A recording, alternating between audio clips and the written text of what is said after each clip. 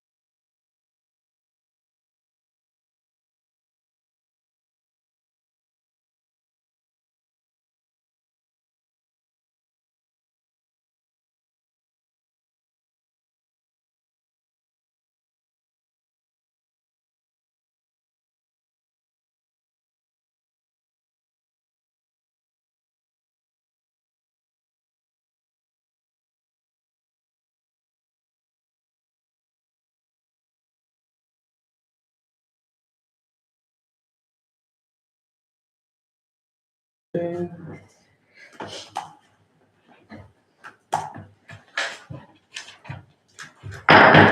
y'all, I'm going to call us to order at 2:19. To start us out, we'll go ahead and do roll call. I'm Nathan Binstock. I'm the chair. I'm here. Mia, are you here? Here. Robert, not seeing Robert. Simra, I think you might be online. Here. Okay, Simra's here. One second. Okay. Amara? I'm not seeing Amara. Kate? Here. I didn't check you. There you go. Sean? I think you're online. Here. Great. Tanya? Not seeing Tanya. Esperanza? Here. Frederick? Here. Angel? I'm not seeing Angel. Omawumi? Are you online? Yeah, I'm here. Okay. Omawumi is online. Mason, are you here? I'm not seeing Mason. Charlie, are you here? I'm not seeing Charlie. Andrew? Not seeing Andrew. Henry? Here. Henry's here. Casey? Not seeing Casey. And then other Andrew Phelan? Not seeing Andrew Phelan. So that leaves us with, let's see.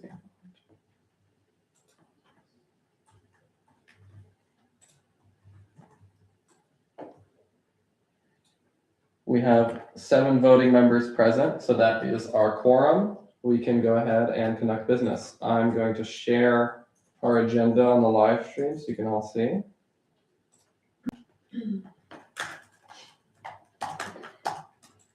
Okay, and then here's our teams, here's our agenda, great. We'll get started with officer reports. Mine will probably take around 5 minutes. I'll give myself 10 minutes for questions just in case. Okay. All right. Well, thank you all for joining us here today. I know we're somewhere kind of unusual, but yeah, thank you for finding your way here, especially for those on the live stream too. Thank you for joining us. Just to be clear, like every room in the union where we usually meet was booked today, so that's why we're here. What else? Yeah, so please let me know if anyone here in person or online needs any accommodations, if they have trouble hearing. Especially on the live stream, if you can't hear the people online or vice versa, some combination there, please let me know. You can shoot me a message on Teams or something like that. The most important thing I want to make clear here right at the start, our guidance is still to remain with a flat fee. That's probably our safest option for this year. Potentially, we could go slightly above that if we have a really strong, compelling argument. But when higher education as a whole is feeling pressure to kind of keep tuition and fees flat, I don't think that we can really make too much of an argument there.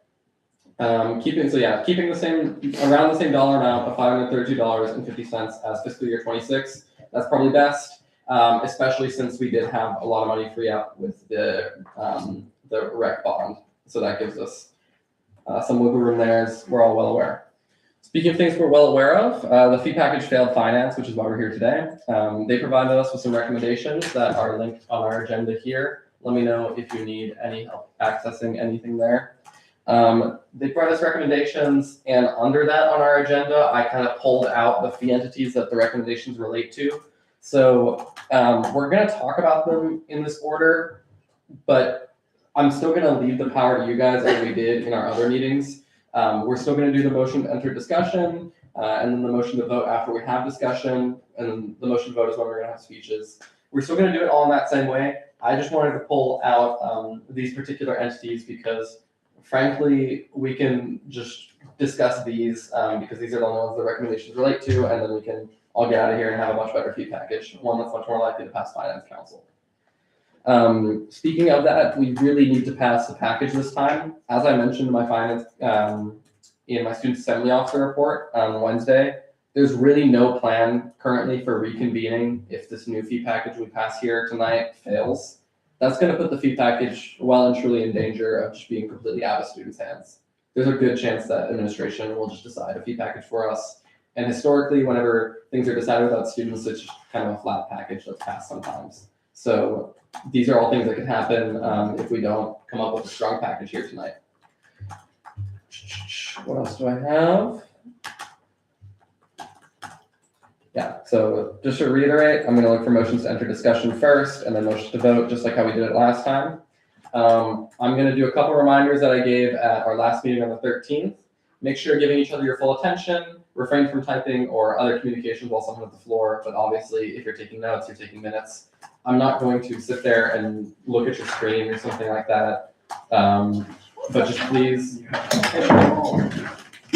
give each other your full attention and do your best to give each other the respect that I think is really warranted here. Another reminder, don't be afraid to raise points of parliamentary inquiry for questions. So a point of parliamentary inquiry is a question, and then a point of order requires a ruling from me as the chair. So yeah, just remember I'm only going to rule on an issue if you make a point of order. Last thing here, I'm going to be even stricter on decorum in this meeting than I have been in the past. And decorum includes things that are germane to this meeting. So what I mean to say, don't reference anything that was not brought up in hearings, our last two deliberations, or finance council. Any speech that's not germane to these topics is going to be gavelled down and stricken from the records. There's really, well and truly, no need for anything new here tonight. We already have the finance council's recommendations. We can pass a successful fee package if we follow those recommendations and follow the other goals that we've set throughout our time with fee review. So I want to keep things kind of tightly knit here, and if you have anything new to share, maybe that's best for a future year. We can have that as a resolution, something like that, but let's keep it to what we've got in front of us. So that leaves me with 5 minutes for questions. Do you have any questions about those expectations or anything? I'm seeing Mia. Go ahead. Slightly related, are we keeping a majority threshold for votes? That's a good question. So I'm going to say yes, because we're still the same body. That's the ruling that was made by me as a chair and then appealed by the body. So I'm not going to change that. I mean, as you can see on the agenda, we vote on the new fiscal year 27 fee package at the end. That's still going to be 2/3. That is impossible to change. That's like embedded in our constitution. So that's not going to change. What I was going to mention this, so thank you for reminding me. What I need you all to do is you need to vote no on that final fee package if you disagree on something and you want to re-enter discussion. I hopefully we will not be voting on our final fee package at like 9:50 p.m. where everybody just wants to get out of here. So I want you all to do whatever you can to make that possible too. So yeah, if you want to re-enter discussion on any particular fee, you're going to vote no on that package, because otherwise you're marking off that you are in support of that package. And that's frankly kind of what I'm going to expect during finance council. Any more questions? Okay. Are we going in this order and then at the end, like, is any other fee entities we want to talk about, or can we like do whatever we want as long as we hit these? So, like I said, this is definitely what I recommend. These are everything I pulled out of the finance council's recommendations. I'm going to still open the floor to a motion to enter discussion on something, right? Just like we did if we want to table something or kind of enter discussion on something else in a different order, feel free. I will let you guys have that power and that privilege still. Sorry, I was a little bit hesitant about that, which is why I have that on here. This is guidance, but I'm leaving it up to you guys. Motion to enter discussion on things as long as it follows all of our other rules, such as being germane to everything we've discussed so far. Is that clear? Mm-hmm. Any other questions in the room? If there's nothing else in the room, I will go ahead and see Simra. Go ahead.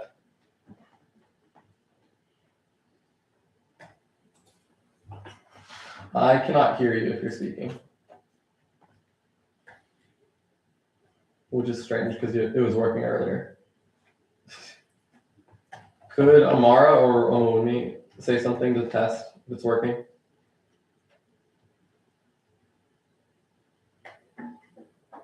No, it just broke. That's ridiculous. What? You were making the thing work. Mm-hmm.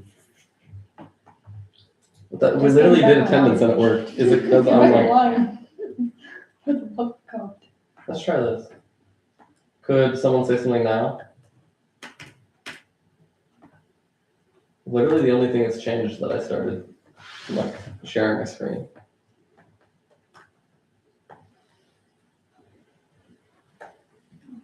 What if I stopped sharing my screen?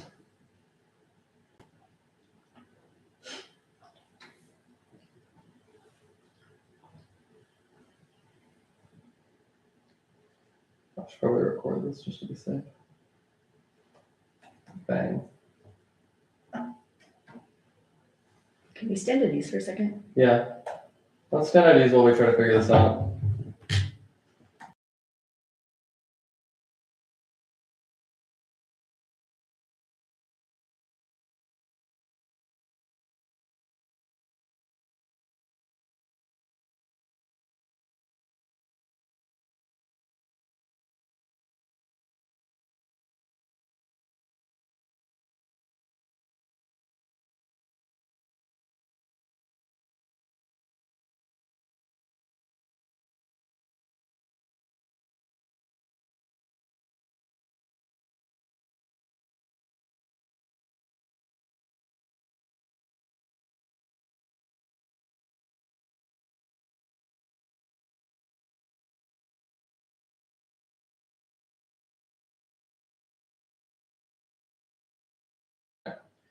We are going to, Have you guys? we're going to resume my officer report at 2 minutes remaining for questions. Simra had a question. Go ahead.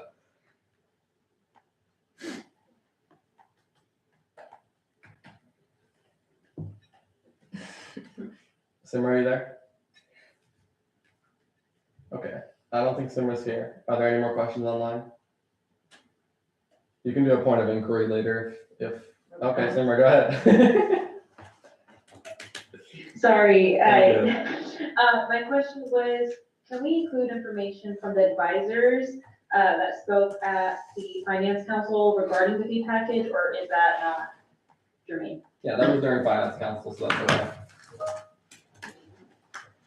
But I will clarify that, like, if you had an outside conversation with advisors or a fee manager outside of hearings or deliberations or finance council, let's keep that out of here. We can, if it's really important, bring it up as maybe grounds for a resolution or something, but I don't think that should affect our funding amounts for fiscal year 27 at this point. It's too late.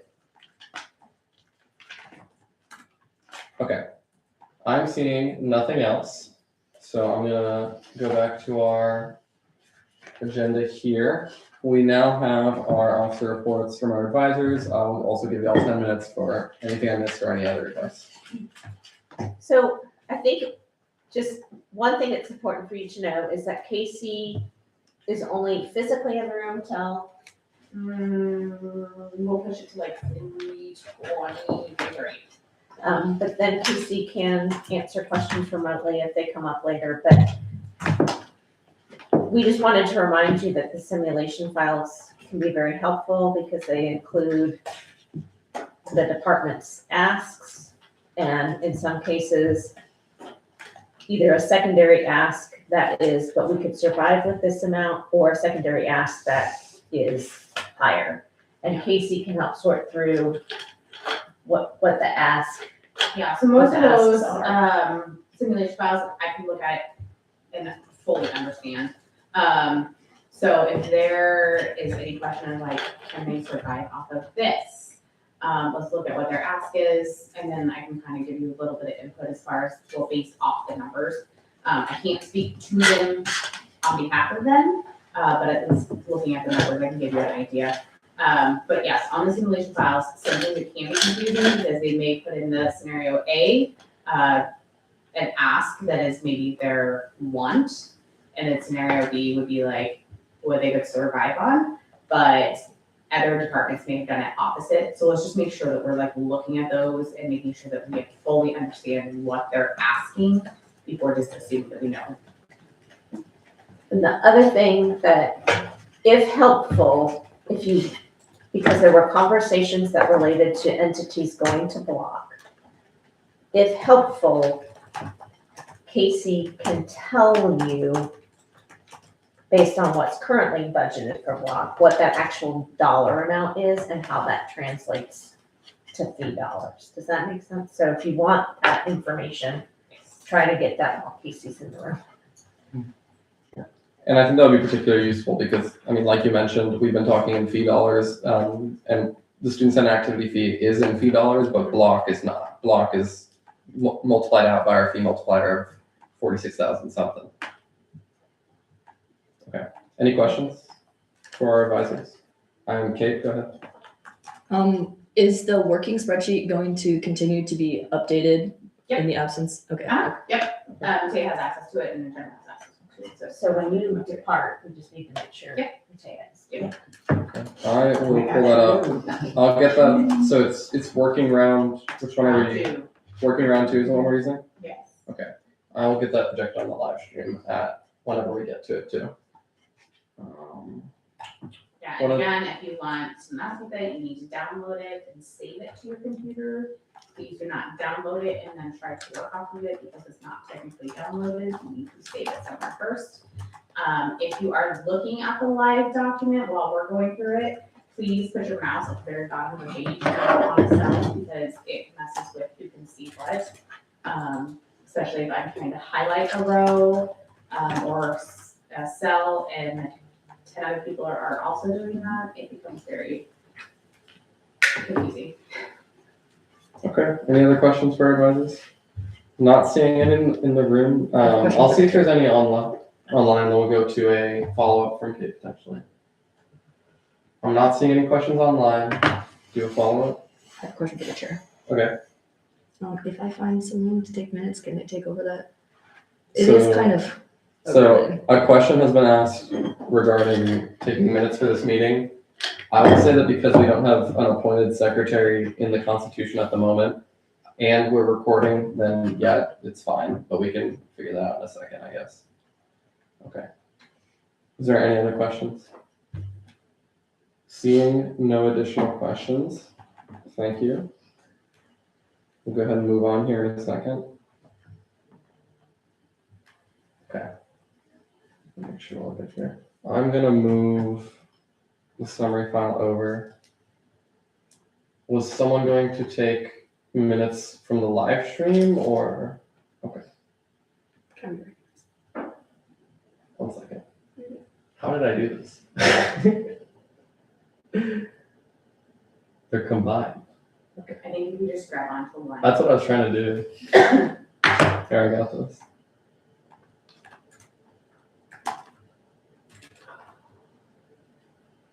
No.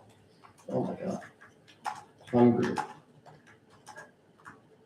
This is so annoying. I'll give it one more shot. We'll let it go.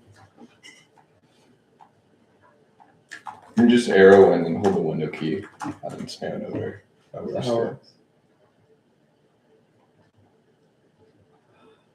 Okay, perfect. That's what I'm looking for.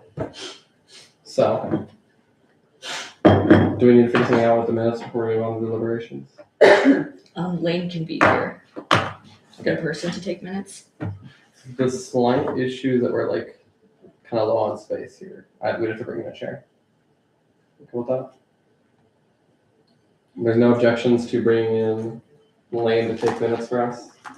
No. Okay, cool. And that'll help, and then we'll have a non-voting member taking minutes for our meeting here. And like I mentioned, it's all being recorded, so that is the primary tool we've been using as a record anyway. Okay, let's move on to deliberations, because I'm not seeing anything else. Yeah, there's no more questions before we move into deliberations or anything like that? Quick one. If Go you ahead. tell me where the extra chair is, I'll go grab it. Sure, so you can ask Renee, but if that office is open, yeah, maybe Rachel, there's a ton of extra chairs in that room. Cool. Okay, let's get started. So, we now have deliberations. I'm going to quickly go over the Finance Council recommendations. I know I provided them for you all, but maybe just for the benefit of the live stream, here they are. Be it resolved that the Finance Council recommends for the required Student Fee Review Committee to 1, decrease the student union building fee by $5 as opposed to the current decrease of $8.50. This is in reference to the fiscal year 27 package that was presented to Finance Council last week. 2, reconsider the entities that have been fully cut and consider splitting the amount of money to keep a flat fee between these entities. To be clear, this one on the agenda, the way I worked this one out, I added the groups like Recycling and Hilltop that don't have a specific resolution tied to them. I added those fees that received 0 just to the bottom there. And I think it might be best for us to discuss those later since there isn't a specific recommendation to them, just to look at those that were cut to 0 and figure out any extra money if it can go to those groups. That's my understanding of that second recommendation. If I missed any groups or anything else, then as we kind of established during officer reports, please feel free to make a motion, enter discussion on any group. Just try to stick to something resembling this so we get out of here at a reasonable time. 3rd, increase the safe ride fee by $10.55 as opposed to the current increase of $12.55. So that would be in between kind of their different scenario asks, I believe, and we can clarify whenever we get there. 4, increase the caps fee by $3 as opposed to the current increase of $4 in order to, no, don't automatically restart my computer, please. In order to allocate $1 to student support and case management. So those were 2 separate recommendations, but I combined them here because I believe that's kind of still in the spirit of what Finance Council was discussing.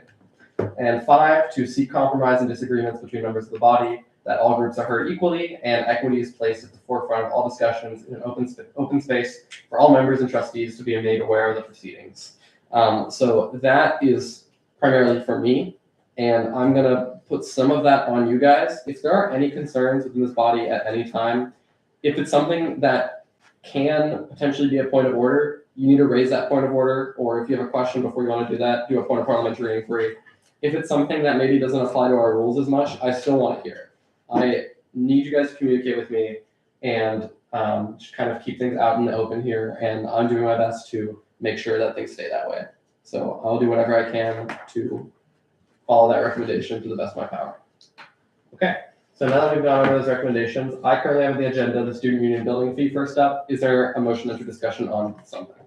Preferably, yeah, go ahead. I moved to enter discussion on the transportation bus procurement. Okay. May I explain why? Sure, go ahead and explain. I think that we should start with what we should be cutting, and the student union building fee isn't, the finance council asked for an increase.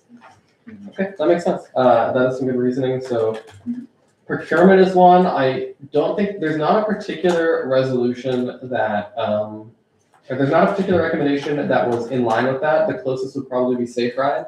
For some clarification, I believe our reasoning for, part of the reasoning for an increase to the procurement fee was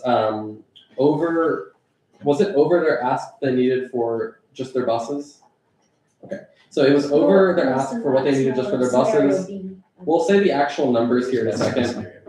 But yeah, we granted them over the amount so they could start to begin replacing some of the Safe Ride vehicles. So there's been a motion to enter discussion on the procurement fee. Is there a second? There's a second from Esperanza. Are there any objections to entering discussion on the procurement fee first?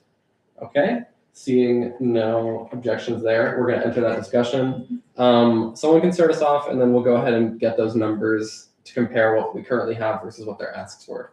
Esperanza, you can start us. I would say that we can decrease the amount of procurement from $2 to $1, specifically because Margareta mentioned during her meeting, during her presentation, that the Safe Ride vehicles are currently operant, like you can use them. They would probably have like an issue in the next few years, but right now the cars are like in a good state of good conditions. So we can decrease that amount for $1 and use for other departments. I'm gonna quickly get the summary sheet up on here so we can see that we're currently working on row 29, the procurement fee. Okay, that's right. Cool. So what I see from the simulation file for a point of information is their scenario A was a $1 increase. That is to continue their current procurement schedule for buses. But a $4 increase, they say an additional $3 per year would allow us to begin a replacement program for the Safe Ride vehicles. And then we landed in between that. So discussion has just been had about, did you say going down to $1? Exactly. We can even go down $1.50 and leave those on only $1 increase. Okay, so I've heard two numbers thrown out, $1 increase or a $1.50 increase. Are there any other numbers or suggestions here? I'm not seeing anything new on Teams. Is there any other reasoning we haven't heard?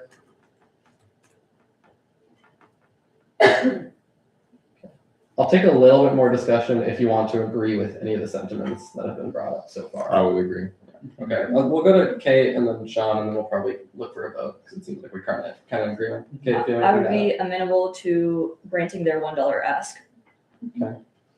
Yeah, I also think the $1 ask is best here. I'd much rather cut bus procurement than Safe Ride, since they don't need that as urgently. The 2018 price up is because they're still working just fine. Reddit doesn't have any urgent concerns about them. Okay, I'm gonna look for a motion to vote then. Motion to vote on $1 increase. Motion to vote on a $1 increase, second from Esperanza. Any objections to voting on a $1 increase for the bus procurement fee? I'm not seeing any objections in person or online. I should probably have my camera on for you guys. Sorry that I've been hiding the whole time on Teams. Hello? Okay, great.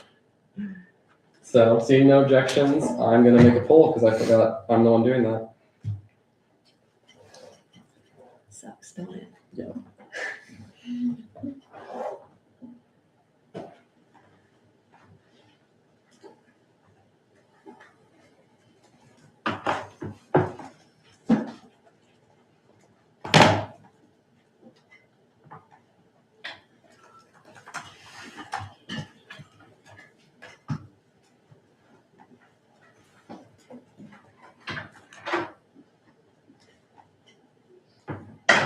Okay.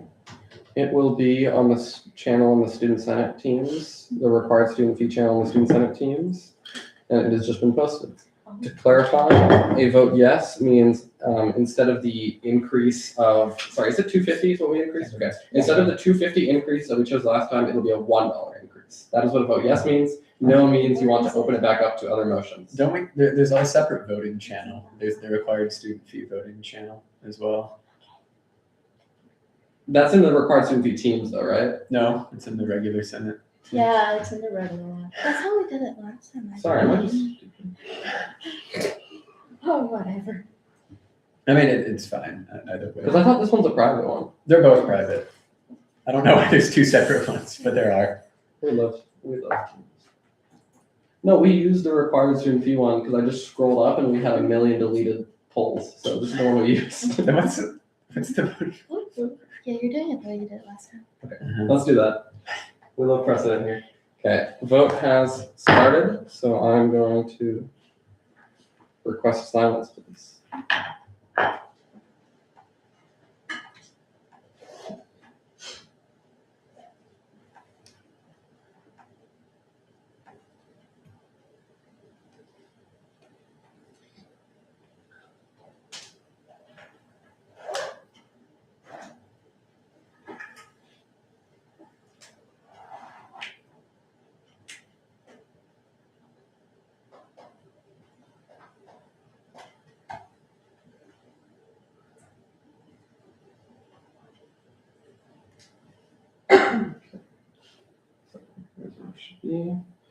We're waiting on one more vote potentially.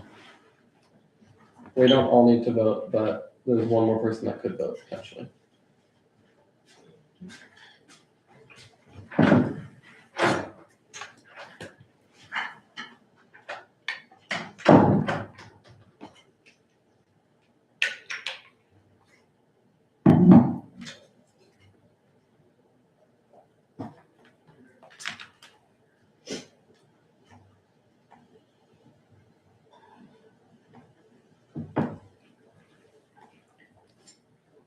Kate, can you download that and save it to your computer? This one? Thank you. All right.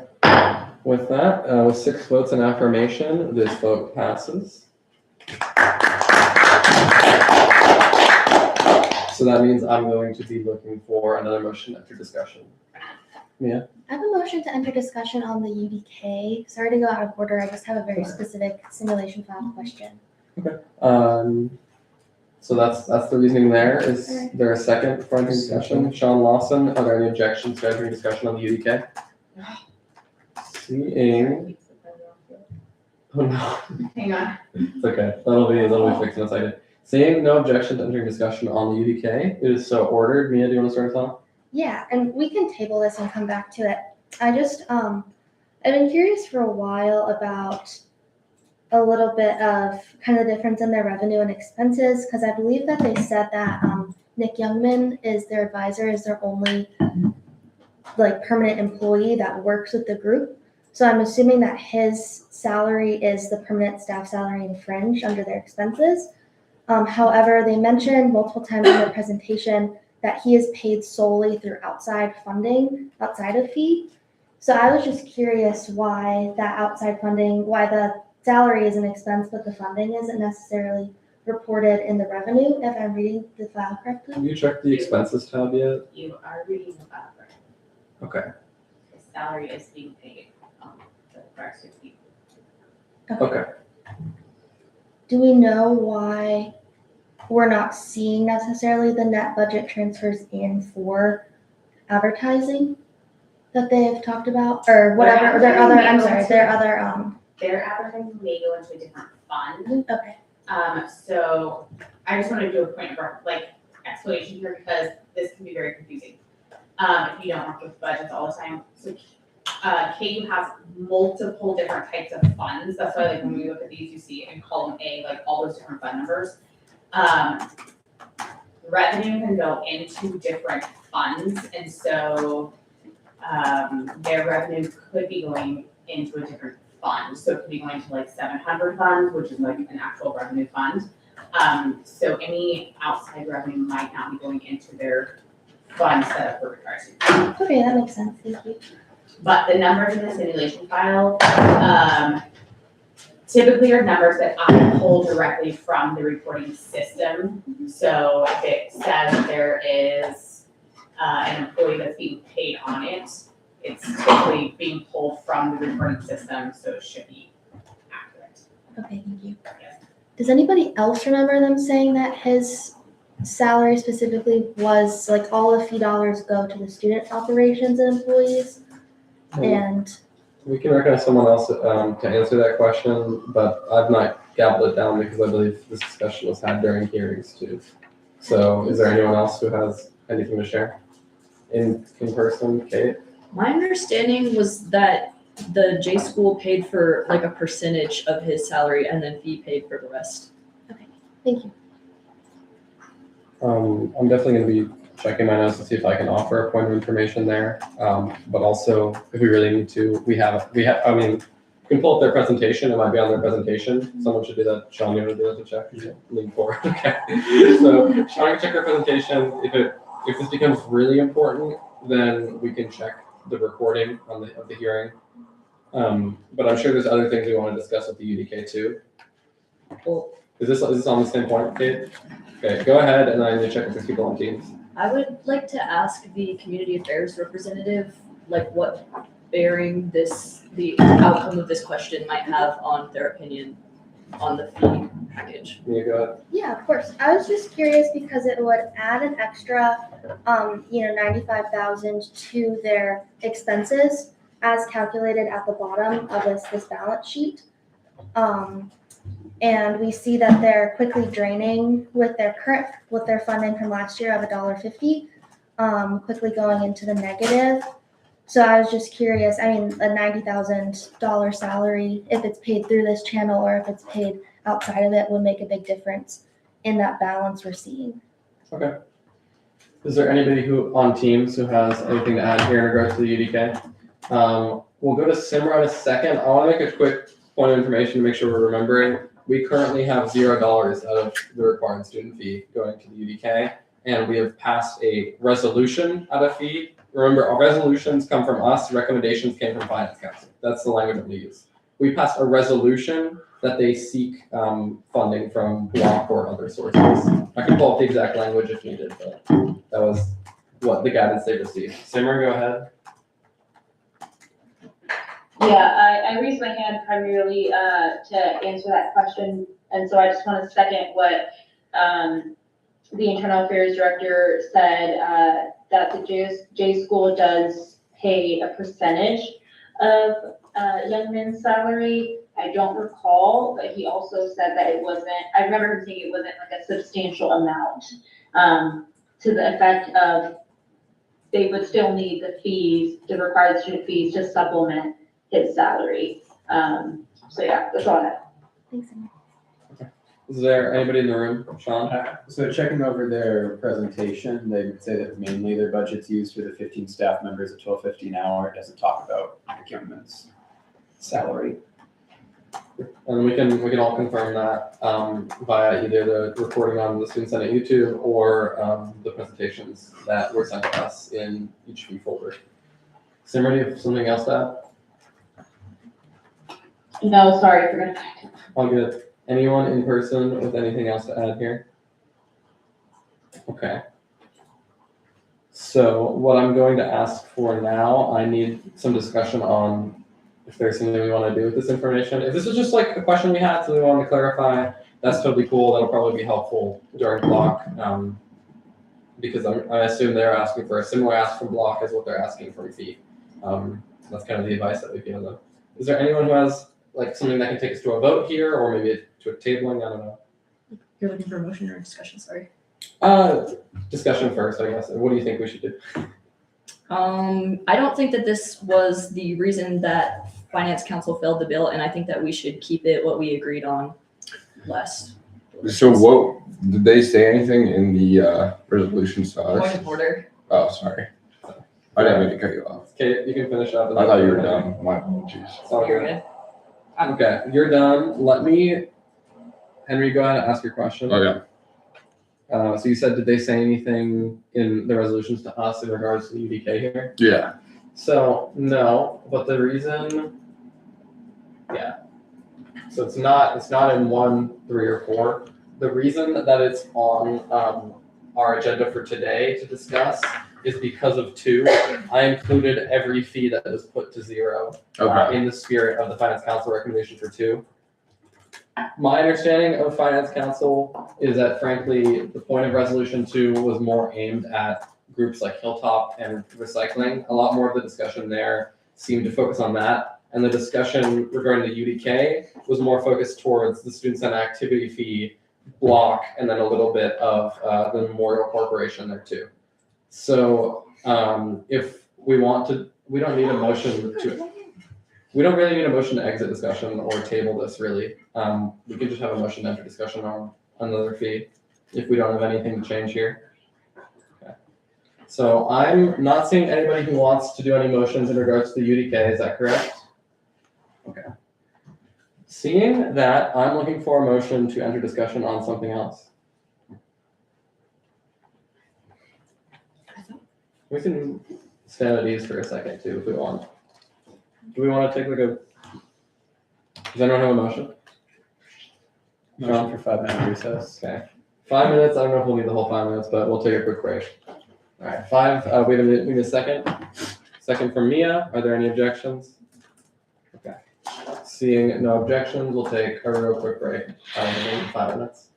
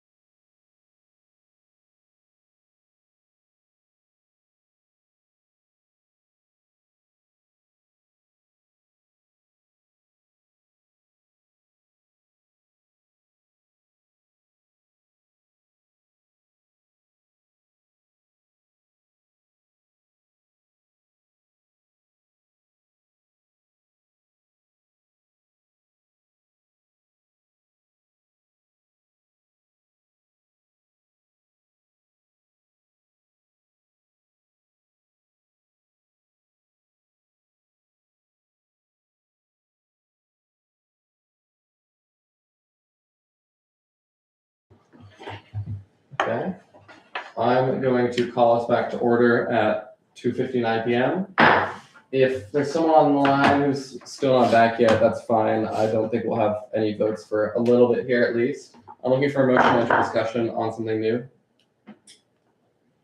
Okay, Jason? Motion to enter discussion on the student senate activity fee. Okay, is there a second? Second from Esperanza. Are there any objections to discussing the student senate activity fee? Seeing no objections, we're gonna enter discussion on the student senate activity fee. Our treasurer is not here right now, as we've discussed in previous deliberations. Our treasurer is the trustee for the student senate activity fee. What that will mean is we should really pull up the presentation and the simulation file, and then also lean on our advisors to make sure that we're making accurate decisions here. But Kate, you can start us off with discussion if you have anything.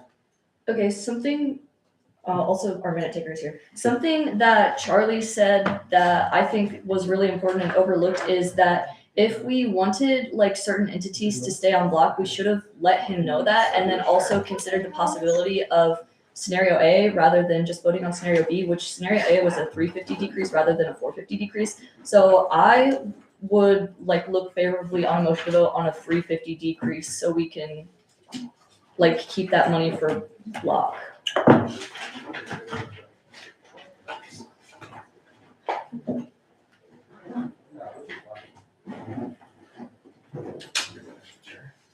Put wherever this one. Is someone getting this chair? Oh, no, we got that in. Okay, cool. Go ahead, Alex. Okay. I did not hear that Usually that discussion. door open for just like 5 Yeah, minutes. it's so hot. So hot. I'm glad I'm not crazy. I hope nothing crazy happened with that discussion. Mia, we'll go to you next. Yeah, I had some thoughts on the internal affairs director's point. I think it's well taken. I do just want to think a little bit about the specific math here maybe before we jump into it. Because I'm seeing the difference in terms of block would be it's currently at a 1.82% decrease versus a 1.47% decrease. And that's about $17,000, 623 to 640. So I just want to make sure that that $17,000 difference would be meaningful to any organizations that were trying to either keep in block, push on to block, or if we're thinking UDK specifically.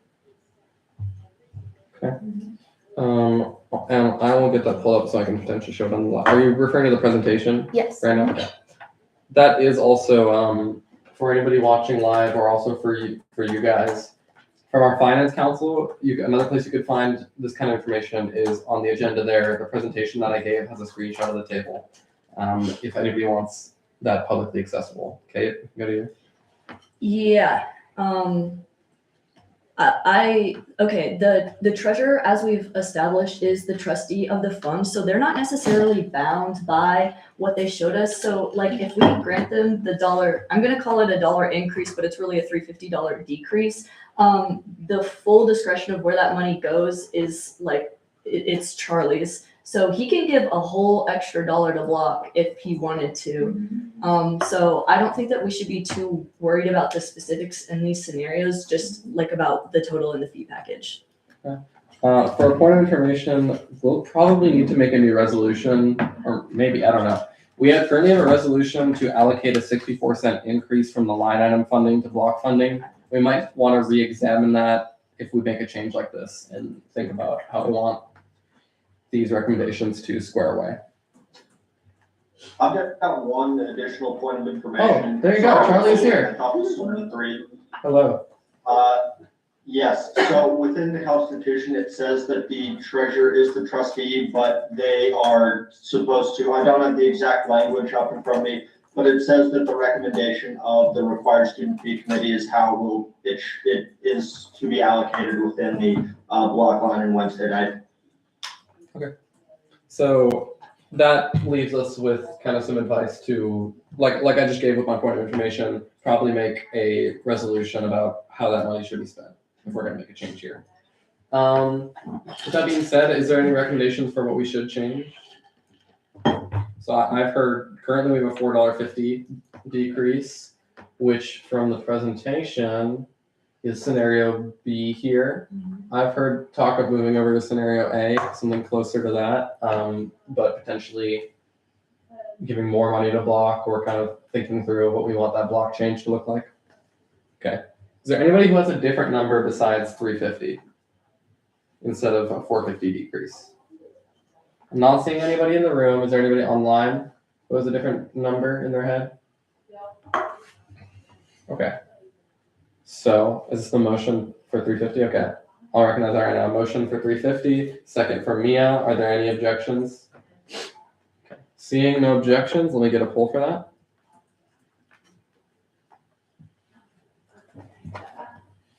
Right.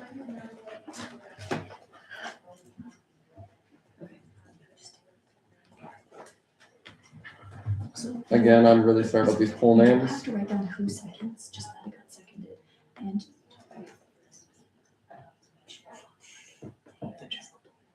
Yeah.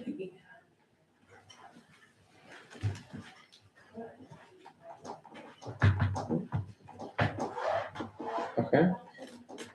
You will vote yes if you want to decrease the student center activity fee by 350 instead of 450 as we currently have it in the fee package. And you'll vote no if you want to discuss something else.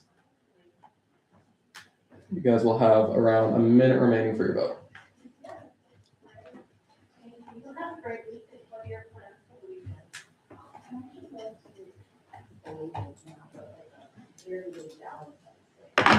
Nathan, can I voice vote? No. Can you fill it out if possible? I'll see if I can get it in a second. Sorry. I would have to edit the spreadsheet, and not everybody's voted, and I don't want to edit it before everybody's voted.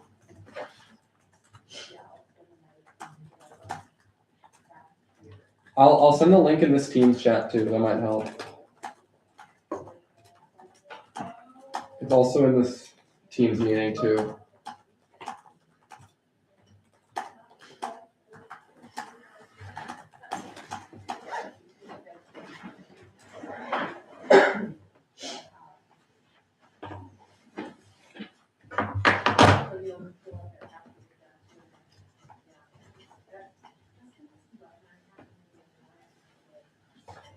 Okay.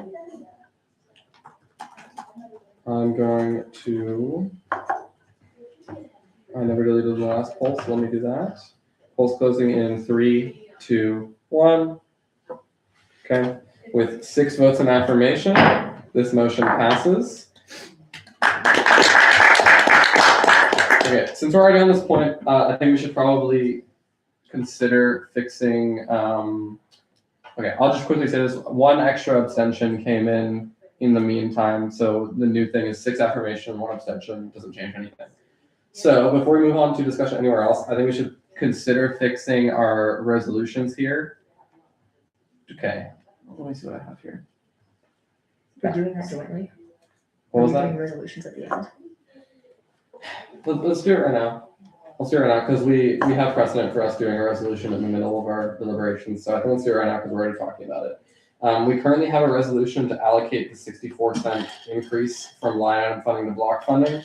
If you guys want, if you think that like there's further information, because we haven't talked about student support and case management. If there's other discussion that we want to have first before we talk about things like block and the student center activity fee, we can do that first, if that makes more sense.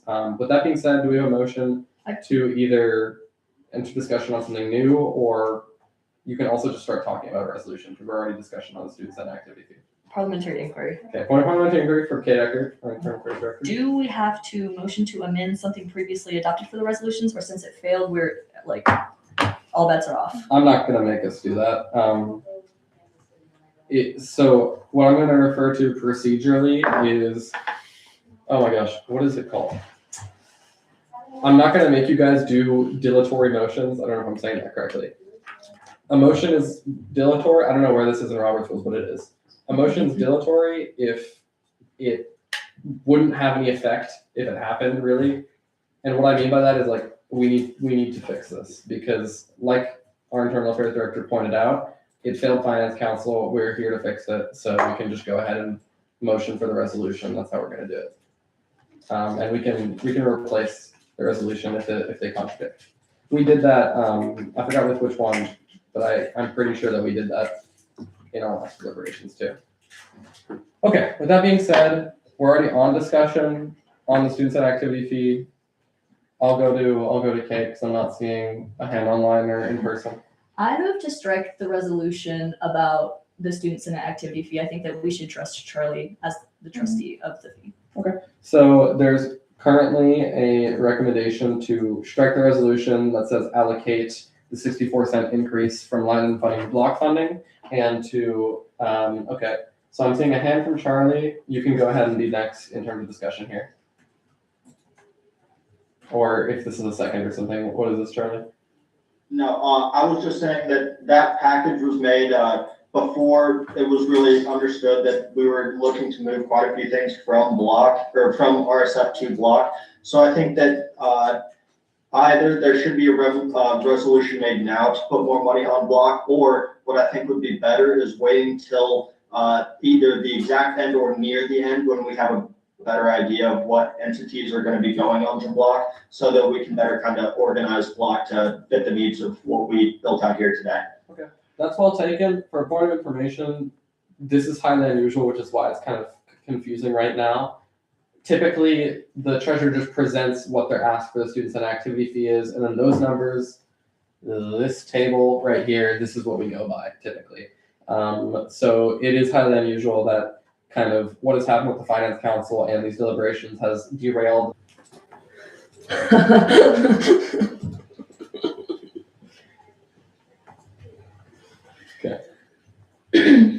We are live again for the live stream. I am so sorry. This computer I'm hosting from just decided to restart for no reason. So that is lovely. We were on discussion of, let me get a screen share going again. Sorry, guys.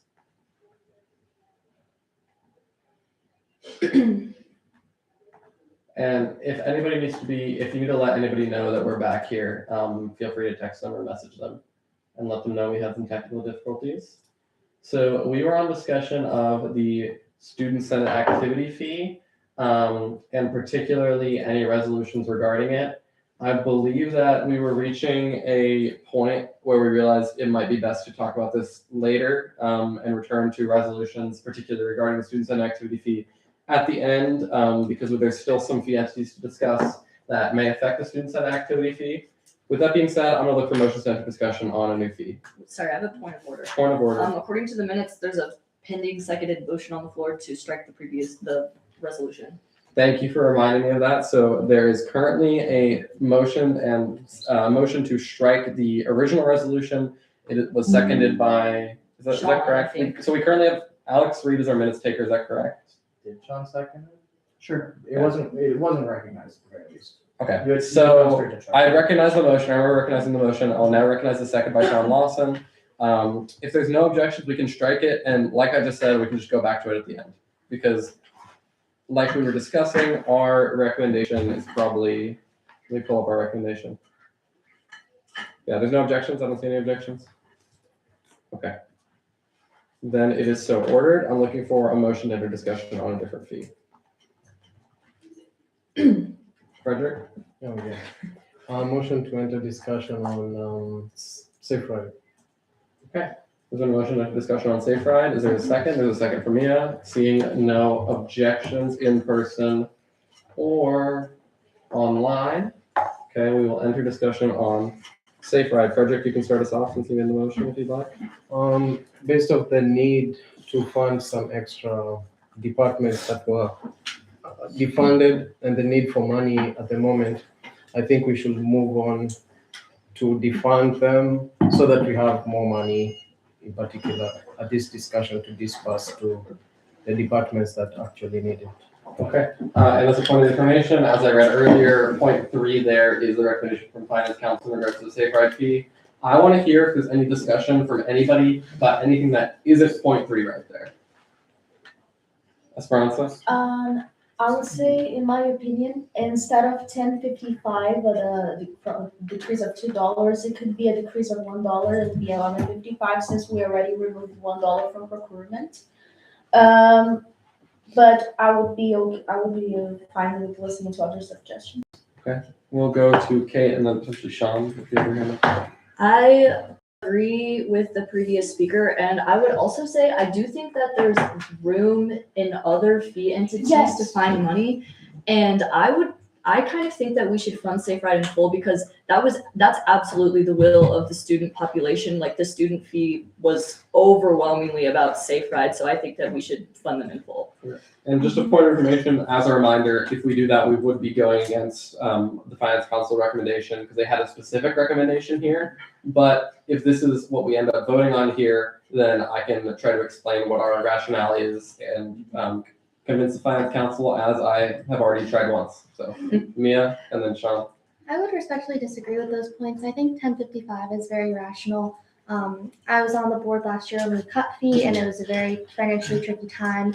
This year now, with facing just that flat increase, I think we're also in a bit of a predicament and need to be really smart with how we're spending and be really good financial stewards for the students. And I believe that Safe Ride, while they've made a lot of progress in terms of their willingness to kind of reprogram the service, work with the student transit boards, I think that there's some moderation that we can show in terms of, I think that 1255 would be our greatest increase of any service by far, whereas we're looking at taking, maybe we're going to be arguing about like 50 cents in terms of other services.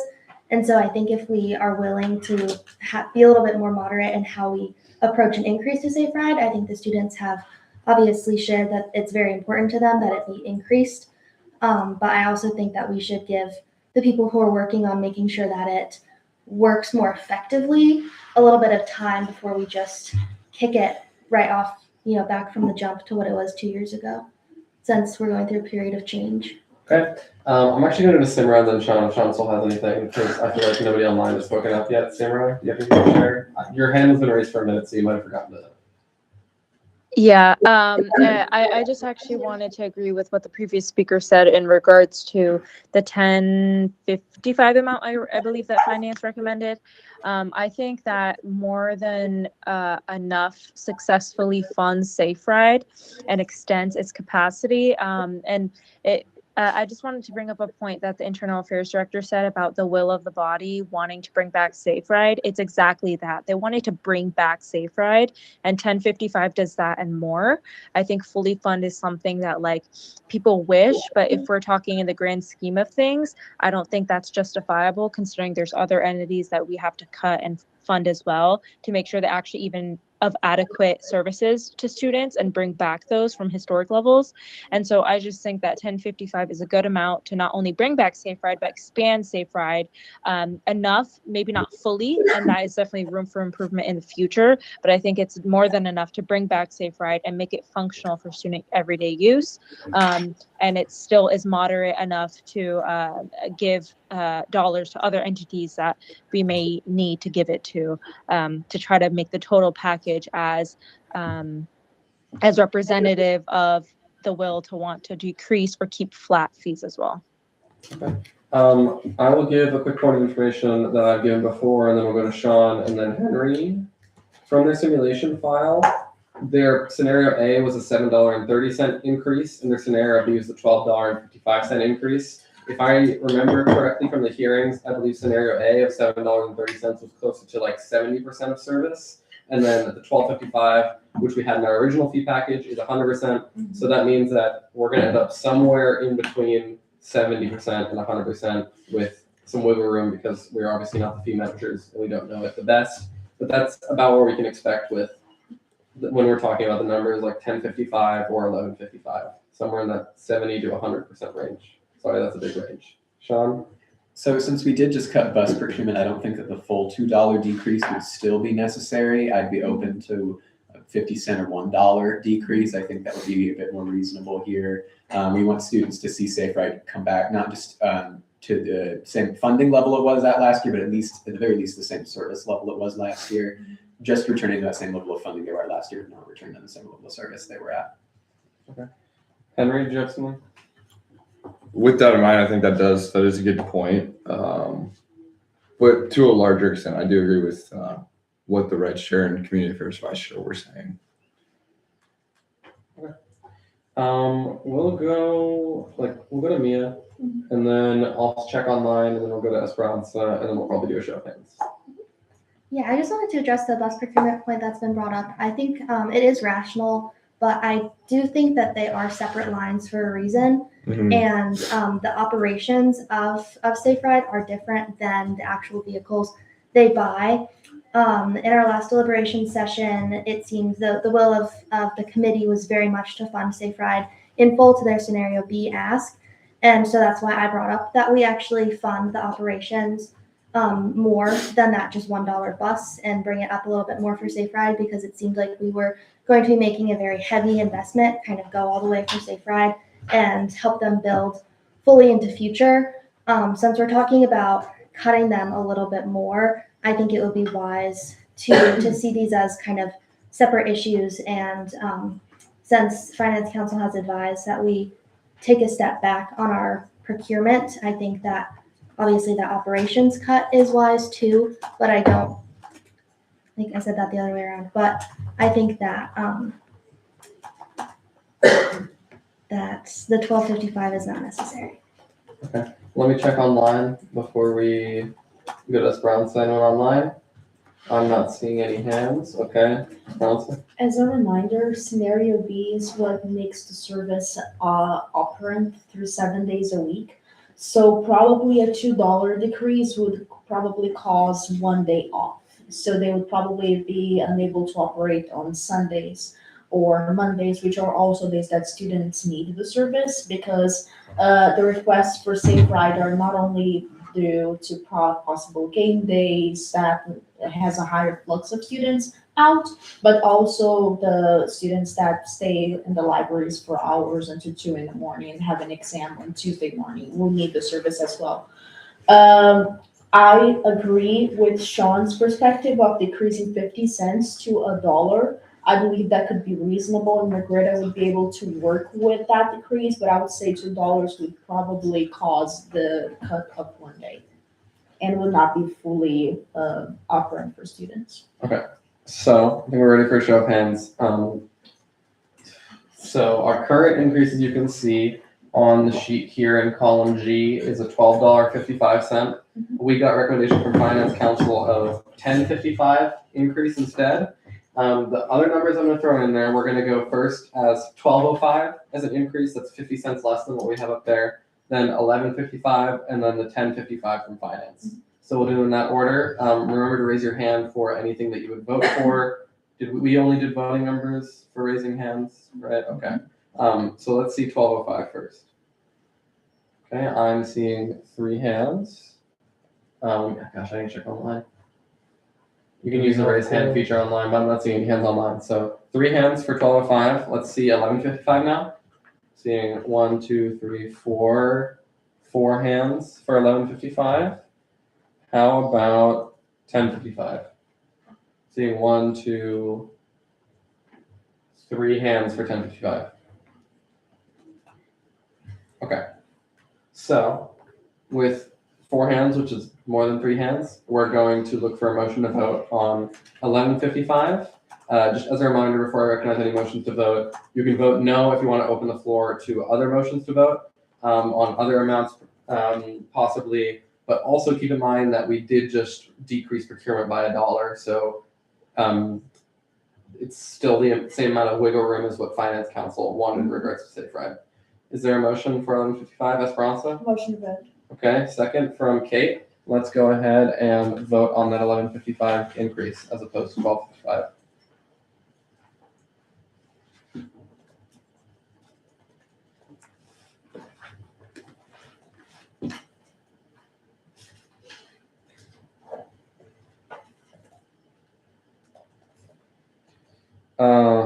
Gosh. So because this is an intermediate vote, as I mentioned at the start of the meeting, this will be majority to change. And then once again, it'll be 2/3 to pass the whole package. And you're going to vote no if you feel very, very passionate about it.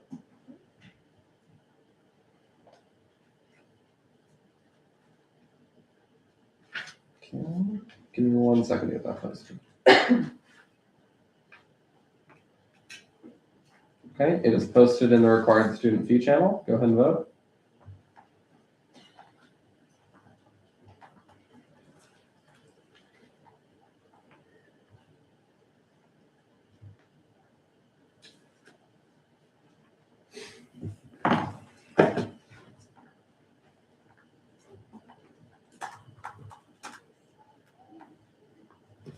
We're waiting on probably 2 more votes right now. 2, potentially 3. 1 more vote. My thing is bugging. I'm sorry. Give me a second. Okay. You've got up to a minute. If you feel like it'll take you longer, you can just Teams me your vote.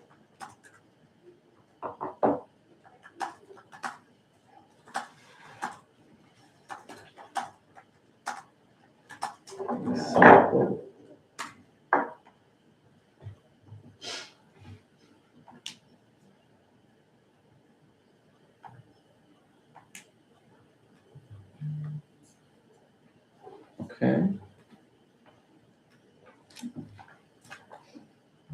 With 4 votes in affirmation and 2 votes in negation, this passes.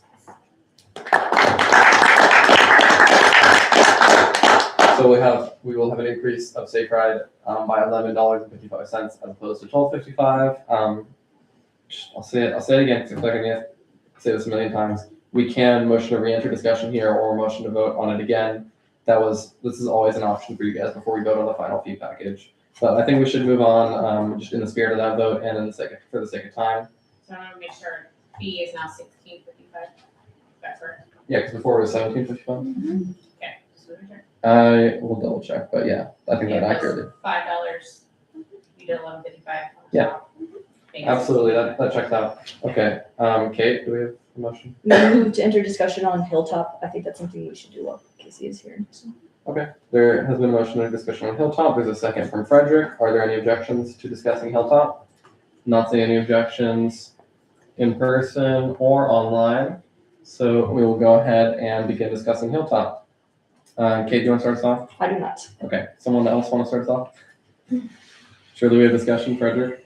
I believe we should fund Hilltop on the need that comes from most parents being graduate students, number one, and in as much as they're in a lot of debt, I feel we can still chip in and help them balance out their books to some extent. Yeah. For a point of information, and our advisors might advance this better, what I'm seeing is we currently have $3.70 until we hit a flat fee. Is that accurate? Yeah. Okay, so that is the ceiling that I gave guidance for at the start in my officer report. If we want to go slightly higher than flat, we maybe have that flexibility, but I would be careful. Anything higher than flat, we should start being very, very careful and make sure we have very strong justification for. Esperanza? Although I understand the reasoning of our previous speaker, yes, we should at least fund a portion for Hilltop. I still do not believe we should fund in full, primarily because that will cause our gap to the maximum of the $3.70, and we won't be able to handle other matters such as the union, which was discussed in Finance Council, and recycling. So if we fully fund Hilltop, we're gonna be done for the day, and the fee is gonna probably reject it again, and we're gonna need to meet again, or no. Or go to the worst option, which is the chancellor choosing for us. In my opinion, I have strong feelings about Hilltop. I never hide it about that. I agreed with the funding in the first time. However, I believe we can reasonably give them 70 cents. So we're gonna be able to have $3 to work on with the other organizations, such as the union and recycling, and case management as well. I still have my problems with Hilltop, but I believe 70 cents is a reasonable ask, and we're gonna have $3 to work with other organizations. For a point of information, I believe that the increase to union, and I'm saying increase, it is still an overall decrease to the fee. But the increase compared to what our initial recommendation was, is $3.50. And like you just said, we would have $3 of wiggle room if we were to give a 70-cent increase to Hilltop. That's just a point of information. Sorry that the words increase and decrease have become very, very confusing, but I'll repeat it as many times as it takes for us to be on the same page here. I might just start saying the amount. That's probably better. Probably best. Yeah. Okay. That's gonna take more tab switching, but I'll try. That's okay. We can help you. Yeah. Okay. So there's some discussion on Hilltop. What other discussion do we have on Hilltop? I've heard a 70-cent. I'm going to make sure I have these written down. I've heard 70 cent as opposed to 0 that we currently have. Is there any other numbers thrown out here in the room? Frederick, $2. $2, okay. I can back up and say a bit more about. You can, why. if you can keep it to like a minute, yeah. Okay. I think 70 cents in the financial aspect, I don't think it will have much impact. And I think what we need at the moment is decisions that have impact. So that's number one. And the second thing is they're doing a lot to ensure that they're providing really great services for the parents, number one. And also they've mentioned the fact that this is discounted tuition. So this is something that really helps graduate students, number one, and parents who are at large KU students. That's all I can say. Okay. Is there anybody online who has any comments on Hilltop here? So the numbers we have currently are $2 or 70 cents as opposed to the 0 we currently have. Okay. Anybody in person who has a new number? Or Sean, you I can think go ahead. half of their funding would be at about 185. I think that's a good number to throw out there as well. Since we do have like some tighter finances this year, I don't know if the full 370 would be a good enough number to go with, but at least giving them half of the funding they had previously, I think is definitely something we can do. I am gonna request, okay, I'm looking at the simulation file now, so we probably don't have this. Are there any points of information about like what these different levels of funding would look like for Hilltop? This can be based off of the hearings or the simulation file. And I'm asking this to refer to either like, some of it pays student salaries, I believe that's correct. And as we discussed in our previous deliberation, it can be difficult to make changes, kind of marginal changes whenever salaries are involved. It's with student wages, they maybe have more flexibility. That's one thing to consider. And then also the fact that because they're not a KU organization, we have less detailed simulation files on them, I believe. So does anybody have any point of information or more information there regarding the numbers $2, $185, or 70 cents about what that could potentially look like for Hilltop? They said we represent approximately 3% of their entire funding. So it's just based on that, like that half number would be 1.5%, so on and so forth. Okay. Is there anything else about any more discussion regarding Hilltop? Yeah.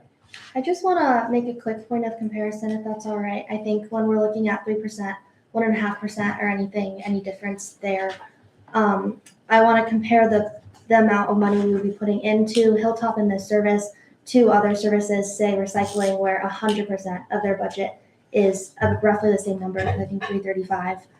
And I think we have further decisions to make that may impact services to a greater level.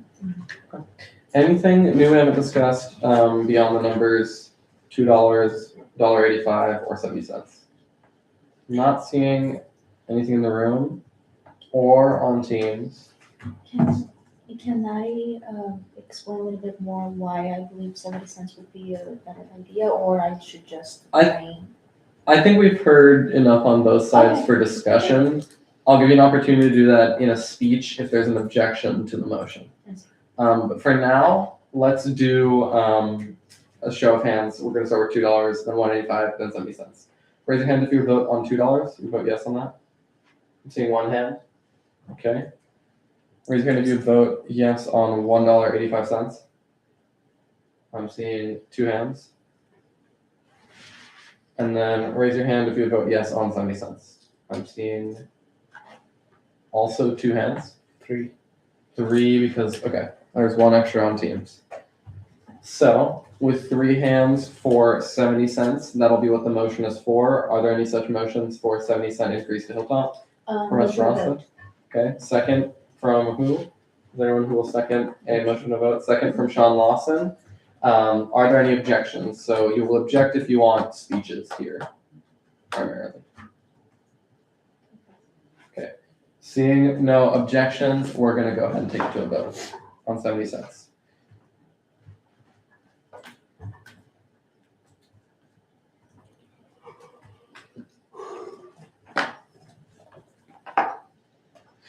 The poll's gonna be called Increase Hilltop by 70 cents.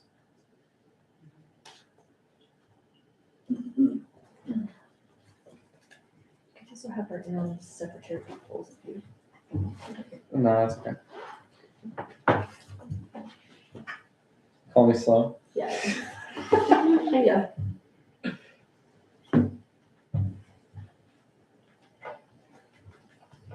Okay, polls posted.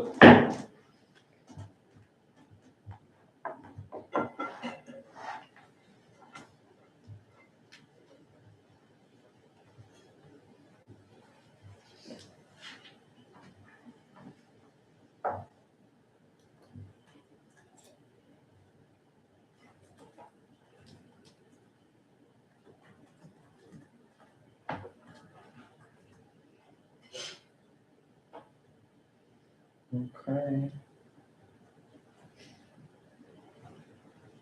Let's see if we got everyone voting.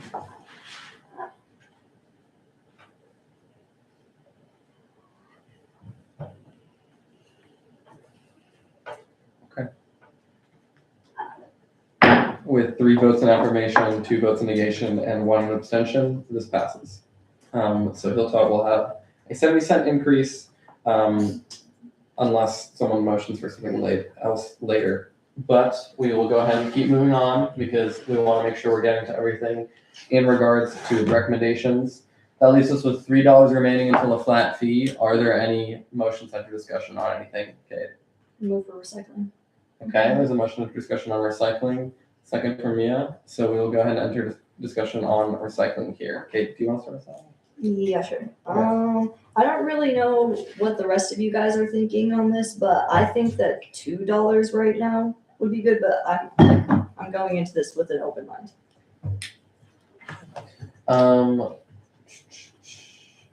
Let me pull up the summary sheet here real quick. For a point of information, and this could potentially be answered by our advisors in some way. Do we know about, we've discussed a lot about UDK and student support and case management. Could Hilltop and recycling receive block funding? I don't know. We just haven't discussed this yet, so I think it's important to clarify. I don't know what the rules are behind block funding, so I would have to look at the constitution to read. And the application does close on March 1st, so that's probably not a realistic request for them. So I just want to make that clear for everybody. Sarah, anyone wants to discuss on recycling? Mia? Yeah, I'm a little bit worried about giving them anything less than 335. As the group manager said, they're a very, very lean operation. They use what they have and they use it to its fullest extent. I believe they only have maybe 3 staff members. I think they're under custodial now, so they just lost their manager. And they recently were able to acquire another truck from the 40-cent increase we gave them the year prior. So I'm just not really sure how much something incremental less than 335 would really do them, what they would have to cut if they would have to lose an employee, what that would look like. Any more discussion on recycling? Responsible? Although I profoundly agree with the remarks from the previous speaker, I believe that if we provide them the full 335, we're going to have very small wiggle room to work with other organizations such as Student Support and Case Management and the large decrease of the union.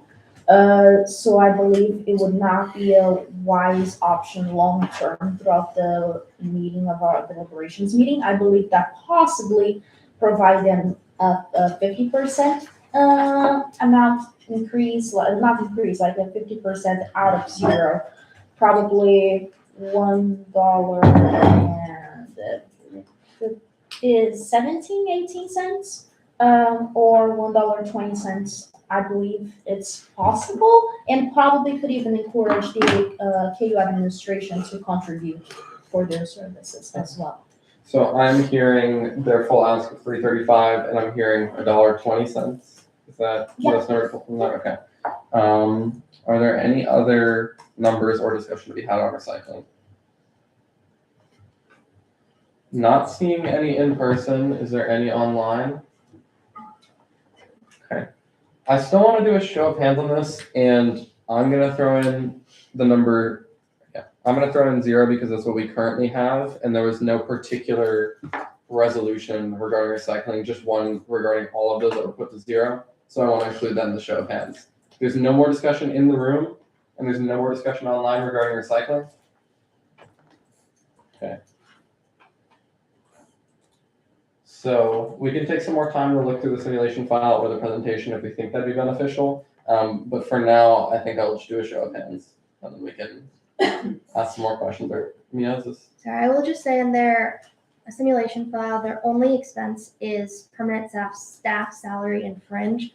So I'd ask the advisors, is this a place where we should be very careful with the exact amount we're using, because it's like maybe they're each a third of that is going to each of their salaries.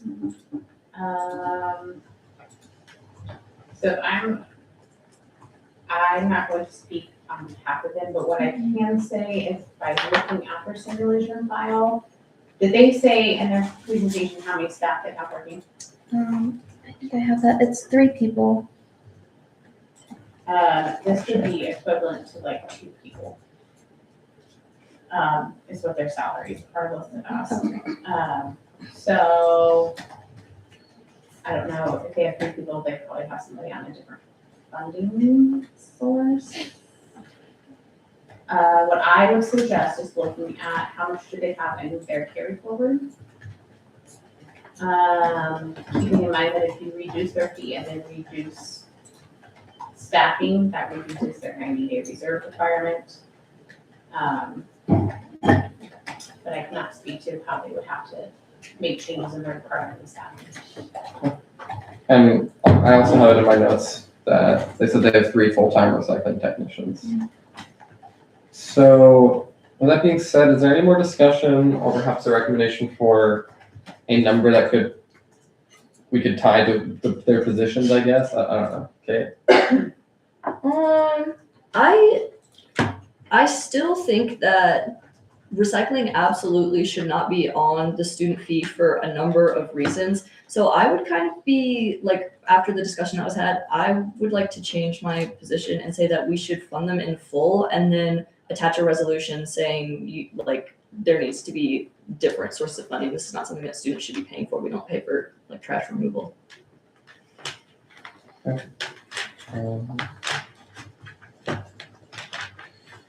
Is there anything online? I'm not seeing anything. Oh, really quickly, what is our fee multiplier this year? 46K. Yeah, but I want the number. Do we know what our fee multiplier is, Simran? For what?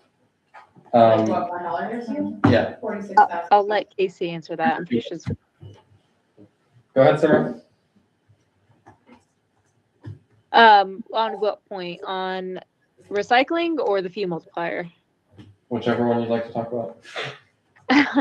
Well, the fee multiplier, I thought it was like 46,000 and then some. But I just wanted to reiterate, I'm in favor for what the previous speaker said in regards to keeping recycling flat. And since there was a lot of discussion about recycling possibly not being an entity, I don't think that's something that we can just unanimously decide in 1 year. I think it's something that maybe next year's fee committee, should they also have that understanding, then it's more plausible to accept the administration to take that on.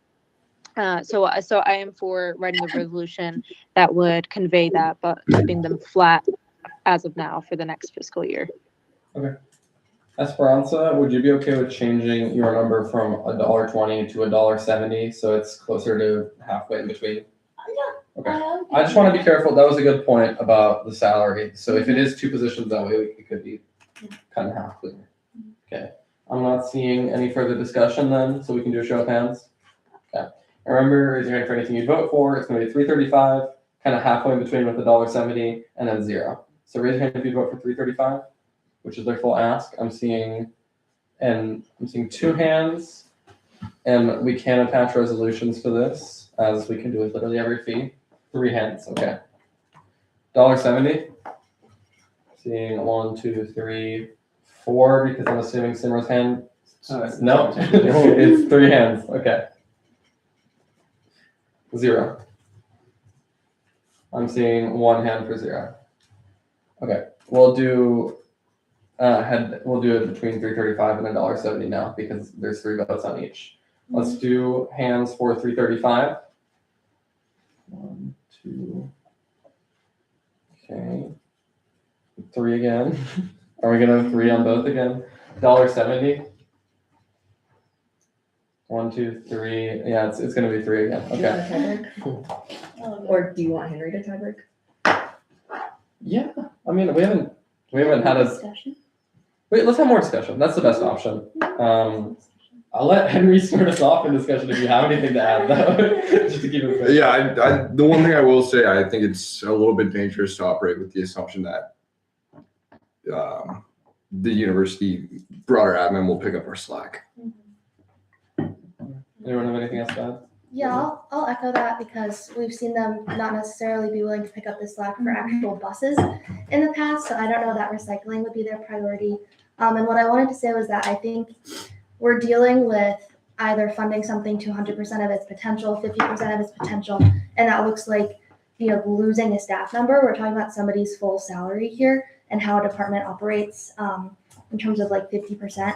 Whereas I think if we compare it to maybe Safe Ride and we're arguing about capacity of 70 versus 100% in terms of just operations. And so I think we should, I know that no departments are apples to apples, but I think we should have a little bit more equality in how we view departments, because I think that this has a lot of weight in not giving it the full funding. Okay, I'm gonna go to Simra and then Esperanza. Yeah, I just wanted to reiterate that point that I mentioned earlier of that I think that we should write a resolution that lets administration know how we feel, but I think this is an issue that we can't resolve in 1 year, and it's definitely not an issue that I think multiple committees and students year after year would show a greater willing that recycling be taken up by administration, and it would also give them a heads up to maybe allocate and budget for that in the future. And so that's why I still think that we should go flat, because it's still an entity like the previous speaker mentioned, that it's 50% or 100%, and it's an entity that impacts a lot of people across the university. And I remember seeing a fair amount of responses in the survey regarding bring back recycling. And so I think that's exactly what a flat fee would do. And whether or not we should be funding it, it's something that we can address in a resolution, in hopes that later down the road, maybe next year, if the RSF committee still feels the same way, it'll further as proof that this is what the students want time and time again, not just in 1 year. Because on the outside, it might just look like a blip in the radar of all of a sudden we think that the administration should pick it up. But historically, I'm not sure if there's a lot of conversations that have that on the record that students want the administration to pick that up. So again, just to wrap it up, I think we should be funding it in flat 370, whatever the flat is. Yeah, 350. 330. Okay, sorry. Whatever the flat is with the resolution attached. Thank you. Okay, I'm gonna give a quick point of information, and then we'll go to Esperanza, potentially Kate, and then we should probably do it, a show of hands at the end. I'm gonna sit on a soapbox for 1 second, because this is something I was gonna say in my officer report and forgot. I think, and this is something I've expressed a little bit, I think a big reason why we're here today and have had some of the discussion and arguments we've had today is there's been a lot of focus on funding reductions more as a punishment, something punitive, rather than something to make progress towards and work towards. Part of that I understand. A lot of us are graduating here in this room. I don't know if anybody really would run for a seat like this next year if they could. So part of that makes sense, but at the same time, that's not how a lot of this should be conducted. I will really, really emphasize what Simra said about resolutions and just making sure that we're talking with people who could be filling these seats in the next years. That's the best way we can combat Student Senate's biggest problem, which is our turnover. That's why a lot of people don't take us seriously. That's why we have a lot of confusion and need to figure out a lot of things. Like it's brand new every single year. It's because frankly, it's different people sitting in these chairs sitting at tables having discussion like these. So that kind of comes to my mind with the discussion of ballot referendums. That's where I first discussed this, because really, how else would ballot referendums have happened if not a vote in the spring and then next year's fee is where it's really considered. So this stuff doesn't happen overnight. We can't make it happen overnight by cutting or creating huge increases out of nowhere without discussing with the appropriate parties. I'll step down from my soapbox. Thank you for listening to my elongated point of information. Esperanza, you're next. Although I agree with the opinions of the previous speakers, and from a personal perspective, I am a member of the Sustainability Committee. I deeply worry about their job positions and their salaries. And the moment that recycling was fully cut from the previous meeting, that deeply affected me because I was worrying about the loss of jobs, and these people have families. They gotta pay their bills. They have their families to take care of. However, I'm also worried with the problem that the Board of Regents may not give us a possible raise and order us to maintain flat for the next academic year. I also worry about the fact that the unions had a large decrease of funds, approximately $8.40, if I am correct, and that may cause them to cut student organizations that also employ multiple students, like the SUA. Or even worse, maybe the KJHK gets cut.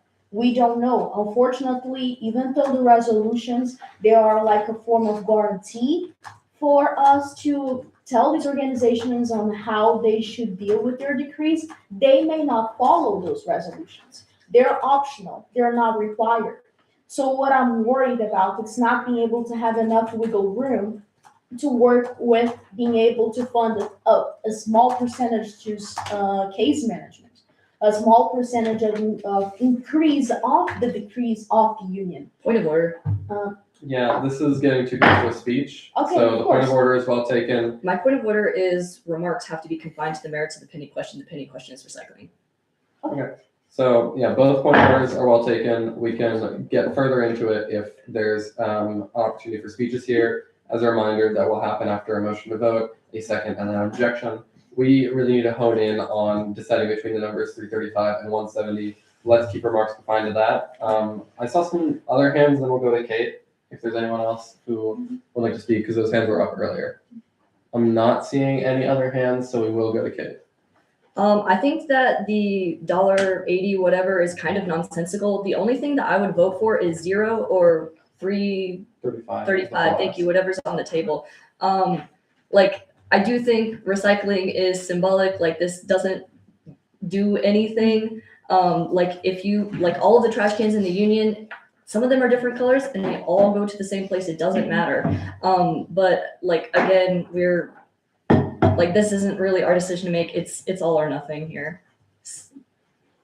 Okay. I will recognize 2 more people maximum on here. We need to show of hands. I'm not seeing any hands in person. Not seeing any hands online. So let's do another show of hands. We'll do 335 and then $1.70 because that's what had the most hands in our last round. Let's do 335. I'm seeing 1, 2. It's 2, right? And then 3 with Simra online. Okay. So I'm seeing 3 hands. So it's going to be 3 and 3 again. And then we're probably just going to do some tiebreaker because we need some motion. $1.70. Raise your hand for $1.70. I'm seeing 3 and then no hands online. Okay. So then. Can we do 0? We'll do hands for 0 again. Sure. Hands for 0. Okay. No, that made it worse. Why did I say yes? I saw 3 hands for 0. You want a tiebreak? Henry, tiebreaker. You got this one. You got this one. Yeah, sure. I am the tiebreaker. We're gonna vote on 335, and we can do speeches for it. That's what I'm gonna recognize a motion for, because probably motions for all 3 of those. Is what I'm gonna assume. So, is there a motion for 335? Vote on 335. Move for 335. From Kate. Second from Mia. Are there any objections? Meaning we would like speeches for 335. I can't object to my own motion. I would like to hear speeches. With that comment being said, is there anybody who'd like to object? I'll object. Okay. So there's an objection to 335. So that means we need a speech and affirmation for 335 first, is what I'm going to try to recognize. For F? Yeah. Sure. Okay, Mia, go ahead. You'll have five minutes. Okay, I'll try not to reiterate anything I've already said, but I think to address the concern that we won't have enough money left over to fund the other things we need to get to on the table, that's well taken. However, I will say, I think we, if we're not already, should be approaching this in a very different mindset than we did with our first deliberations. We had a lot of wiggle room. We had $15 of an increase that we thought we could work with, and now we're trying to get it to flat. I think in that spirit, we should be willing to talk about a lot of entities on the table. Objection, remarks must be combined to the merits of the pending question. That's getting there. That's okay. I'm gonna let her continue. I think that in this case, this isn't something that we haven't already discussed. Let me pause time. This isn't something that we haven't already discussed within the scope of things being germane, as I previously mentioned. And like, this is something I'm going to stress too. We have $3 of wiggle room until we reach a flat fee, and we have not done anything with regards to the Finance Council's recommendation for the student union building fee. Is that correct? So this is very important. You can go ahead and continue with 4 minutes and 15 seconds. Thank you. All I was saying was just that we should reconsider, be willing to reconsider places where we have granted funding so that we can have the wiggle room to fund recycling if that is in the cards, and to give proper time and consideration to the other recommendations that would require increases. Just even if we go over the budget on one vote by, say, 35 cents, that does not mean that we are stuck over the budget. There are more calculations to be made. Okay, what questions do we have? No, we're all good, thank you. What questions do we have for our speaker? I'm seeing no questions in person. Let's see online. There's my mouse. Online, there's no questions either. So now I'm gonna look for a speech in negation for 335, meaning you want people to vote no so that we can have a motion to vote on something other than 335. Are there any speeches in negation? Seeing no speeches in negation, I'm going to put it to a poll.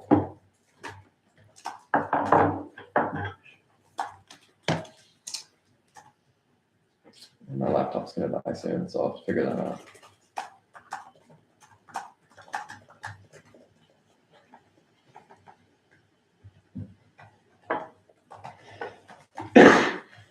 Just for a point of information while I'm setting this up, I'm going for Finance Council at least. I think for Students Assembly, I'll present the whole fee package. For Finance Council at least, I'm just going to present only the slides for things that have changed. So we don't spend a bunch of time. And for my own sanity too. Okay. That has been sent, so voting is now live.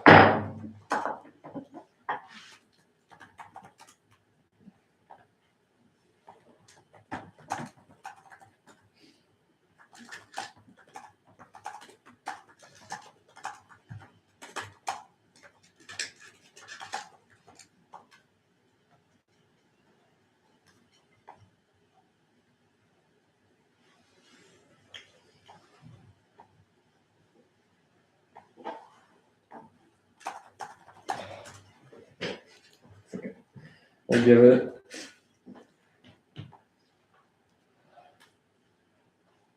we'll give it 15 more seconds for the vote.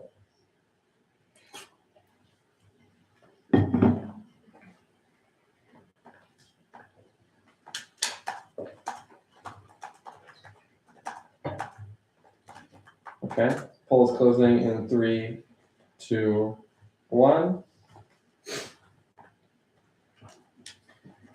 With 3 votes in affirmation and 3 votes in negation, we have a tie here. A tie is not a majority, so this fails. As the chair, I can vote yes to break a tie to make this pass. I'm going to not exercise that opportunity at the moment, which means this fails. We can open the floor to other motions. If we don't have other motions, it's going to remain at 0. So we're still technically in discussion. If someone wants to discuss something else, we clearly don't have the votes required to increase it to 335 at the moment. there's no further discussion on recycling. I'm not seeing any. Let's see if there's any online, and then we'll go to Esperanza. Esperanza? I have a motion to table recycling for later today. Okay, sure, and to be clear, it's not required for us to untable it, but we can do that motion. So motion to table recycling from Esperanza, there's a second from Kate, and I'm seeing no objections to tabling. Okay. This is the only one we've tabled, and we've tabled it twice through deliberation. Okay, so we moved on from recycling. I need a motion to enter discussion on something else. Let's Esperanza. A motion to enter discussion on caps. On caps. Second from Kate. Seeing no objections on discussing caps, I'll let Esperanza start us out if you want. Oh goodness, okay, here we go. The CAPS is an excellent service. I believe with being able to, that it's very efficient for our students. However, they received a significant increase last academic year.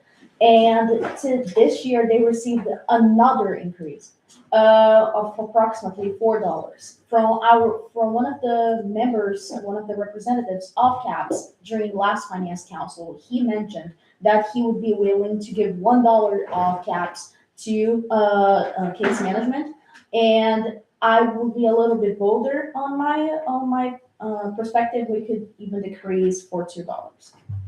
Okay, so that would be a $2 increase to $38.50 rather than the $4 increase to $40.50. Okay. Okay. To be honest, my only regret from our initial deliberations was that we didn't meet their scenario B ask in full. So the only thing that I would consider voting on right now is to increase by 30 cents for a total increase of $4.30. I think that if we're like talking about organizations that have who is struggling the most at KU and what services are needed to be funded in order to benefit them, CAPS is like absolutely the number one most important service on the entire fee entity list. I don't even know, I'm shocked that we're even considering not granting their scenario B ask. There are other places that we should be cutting the funding. I think that they said that this increase is going to go to granting free therapy. That is absolutely one of the most meaningful things that we can do here as a fee committee. So I think that we should be increasing them by 30 cents. And I think that that wouldn't be a reason that the finance council would vote this package down. I think that increasing caps is politically popular. Is there anybody else who'd like to comment on caps? We can go to Mia. Yeah, I think we shouldn't ignore the fact that the director of CAPS was willing to decrease his own allocation to give some to student support and case management. I think that speaks to the importance of the service, the fact that they do something distinctly different from CAPS, and I think that he was worried about their success if they were kept as solely a block entity, and I think that is something that we should definitely consider. I think it was incredibly generous of him to be willing to take that scenario A ask and take a decrease, and I think it really speaks to the importance of compromise and of giving to other services that may need it. Okay. Any further comments on caps, Sean? I also agree that the $1 decrease that Dr. Corbett advised the Finance Council would be a good idea, since he so generously said that he thinks that student support and case management should get $1 instead of caps. That it would be kind of strange not to follow his own advice. He thinks that student support and case management will be able to use that $1 more effectively. Objection. Remarks must be combined to the merits of the pending question. The pending question is not student support and case management. Okay. For the same reason that I ruled on the last point of order, this was directly discussed during Finance Council. I think it's germane, even though it's not the exact pending question before us. I'm going to rule it as germane because of what I described in my officer report. What is this? This is discussion. Statements must have bearing on whether the immediate pending motion should be adopted. Robert's rules is really straightforward. I'm gonna rule that this does have whatever you just said. I'm gonna rule that it does. There can be a motion to appeal that if we want to vest that power away from me as the chair. No. Okay, good. Sean, go ahead. I'm done. Okay, great. I'm gonna give a quick point of information. No, I'm not gonna do this because this would go against exactly what I just said. So I'm not gonna give this point of information. Anyone else have anything to say about caps? Can I speak? Sorry, I've Yeah, had my hand.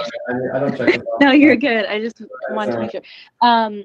I think I'm in favor of keeping caps flat right where they are. Taking into consideration both what previous speaker said. I think what the caps director said was very generous of him to give away $1 to another entity, but I don't think that we should necessarily do it.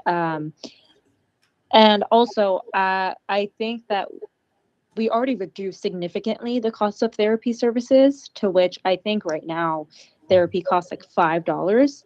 I think we did do a lot to support CAPS to make it as feasible, financially feasible for students who are directly impacted by their services. I just don't see why we need to increase CAPS, nor why we need to decrease them. Therefore, I advocate for keeping them right where we kept them, or right where we asked initially. So to clarify, the numbers I'm hearing is, so we currently in our fee package have a $4 increase. I heard the scenario B, full scenario B ask of $4.30 from Kate.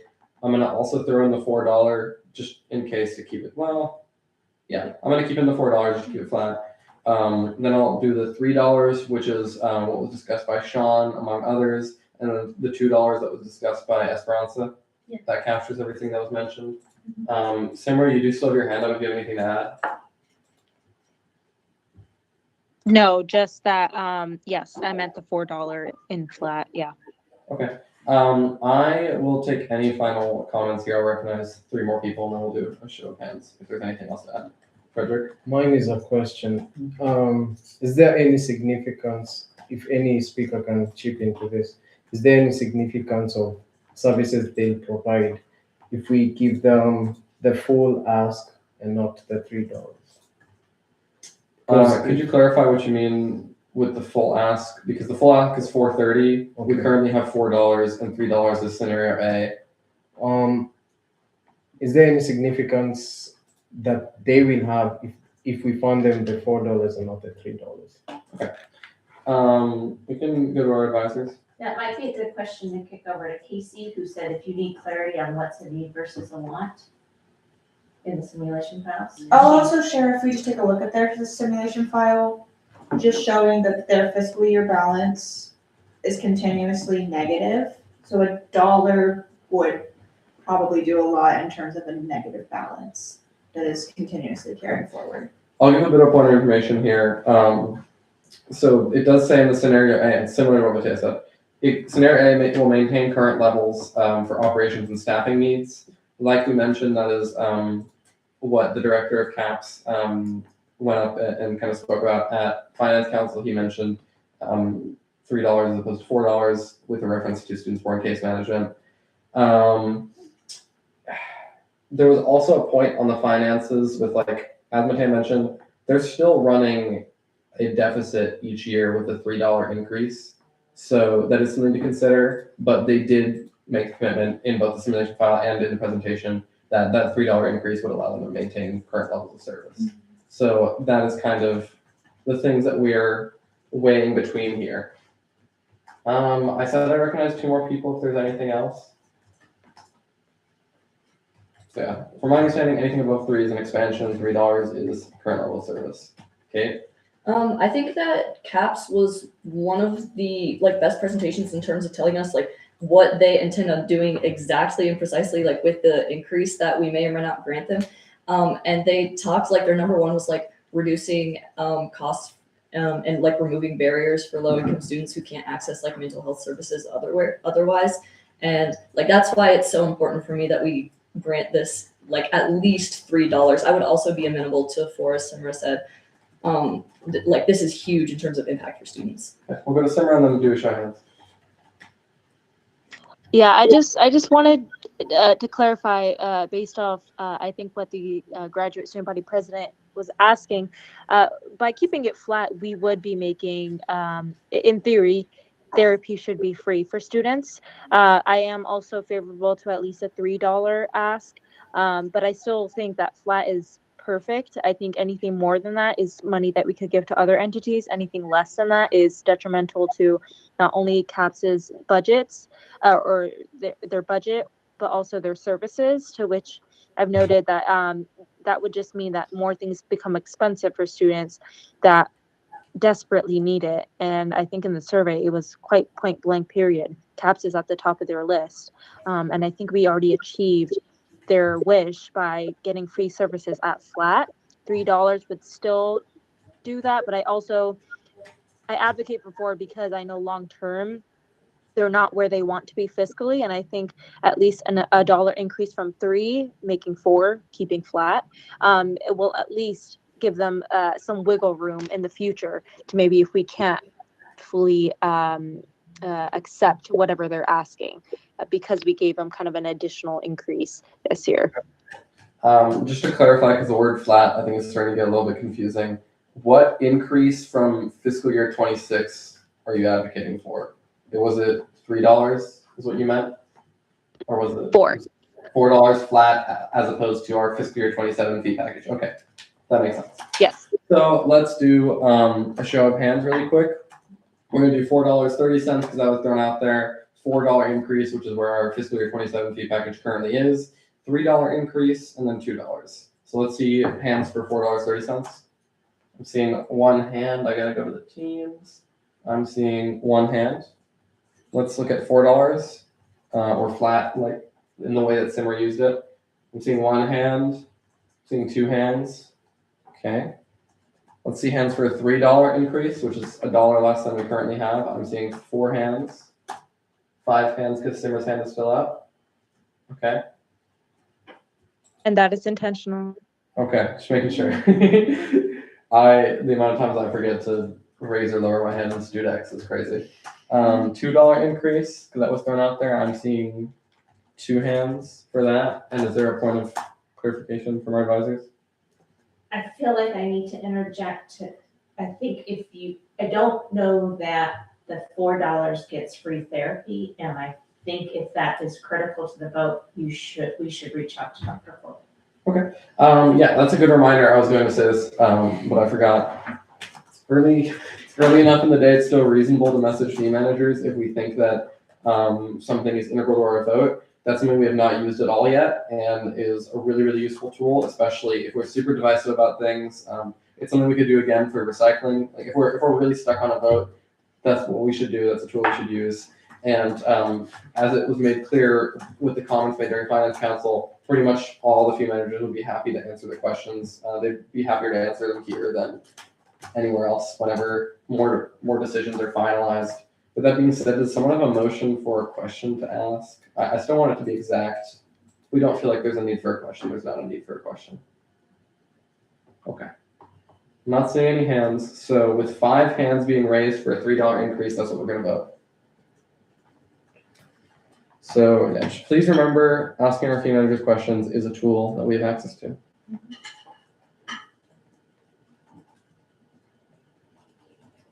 I have a point of information. Go ahead while I'm still getting this poll ready. Yes, I am referring back to my presentation notes, and I am so sorry for misspeaking. It is actually a $4.30 increase that is needed to make therapy free, to which I recant all my statements. I deeply apologize.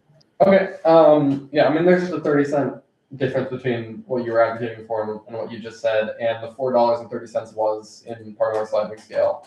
I'm still going to go ahead and post this poll because there was an overwhelming majority for $3. Oh, I object to the motion. Okay, so we'll do speeches. Thanks for catching me. Who we have a motion for it? Sorry, I went ahead of myself because I was like, oh, let me get the poll ready so I could be quick this time. And then I forgot motion. Motion from Mia King for $3. Second from Esperanza. And then thank you for catching me on that, Kate, with the objection. So we'll go ahead and do speeches. I'm going to check if there's a speech in negation first, because we won't do a speech in affirmation if there's not a speech in negation for the $3 increase. I have speech negation. Kate has a speech in negation. Is there a speech in affirmation that will go first for saying to vote yes on the $3 increase? Esperanza, okay. You'll be recognized for 5 minutes. I'm gonna be fast. Starting now. Okay, speech of affirmation, correct? Yeah, so you want people to vote yes on a $3 increase and not no. Although I'm an individual who uses CAPS, it's a very essential service for all students across campus. Mental health is a very delicate topic that most of students across KU deal with. I believe that a $4 increase goes against with the representative from CAPS mentioned during during finance council. If he's willing to provide $1 for student and case management, that means that they will be able to operate normally and function with $3. As I would like to reiterate, we still must think on the budget. We're not able to increase the student fees for the next academic year. We're still having that discussion. And if student and case management is current on 0, we should listen to what the Point of order. representative. Remarks should be confined to the merits of the pending question. The student support and case management is not the pending question. Okay. There's a resolution. Here's what I'll regarding do. it too. You're not recognizing this, so hold up. So I've already ruled on this point of order, so I don't think the point of order is even recognized at this point, but there's not much I can do because points of order are able to interrupt, so all I'm gonna do is just pause the time and let you reset the time as well. Of course. But yeah, just to be clear, like, I'm not ruling here, the point of order is not recognized. I have ruled on that question already. If it's been discussed in finance council, which our recommendations from finance council clearly are, I'm gonna allow it. Yeah, go ahead. Thank you. And I'm gonna be fast. I just believe that if the representative from CAPS said that they can operate with $3 and maintain their current levels of support, $3 should be the word. Okay, And I finish my small speech. what questions do we have? I'm not seeing any questions in the room. Are there any questions on Teams? Seeing no questions, thank you. And I will let our speech and negation from Kate begin with 5 minutes whenever.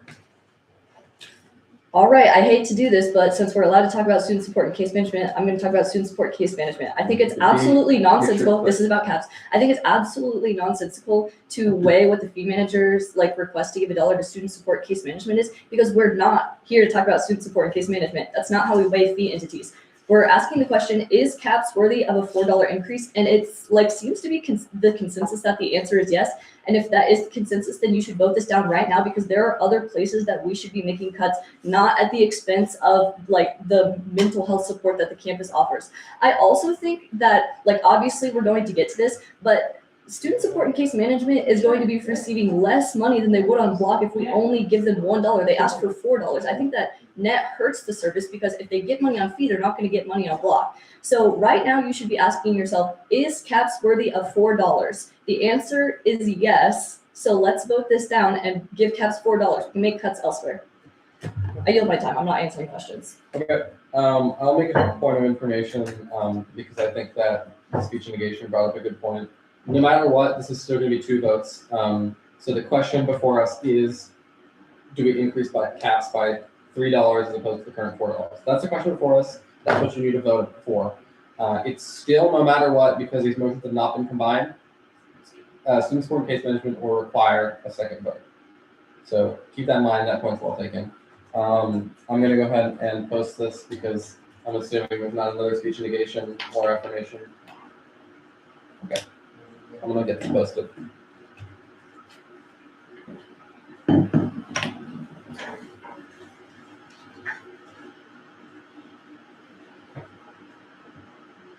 Okay, it is live.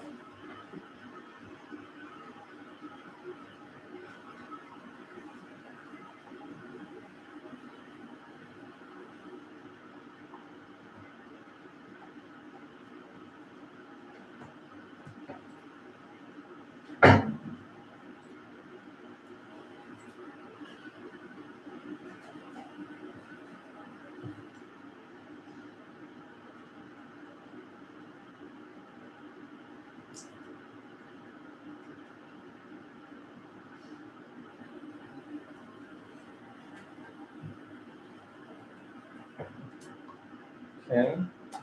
Poll is going to close in 5, 4, 3, 2, 1.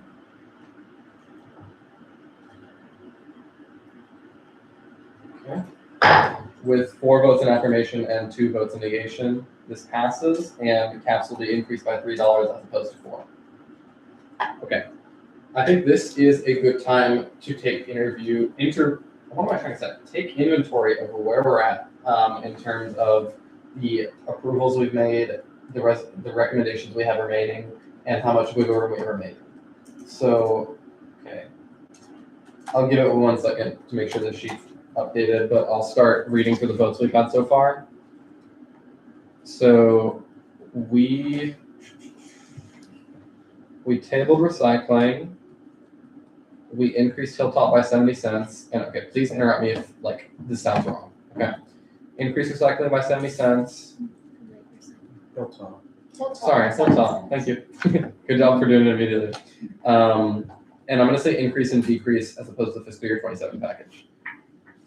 We decreased Safe Ride by $1, increased bus procurement by $1, and then we increased the student senate. Sorry. We increased the student senate activity fee by $1 to $3.50. Sorry, guys. Make sure this is all reflected. Did you not decrease bus procurement? Yeah, I think you did bus procurement as compared to the 2026 package. It's technically a decrease of 150 from the 2027 package has failed. Can we just So make I sure think what's on the that's- screen is correct? What's on the screen is correct. Yeah, I think so. Yeah. Just But make it- from everything we've covered, It should be. Okay. That's what we should double check maybe right now, just call it out, It but looks I right. think it is. so that leaves us with $4 with the gap until we're flat. Mhm. Okay. I just wanted to check in and let's look at our recommendations for what we haven't covered yet. We have not discussed the student union building fee. We have not discussed student support and case management. We have discussed Safe Ride. We have we couldn't reach a conclusion on recycling, so we tabled it. And we have discussed Hilltop. So with that being said, is there a motion under discussion on anything, Kate? I have a motion to recess for like 5 minutes. Good idea. Second. I'm gonna start a timer. We'll actually do 5 minutes this time, and hopefully my computer doesn't randomly decide to restart or something. Okay, 5 minutes starting now.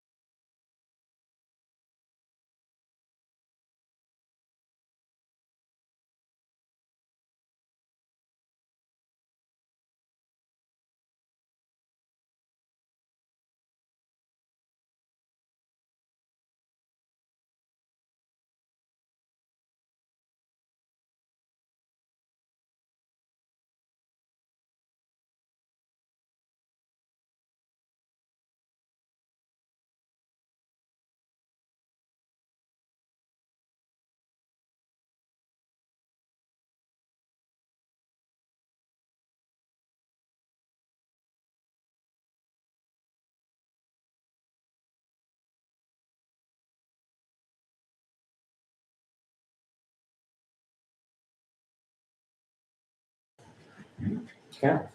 I'm gonna call us back to order at 4:35 p.m.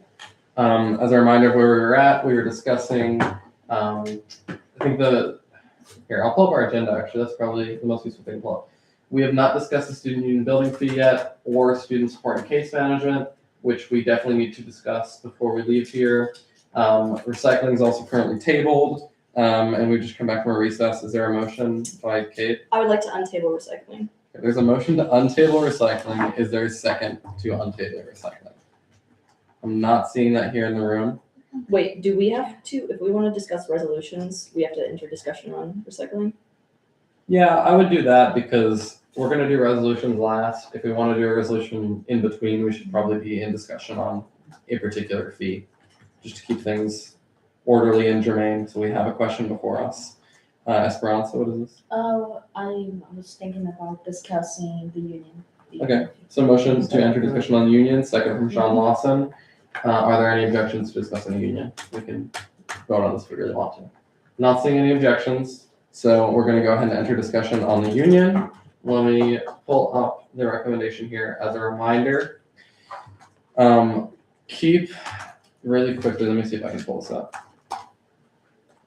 So be thinking of discussion you want to have. I think a point of information is in order from me here. I want to make this quickly. So let me pull up their, this is based on their simulation file. So give me 1 second. Shoot, it's actually, hold on.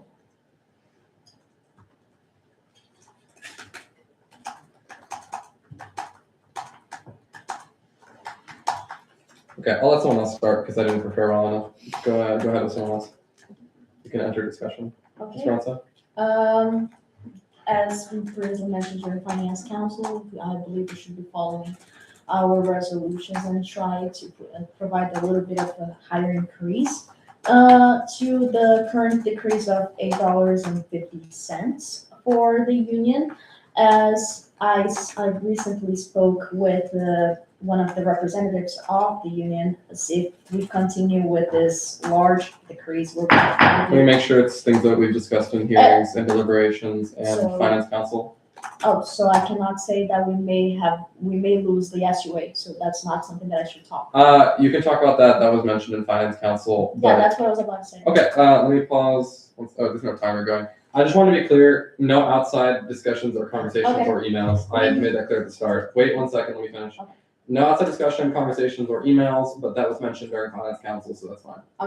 So we may lose the SUA if we continue with this large decrease, so we should probably follow some of the advice provided by the finance council with a $5.55 decrease instead of $8.50, or at least a $6 decrease instead of $8.50.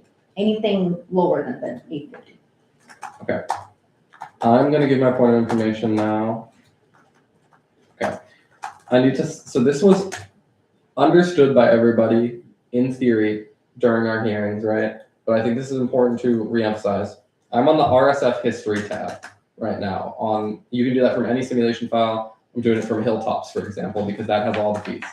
So in fiscal year 25, KJHK and student union activities, like Esperanza mentioned, they were folded under the student union building fee. That is why you see the increase in fiscal year 25 to $71.90. Fiscal year 24, you can see that KJHK had a $4 fee and student union activities had a $5.70 fee, meaning that $9.70 were removed from the fee in fiscal year 25, while an increase to the unions of $8.50, yes, an increase of $8.50, which is what we cut them by, that was added to the student union building fee. So if we cut them by $8.50, my point of information here is that's a big portion of KJHK and SUA and that change that happened there. Is that clear? So it's not like the unions got a huge increase in fiscal year 25.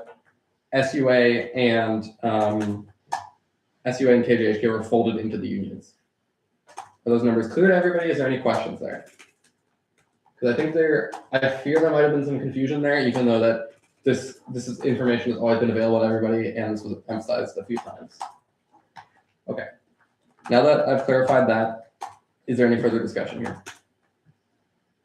Okay, I think we should keep the 850 cut. Finance Council didn't give a legitimate reason to not cut any unions besides let's not randomly cut fee entities, and I don't think that's enough justification for them to have like this money. so there's been a discussion of flat as opposed to our current bill, which is an 850 decrease. Finance Council said instead of an 850 decrease, we do a $5 decrease. Are there any other, so those are the two numbers I have right now. Simra, I'll recognize you. I had a quick question. Yeah, go ahead. What entities have we not changed? Is it just this and student support and case management? You mean the things we still need to discuss? Correct. Yeah, this and student support case management and recycling is tabled. Okay. I was going to advocate for, oh wait, sorry, can I talk? Yeah, I'll recognize you and then we'll go to someone else. Okay, sorry. I was going to advocate that I am in favor of bringing it down to $6 from the 850 decrease. So a $2.50 increase from the initial 63.40. And so, yeah, I can expand on that, but I think that that would bring us closer to the Finance Council's ask, but also. And so in theory, it should not affect student-facing programs as much. But I also still think that we should be keeping flat as much as possible. And so I would also, there's room for what the rest can be used for. Let's just say that. Okay, and for point of information, that leaves us with $1 remaining to allocate if we were to do $6 as opposed to $850. $1.50. Yeah. It'll leave you with $1.50. $1.50. Okay. Yeah, that makes sense. Okay, I'm just making sure. Is there anyone else who hasn't spoken yet that would like to add some additional numbers to the ring or advocate for an existing number? I'll go to Kate. I just emailed you a resolution. Can I move to vote on that? Let me read it, and then I'll see if I can share this with everybody. I can also read it out loud. Give me one second. Okay, so I'll go ahead and read this. I've been emailed a resolution that we requested the University of Kansas Memorial Corporation take all reasonable measures to prevent reductions to student-facing services, namely KJHK and SUA. Let me, I should have pulled up the dang bill here. Okay, I'll just go ahead and read what our current resolutions are because we have some similar things. So we currently have a resolution that the University of Kansas Memorial Corporation allocate $3.93 to completely fund KJHK in recognition of KJHK's continued excellence in student public broadcasting. The resolution provided me by our internal affairs director is more similar to what we had for the Student Engagement Center, which was for them to take all reasonable measures to prevent reductions to student-facing services. So what we would probably do is we would remove the resolution about KJHK as currently written and replace it with this new resolution. I'm going to wait on that motion, but that is something that has been discussed in our discussion here. So any more discussion? I want to set the fee level first for unions because that's going to make it more clear what we can ask of them in terms of a resolution. What more further discussion do we have for for the fee, for the student union building fee?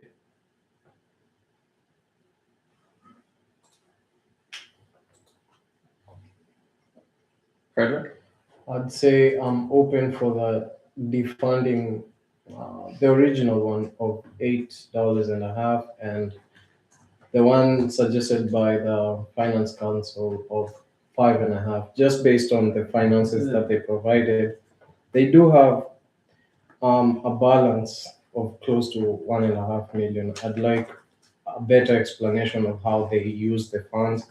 Them describing themselves as a business, I believe they should definitely explain.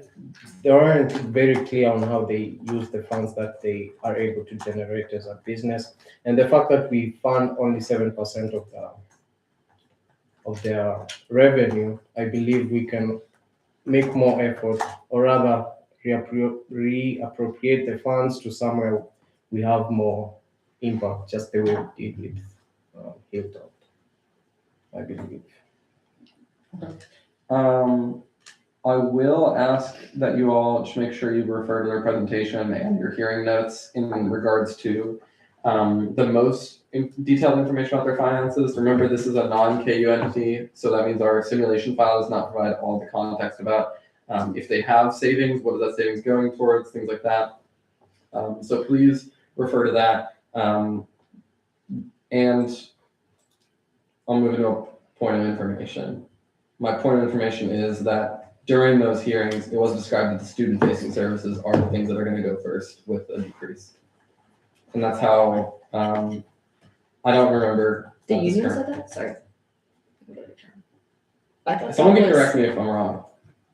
I'm fairly certain it was the Student Engagement Center that said that, and the union said that what would take the hit is the renovations budget. I think it's reasonable to assume with 850 at least that both would take a hit, guys. Mia, do you have anything else? We can change this to discussion if you have a point of information. Never mind. Okay. And I believe something similar was discussed in Finance Council. My point of information is rooted in the other ones I've given so far. With unions have been flat since fiscal year 23, and they received an 80-cent increase the year before that. And I'm saying flat because of SUA and KGHK being rolled into them. So it's not flat, but with that gap that I described to you all, it's more nuanced than that. But I want you all to understand that nuance, okay? So I'm gonna look forward to more discussion. Nobody's had their hand up on Teams for a while or anything? Okay, I'm not seeing anything on Teams. Also not seeing anything in person in terms of discussion. That means our current numbers for the union are what we currently have, which is an $8.50 decrease, a $6 decrease, or the $5 decrease recommended by Finance Council. No other numbers we want to discuss? Esperanza? $6.50 decrease. Oh, no, sorry, yeah, $6.50 decrease. As well. I'm not seeing any other numbers. We'll do a show of hands. First, flat at 850 decrease. So our current decrease for the fiscal year 27 package of 850. Raise your hand if you would vote yes on that. I'm seeing 2 hands for that. 650. I'm seeing 2 hands for that. $6. Seeing 1 hand on. I'm seeing 2 hands on that. We can't have 2 on everything. Sorry, I was raising my hand for 650, but it was delayed. Okay, So I'll I add think you that's to that. And we'll redo it one more time. $5 decrease. How many hands for that? I'm seeing 1, 2, 3 for $5. I'll do it one more time, and I'll be slower. An 850 decrease. 1, 2 hands. A 650 decrease. 1, 2, and Simra 3. Okay. A $6 decrease. 1. Just 1? I had 2 originally. Okay. And then a $5 decrease. Sorry, it is 2. Okay, I'm so Teams is sorry. tripping. It's really slow. $5 decrease. So it was 2. All the numbers have been the same so far. $5 decrease. I'm seeing 1, 2, 3 hands. Third is Simra. Okay. Cool. We'll do it between 650 and 5 now. Let's do 650 first. I'm seeing 1, 2 hands. Okay. Third hand for 650 is what I'm counting that as. Now we're going to do 5. 1, 2. Just 2 hands for 5? Only seeing 2 hands for 5? What was that? Did you come? I kind of do in shock. Okay. So that means what we're going to be voting on is a 650 decrease. As this is that motion? Okay, go ahead. Move to vote on 650 decrease. Is there a second? There's a second from Frederick. Are there any objections, meaning you would like to do speeches on this? Yeah, just as a reminder, a vote yes means we change from an 850 decrease to a 650 decrease. That will leave us with $2 left to allocate. And then we have yet to discuss student support and case management and recycling is tabled. Okay. And then vote no will open the floor to other motions with regards to the union. I'm saying all this and I have not made the dang poll. I should have used that to delay. 1 second. That's okay, I'll throw a number out there while you're making the poll. Just confirming that this would make the fee $65.40. Is it? Yeah. Nobody said no. When we're working with the subtraction, but increasing the subtraction. Just want to be sure my numbers are right. Because 6340 is where we're at right now.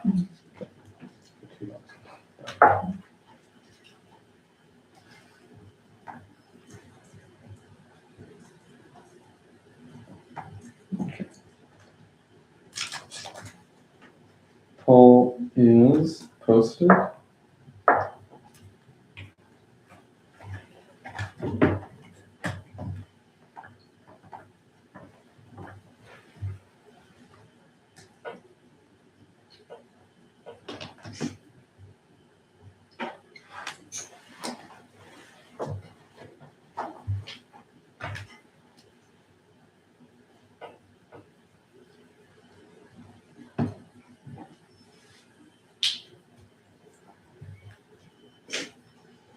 Waiting on one more response on the poll, probably.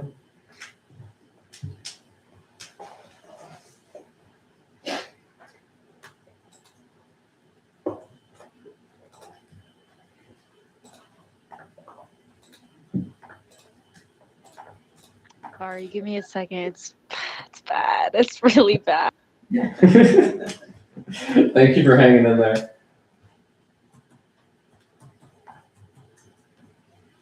Okay, I think it went through. Can you confirm, please? Yeah, I've got it. Okay. With 4 votes in affirmation, 1 vote in negation, 1 vote in abstention, this passes. Okay. That brings our current fee back up to $530.50, which is $2 away from a flat fee. And then I already mentioned what's left to discuss. So is there a motion under discussion on something, Kate? I want to untable recycling. Okay, motion on table recycling. Is there a second? Frederick? Okay.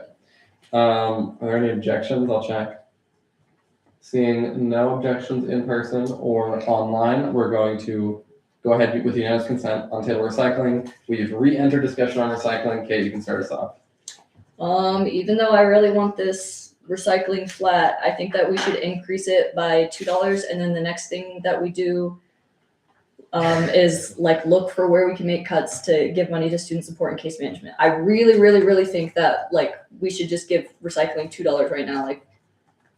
Let's get this over with. Okay, so $2 instead of 0 is a number I've heard thrown out. Where else? And as a reminder, our original numbers were $335, $1.70, 0, and then we reached a stalemate between all 3. So, any new numbers for recycling, or any new discussion here? Now that we've on table, Simra, go ahead. $1. $1, okay. Yep. Mia? I'm just confused because I feel like we kind of determined that we're just working with probably 2 salaries here. So I'm just curious why we're getting now the kind of even numbers rather than 0, half, or full. Okay. I mean, I really want to grant them in full, but I don't know if we're going to be able to swing that. So I'll raise my hand for it, but I'll also raise my hand for 2 is what I'm saying. Okay. And just a reminder, we can re-examine anything that isn't on our list too. So if we wanted to do a full grant or something that isn't like the round number, it's probably better to do I hate to say it's probably better to do our original numbers because I think they were more closely tied to this group's finances. I just hesitate because that's where we reached a stalemate with. But yeah, the original numbers may be a better fit, and then we can re-examine some other fee entities possibly. Anybody else have anything to add? Simran? I kind of just want to gauge reaction. Can I do that in another fee entity? That might determine how I feel about this one. No, because we need to show no. If it's a question, yes, but I don't push it. Okay. We can move on and come back to you. How about that? Okay. Yeah. Anyone else have anything to add? Okay. If not, I think what we'll do. We'll do a couple. I'm just gonna add a new number to our original numbers, and I think that'll be the best result here. Because maybe that'll change our numbers. I'm gonna do $3.35, which is their full ask. $1.70, which is half their full ask. $1, because that was thrown out just now, and then 0. Is there anybody who has anything new to add? Simmer, we can go back to you if you have anything.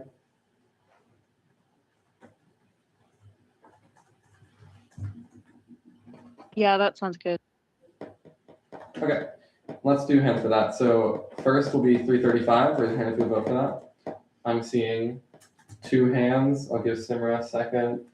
I'm not seeing her hand. Okay. Her hand is. What is this time? No, wait for my hand a bit longer. 3 hands. Okay, $1.70. I'm seeing 3 hands in person, and then currently 0 hands up online. Okay. $1. Seeing 0 hands, which makes sense. And then $0. Seeing 1 hand. Okay.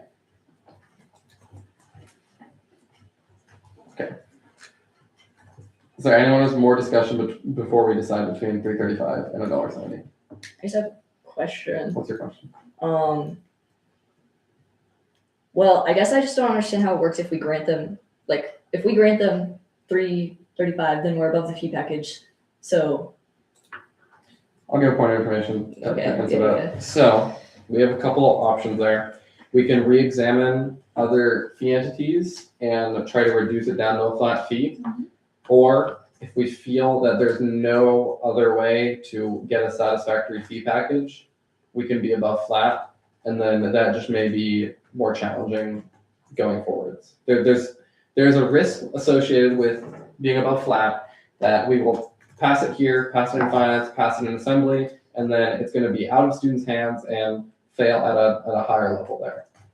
That is the risk we're taking. If we're the closer we are to flat, the lower that risk is. That's really the best guidance I can give you there. If there's any more information, but I doubt there is at this point. what are our options again? What one? There were 3 votes for $3.35 and then 3 votes for half, which is $1.70. Thank you. I'm seeing nothing from anybody online or in person for discussion. So then we'll do hands between these two. Okay. Hands for $3.35. Seeing 1, 2. Okay. I'm only seeing 2 hands for $3.35. And then hands for $1.70. 1, 2, 3. Okay. So we have a motion to vote that I will recognize now for $1.70. From Kate, motion to vote on $1.70, second from Esperanza. So I will go ahead and make that poll.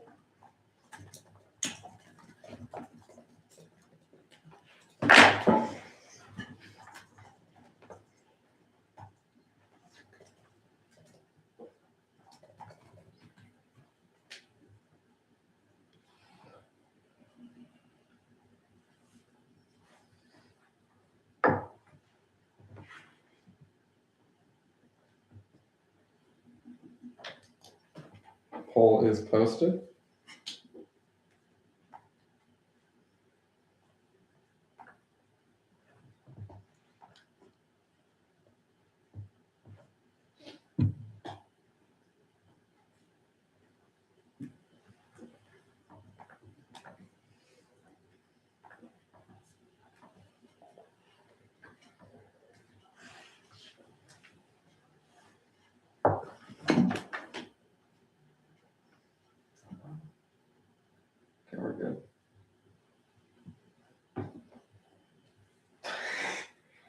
Is it a tie? I'm gonna give it 5 seconds. 5,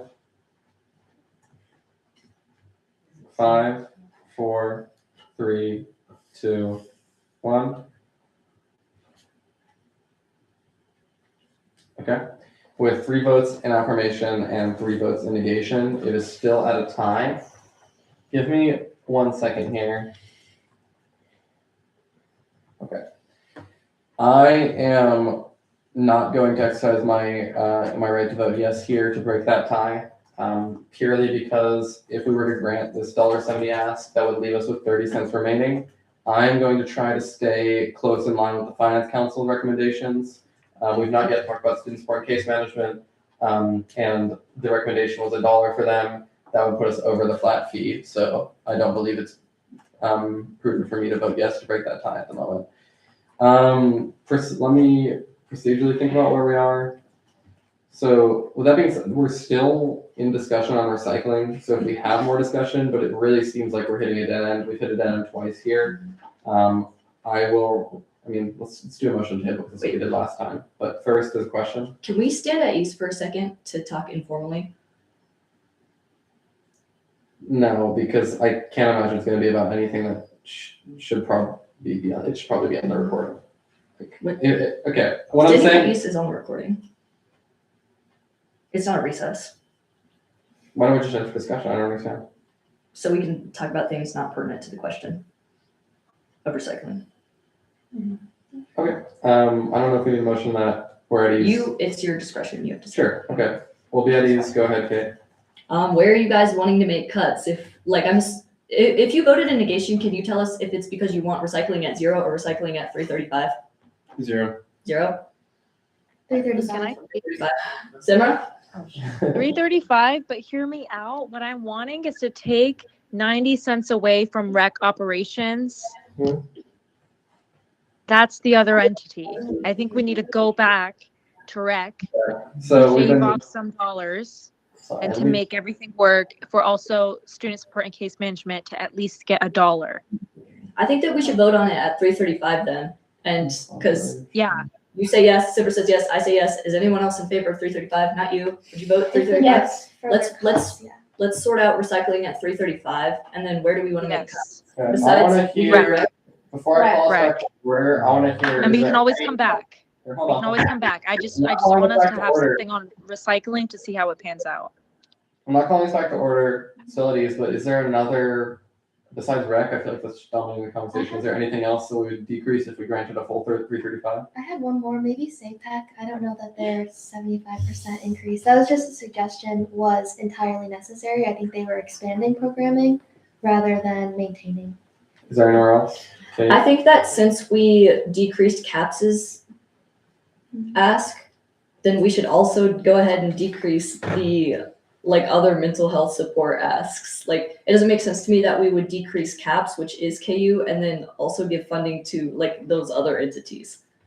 Okay. That's just a weird priority. Sorry, I just want to hear things thrown out, and then I'm going to call us back to order. Also- This is getting, go ahead, sorry. Also- Frederick, and then I'm going to call us back to order. Mine is a question. Did we fund LSS more than they asked for? No, they asked for flat. No, we gave them flat. Okay. I'm going to call us back to order. We are still on discussion of recycling at the moment, so things need to be pertaining to recycling. Kate, do you have? I moved to vote on recycling at flat, which is 335. 335 to clarify. Okay, their flat ask of 335. There's a second from Esperanza. Are there any objections, meaning you'd like a speech? Should just check that out. Simra, what is this?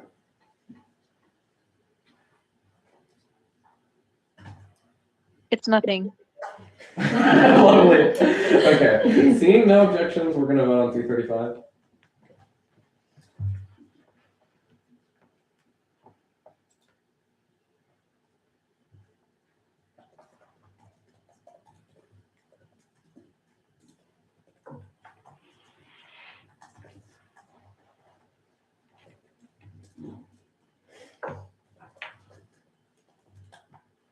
Okay.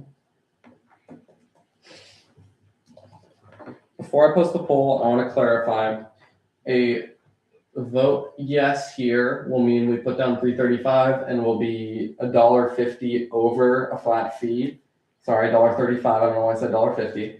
Will be $1.35 over a flat fee. So we will need to find $1.35 somewhere else if we don't want to risk what I discussed about being over a flat fee. And we're going to need to find another dollar if we want to follow the Finance Council's recommendation of funding student support and case management. That is what a vote yes will do. A vote no will open us back to discussion like we've been having and with these tied votes over and over.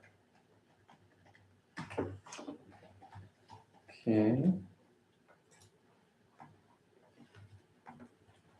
Poll is posted.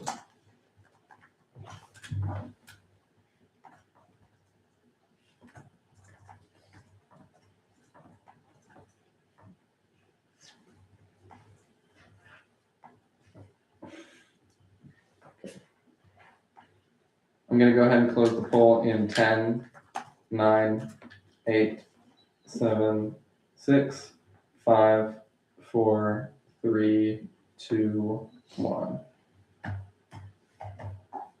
With 4 votes in affirmation and 2 votes in negation, this motion has been approved.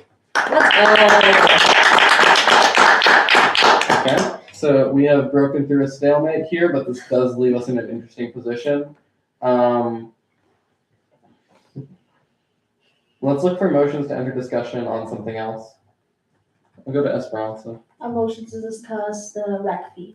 Which one? The maintenance or is the operations? Check. Both. Let's go on both. Okay, let's talk about them together because they're grouped together on the Finance Council slide, so I think that's reasonable. So operations received a $1.90 increase from us, which was their ask. Sorry. Yeah. Can we say that easy again or no? No, I didn't like that. They both received their asks. Is there any other way? I'm sorry. Okay, I'll go Esperanza I have and a then Kate. parliamentary inquiry. I'll recognize put a parliamentary inquiry first. Is there any other way we can talk about like the fee package writ large, except for actually voting on the fee?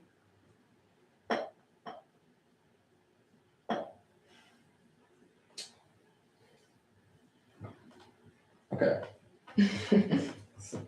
I want the thing here is I want to say yes with the way we've been doing it.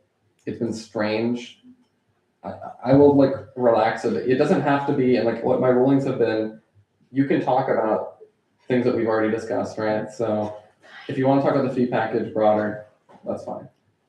That's how I've ruled so far. It doesn't need to be solely confined to the question that's before us. So like, yes, we're on discussion on rec operations, but our main reason we're discussing rec operations is because we're currently over a flat fee. So if you want to talk about ways to get to a flat fee or how that relates to other things, and that's fine, as long as it relates to operations. Parliamentary inquiry. Okay, so we I'm can't really just do sorry. we can't just do back to back, Sean. Yeah, I also have a point of parliamentary inquiry. Would it be valid to enter discussion on the package as a whole instead of on particular entities? Okay, so we're currently on discussion on the rec. If there's such a motion and we feel like we want to do it, we can do that. I'm just a little bit worried our discussion's going to get hard to track because right now we're over flat, so that implicates the entire package, you know? Like I don't want us jumping around from literally everything. I feel like it's going to be hard for us to reach consensus that way. Is there any other input? If we all feel that way, we can do it. I would like to discuss both operations and maintenance with proposals if any are inclined to answer. Okay, sure. We'll take a vote on entering discussion because the last thing that was before us was a motion to enter discussion on rec. Then it was seconded by Mia. What's on the, yeah, seconded by Mia, moved by Esperanza, now objected by Kate. So we'll quickly vote on it and see if we want to discuss just the rec or potentially the broader fee package. Sorry I'm being particular about it. There's going to be a motion to vote on each individual thing no matter what. I just want to make sure we've got some clear bounds to our discussion.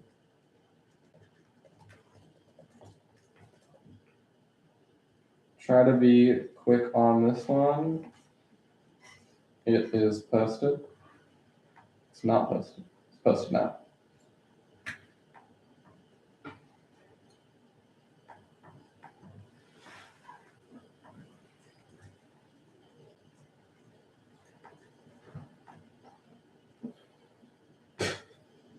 Are Okay. With 3 votes in affirmation, 3 votes in negation, we're at a tie. I'm going to vote yes here, so we enter discussion on recreation. Just a reminder, you can talk about the broader fee package as I've answered with the point of parliamentary inquiry. That's fine, as long as it follows the other rules of decorum that I've already mentioned, and we are moving towards a vote on recreation. That should be what things are tied to, whatever, a number or something for recreation. Mia, do you want to start us off? Sure. I think since we're approaching this now from a different lens than we were a couple weeks ago, I think it would be prudent to cut the 160 marked as a reserve budget for those large heavy machinery required for facility maintenance fee increase. Hopefully, the state will not prevent tuition increases in all future years. So I think that it would be best to hold off on allocating extra money for what would amount to a reserve budget currently. And just for a point of information, from my understanding, they were using, out of the 410 increase to facility maintenance, $2.50 were to go towards ongoing projects, anticipated maintenance, and facilities enhancement, while $1.60 will go to their reserve for repair and replacement to address their eventual 5.9 million deficit of maintenance. Is that everybody's understanding? Okay. Kate. I think it's really easy to look at the request difference, like column of the spreadsheet, and see that the rec is asking for, like, we granted the rec a lot of money, but that's not the case because, again, they're saving us $5 because the recreation expansion bond sunsetted. So I really think that there are other places that we could be making cuts, and the rec should not be one of them because, like, they're, like the chair just said, there's a $5.9 million deficit. That is absolutely massive, and we pay so little for the rec in comparison to the other schools. If you'll refer back to their presentation, the rec is not where we should be making cuts. Okay. For a point of information, I did ask, there's still a large maintenance deficit with your full ask. Do they anticipate more increases in coming years to close that gap? That was asked during hearings, and their answer was yes. With that being said, is there any more discussion on rec here? I'm not seeing anything in person. I'm guessing Simra's had her hand up for a while. There you go. Yeah, thank you. Yes, and I crunched out some numbers and I pray these ones are right. Please fact check me on this. But here's my proposal is that we take away 45 cents from maintenance and $1.90 from operations. The reason being that in the presentation and the director had explicitly mentioned that their ongoing renovation will still continue even if they're given flat.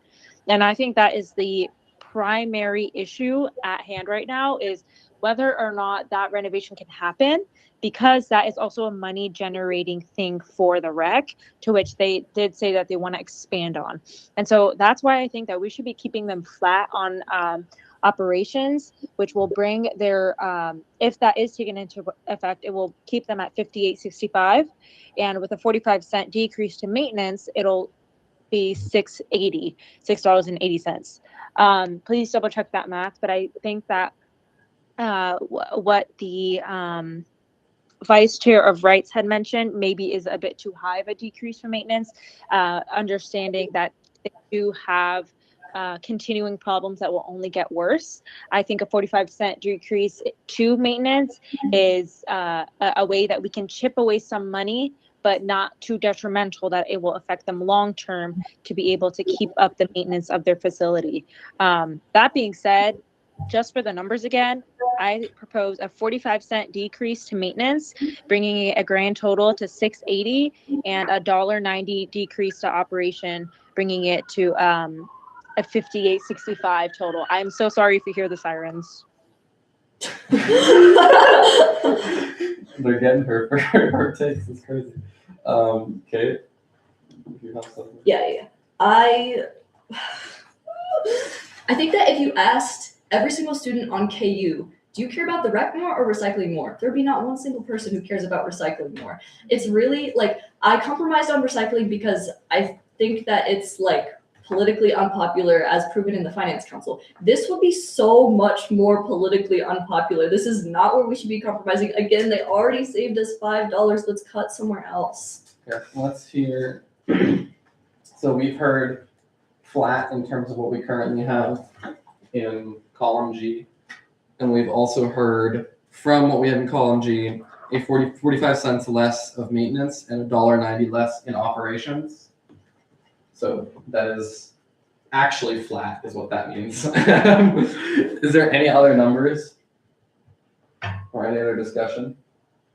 I'm not seeing anything in person. I don't want to go back to Kate just yet. I've numbered, not speech. Okay. Simra, I'll let you go if this is a new number. I am open to taking more away from maintenance, but I also will say this is not the only one that I think we can make slight decreases to also support another entity. That's all I'm going to say. Okay.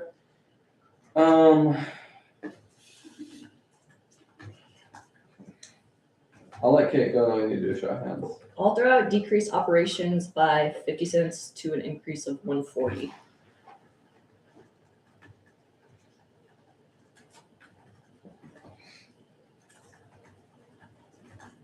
Okay.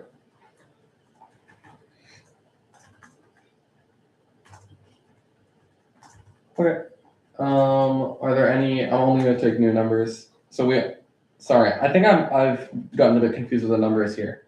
So I just have what we currently have, and then for maintenance, I have 45 cents less than what we have in column G. That's the only thing I have. Did someone else bring? 160. 160 less from maintenance? Okay.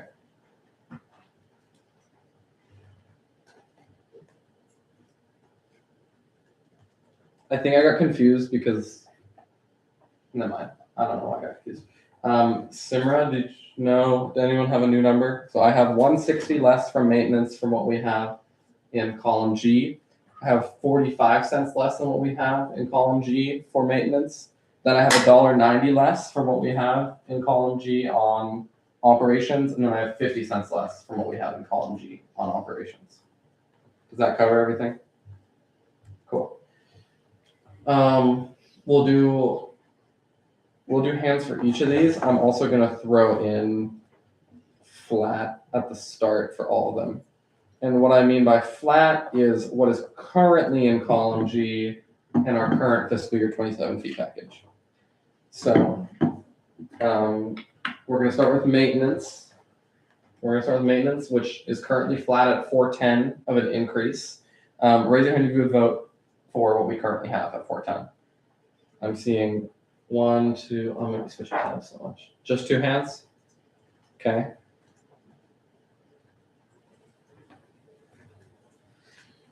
Raise your hand if you would vote for $1.60 less than what we currently have for maintenance in column G. Seeing 3 in person. Okay. And then raise your hand if you would vote for 45 cents less. Sorry, I should have flipped. I did those kind of out of order, but that's okay. Raise your hand if you would do 45 cents less than what we currently have in column G for maintenance. So it's 1, 2, 3, and then 4. Okay. So that is what we'll vote on.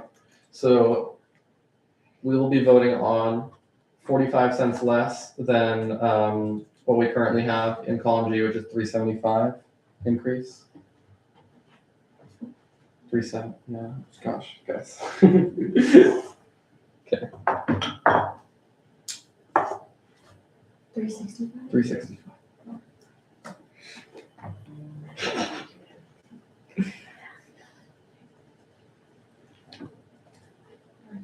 Somebody has to make that motion, by the way. Yeah. Someone go ahead and make the motion to decrease our current allocation by, sorry, I have too many tabs open, 45 cents to a new total of 365 increase. Motion. Motion by Esperanza, second Second. from Frederick. Okay.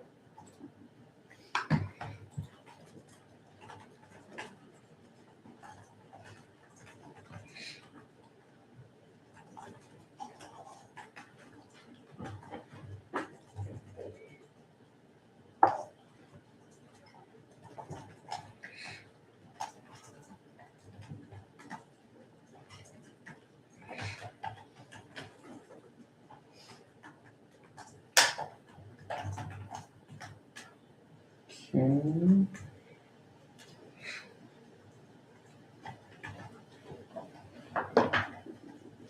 Paul's question.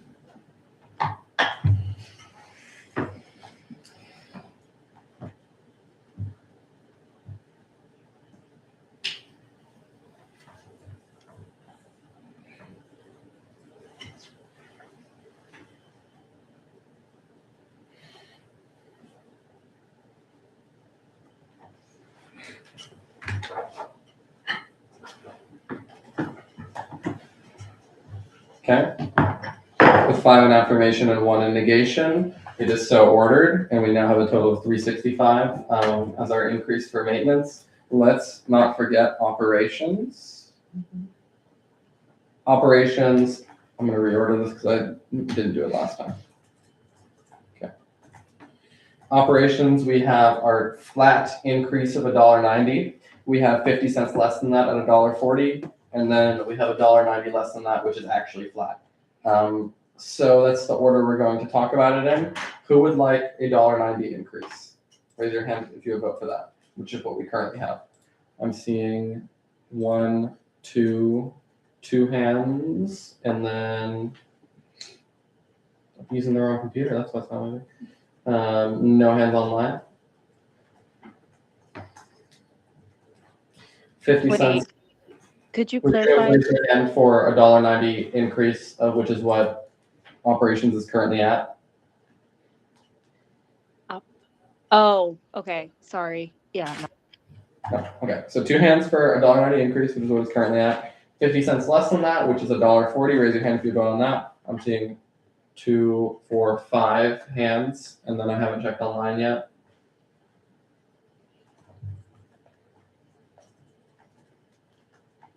But I'm guessing that's what it's going to be. And then just fully flat on their operations budget, so $0 increase. Raise your hand for that. $1.90 less than what we currently have. I'm seeing 1, and then 2. Okay. So we're going to be voting on 50 cents less. I need that motion. Here. Motion to vote on a $1.40 increase, which is 50 cents less, by Kate, second by Esperanza. We will go ahead.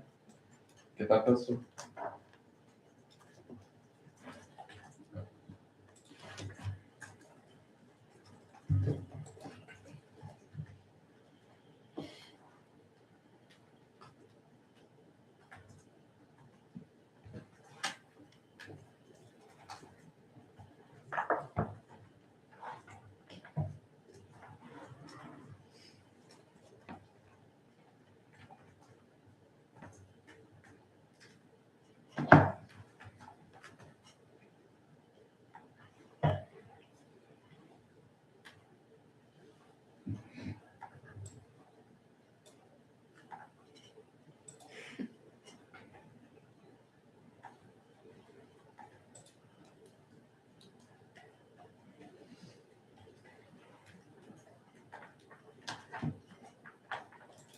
Polls posted.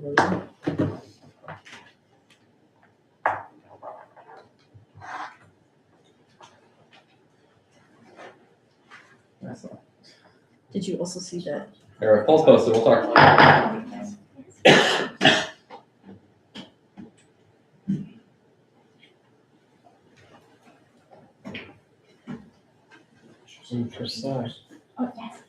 Okay.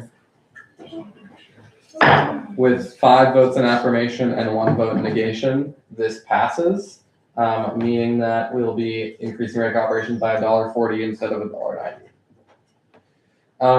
Something I want to point out before we move on. How much does that put us at? Hold on, let me correct it. Should be 40 cents over now. Yeah, okay, so now we're 40 cents over. The point, like earlier, let me make this a little wider so we can see all the fees. Okay. Hopefully it's not too tiny for anybody. I want to make sure we're not tunnel visioning too much here because, as we mentioned earlier, the entire fee package is kind of implicated here. And also, we've kind of reached a point where this is traditionally where we would just be re-examining them one by one, like going down the list. So we're not going to obviously motion for that, but I want you all to seriously look at what we have in column G, and then see if those are what we're happy with, and then make an informed motion to enter discussion on something as a result. I'm seeing, we'll go to Esperanza for that motion for now. I would say motion to enter discussion on Watkins, please. Okay, motion to enter discussion on Watkins. Is there a second from anybody to enter discussion on Watkins?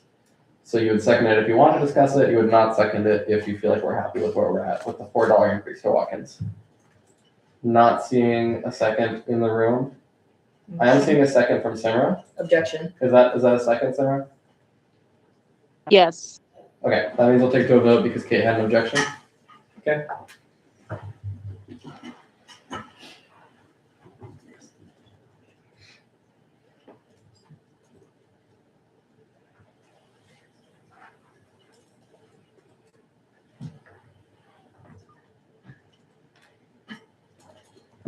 So you would vote yes if you feel like we would budge from that $4 increase, and you would vote no if you feel like there's no point to discussion and we want to keep our current package there. And there, as a reminder, there was nothing regarding recommendations from the Finance Council regarding Watkins. Poll is posted.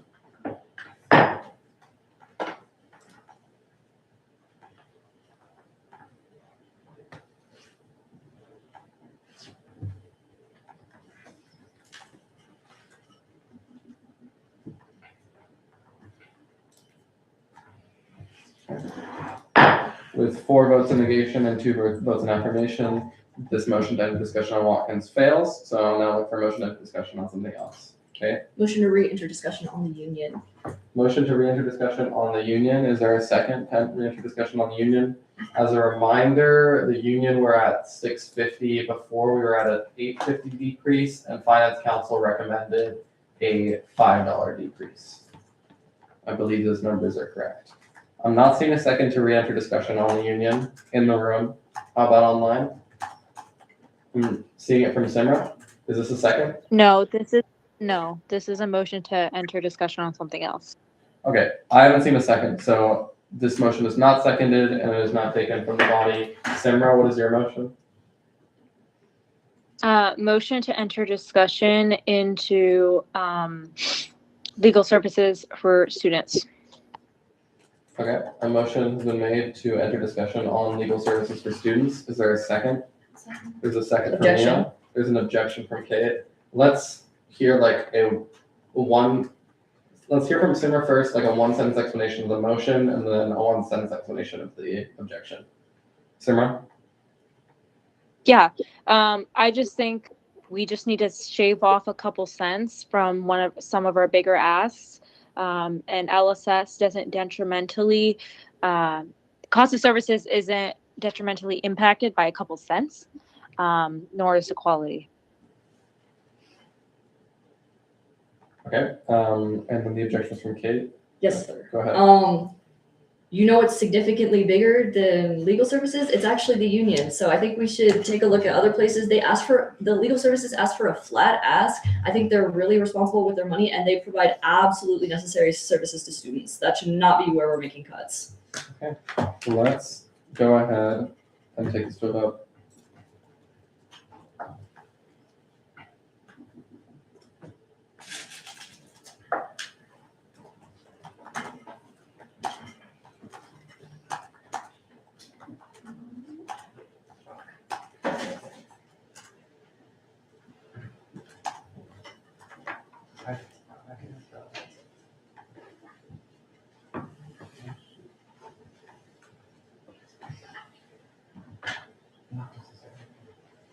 Okay. Polls posted.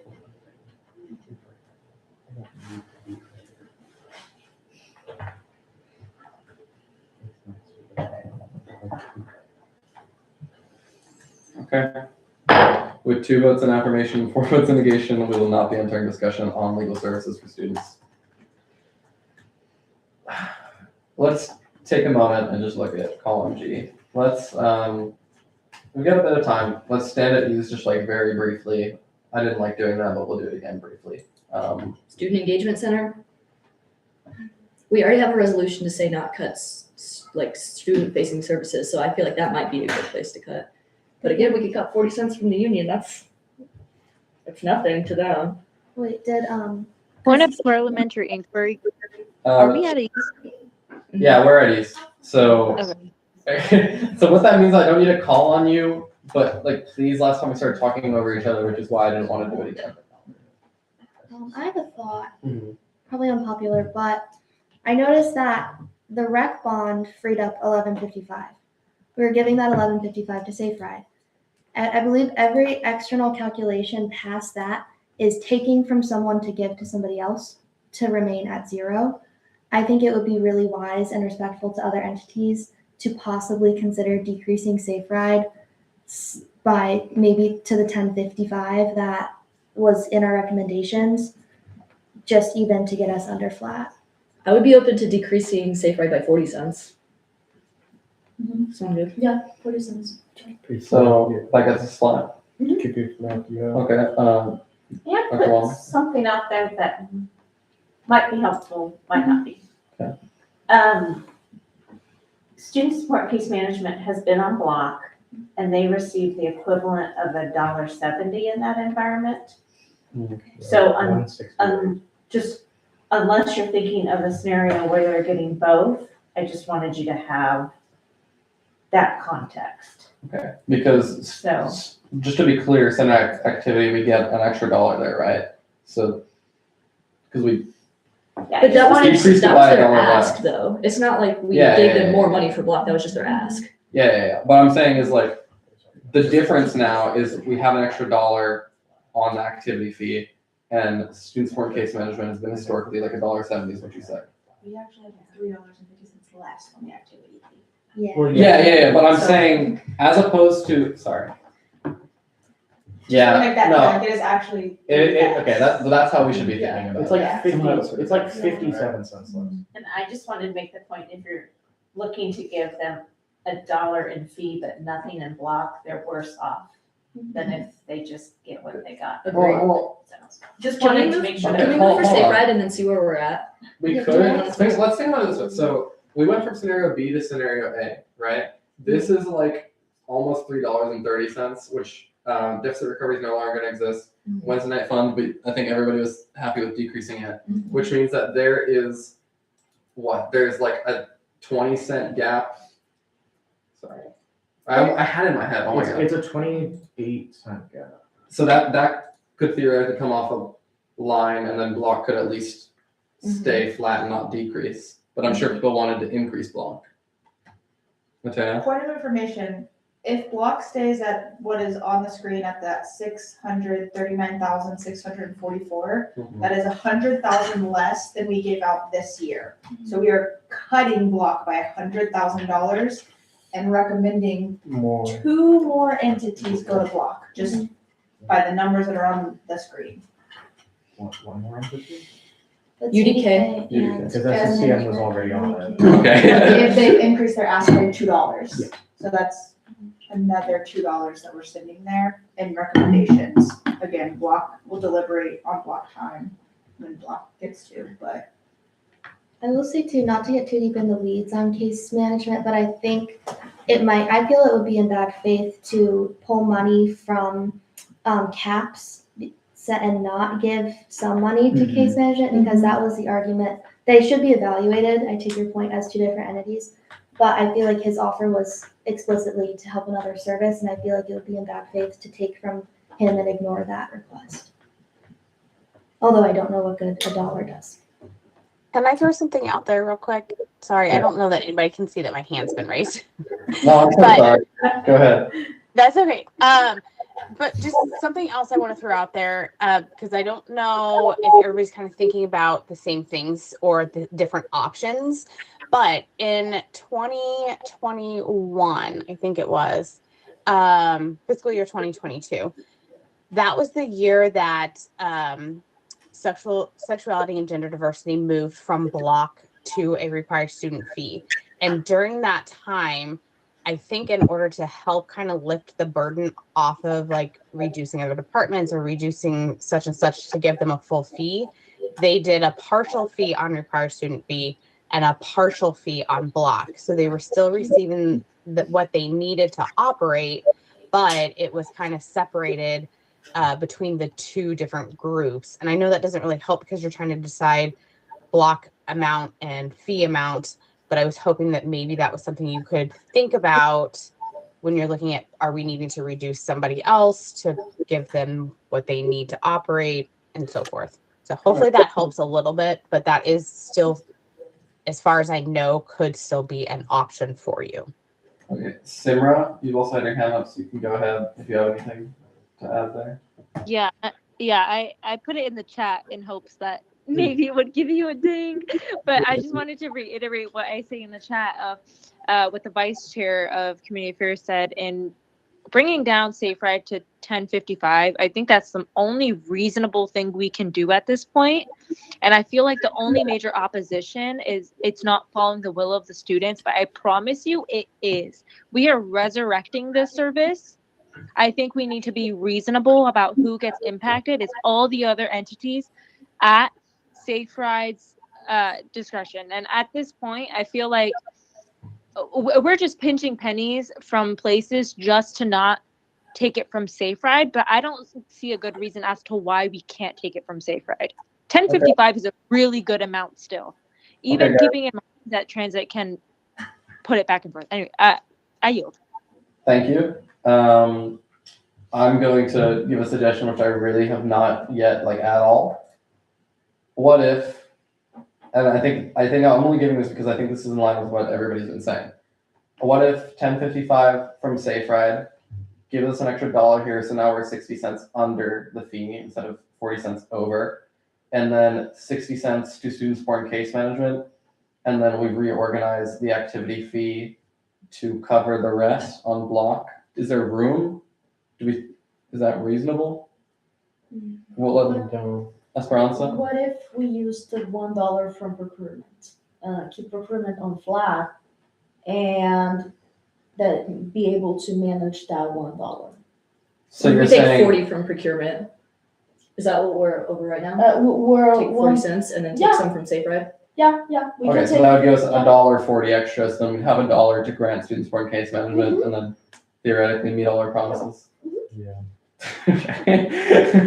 Order, does this conflict with duplication of services, or is that just for line? No, we discussed that earlier. It doesn't. Duplication of services is only for Wednesday night fund and Lime, so we haven't found a constitutional reason why something can't be funded by both. And then Casey also mentioned it can be funded by both. Honestly, I liked this at ease a lot better because we've made some progress here. I'll go. Point of parliamentary inquiry. Sure, Simmer, go ahead. Sorry, what if there's a current amendment to the Constitution that would consider block allocations a duplication of services? Would that impact this fee package for this year if it were to pass before that were to take effect, or how would that work? That's a strange question, but I'm very glad you asked it. It would if that passes assembly and everything. I've not heard or seen of an amendment like this or anything in our constitution like this. That would only affect, it won't affect anything retroactively. So if that somehow passes. Okay, point of information, I was working on that, so good to know. Okay, we'll keep that in mind, but let's try to avoid any very strange, we've had enough unique constitutional things happen this year, so let's try to have a few less. Okay, and then we should I have a motion, so when we're done. All right. Calling us, no longer at ease at 5:40 p.m. There's a motion from Kate. I move to vote to reduce bus procurement by 40 cents. Okay. There's a second from Sean Lawson. Are there any objections? Quick objection, but just can we look at the simulation file quickly and see what? Let's pause briefly. Why they wanted $1. We can also take 40 from Safe Ride. I can amend my motion. Yeah. Because I feel like we're on board with that. Mhm. Okay, can I withdraw my motion and then reintroduce the motion? Wasn't it $1 from I Safe thought we were Ride? doing both. Yeah, I thought we had to do both. I'm gonna take 40 from Safe Ride. 40 cents. Okay, so you rescind your motion. And then move to decrease Safe Ride by 40 cents. Like vote on that. Well, we're not going to be flat anymore. Yeah, that will make us flat. And then we can talk about decreasing elsewhere. Move to enter discussion on Safe Ride. Yeah. Seconded. Okay, there's a motion to enter Second. discussion on Safe Ride by Mia. There's a second from Simra. Seeing no objections, that's what we'll do. And then we'll try to iron out what we're thinking about with Safe Ride versus bus procurement as we pull up simulation files and make our final arguments here. Yeah. I think we need that dollar to get us under and to consider at least case management. What I was also gonna say about Safe Ride is that it would, the 1255 extra number that they threw out as their plan B would put them back up to the services they had before they were cut. And I argue that the goal behind cutting those services in part was to make them more efficient. They were missing about 50% of the people who were requesting them. And I believe we've had a committee that has been working really hard to make plans to make it more operable and efficient, and ideally more cost effective in that sense. I think if we're giving them back to 100% of the funding they had last year and also expecting that they operate more efficiently, they would technically be over 100% of their operational capacity as it stood 2 years ago. So I think that 1055 would hopefully push them up with those policy changes to a very, very great level of service. Okay. Because this was mentioned, I'll read this again even though I think it was read. No, okay, never mind. Okay, go ahead. Well, I don't think this is gonna come as a shock to you guys, but I don't think that we should be funding student support and case management on fee. I think that they should be getting all of their money from block, and we already increased the student activity fee by $1 since like the start of this deliberation. Let's take 40 from Safe Ride and then call it good. Okay, so the numbers I've heard thrown out is 40 cents less than what do we have, 11.55 right now? The 1115. Yeah, so we go down to 11.15 I have or a hand up. 10.55. Simra, go ahead. Or Case, whoever said that, I'm sorry. That was me. Yeah, I just wanted to say that I think it is unfair for us to have all these hopes and expectations of Safe Ride when the fact is they have yet to fix the errors that we mentioned last year. And we are putting a lot of faith in the transit committee. And I have faith that they will address some of these concerns, but I don't have any statistical data in front of me that proves they have addressed those concerns of ridership with the new app that is in development. And this is in line with my reasoning for why I didn't want an increase for LSS, because they have yet to still hire an attorney, making any increase kind of pointless, because we have yet to see what they did with last year's money and fix the things from last year in regards to Safe Ride and their issue with ridership and what's they called, people not showing up and stuff like that. And so that's why I am actually going to suggest a 75-cent decrease, or yeah, 75% decrease from what we have right now. 1080. So Point of information. Sure, I'll recognize Mia for a point of information. Just to remind everybody of the current numbers we're looking at in block fee with the current 350 decrease that we agreed upon earlier in this meeting, there would still be a $1.47 decrease to block funding. And we are currently, I believing that the UDK would try to get their $1.50 or maybe even $3 ask from that entity. For another point of information off that slightly, that is assuming the other changes to line and Wednesday night fund. As we mentioned, we might want to look into a resolution to reorganize that money some more and give some guidance to our treasurer for what to do there. But there's a point where the numbers are not going to make sense anymore, and it's going to have to be like you said. I think regardless, it's a decrease to block. Okay. Still in Safe Ride numbers I've heard thrown out. I'm randomly switching to the total number for increase instead of changes from where we're at. So instead of 1155 increase, we have 1115, we have 1080, and we have 1055. Is there any other numbers for increases? Is 1080 minus 75 cents? right? Well, I don't know. Yes, Okay. it is. Okay. I messed up some math earlier. I thought I'd get one right at least. Okay.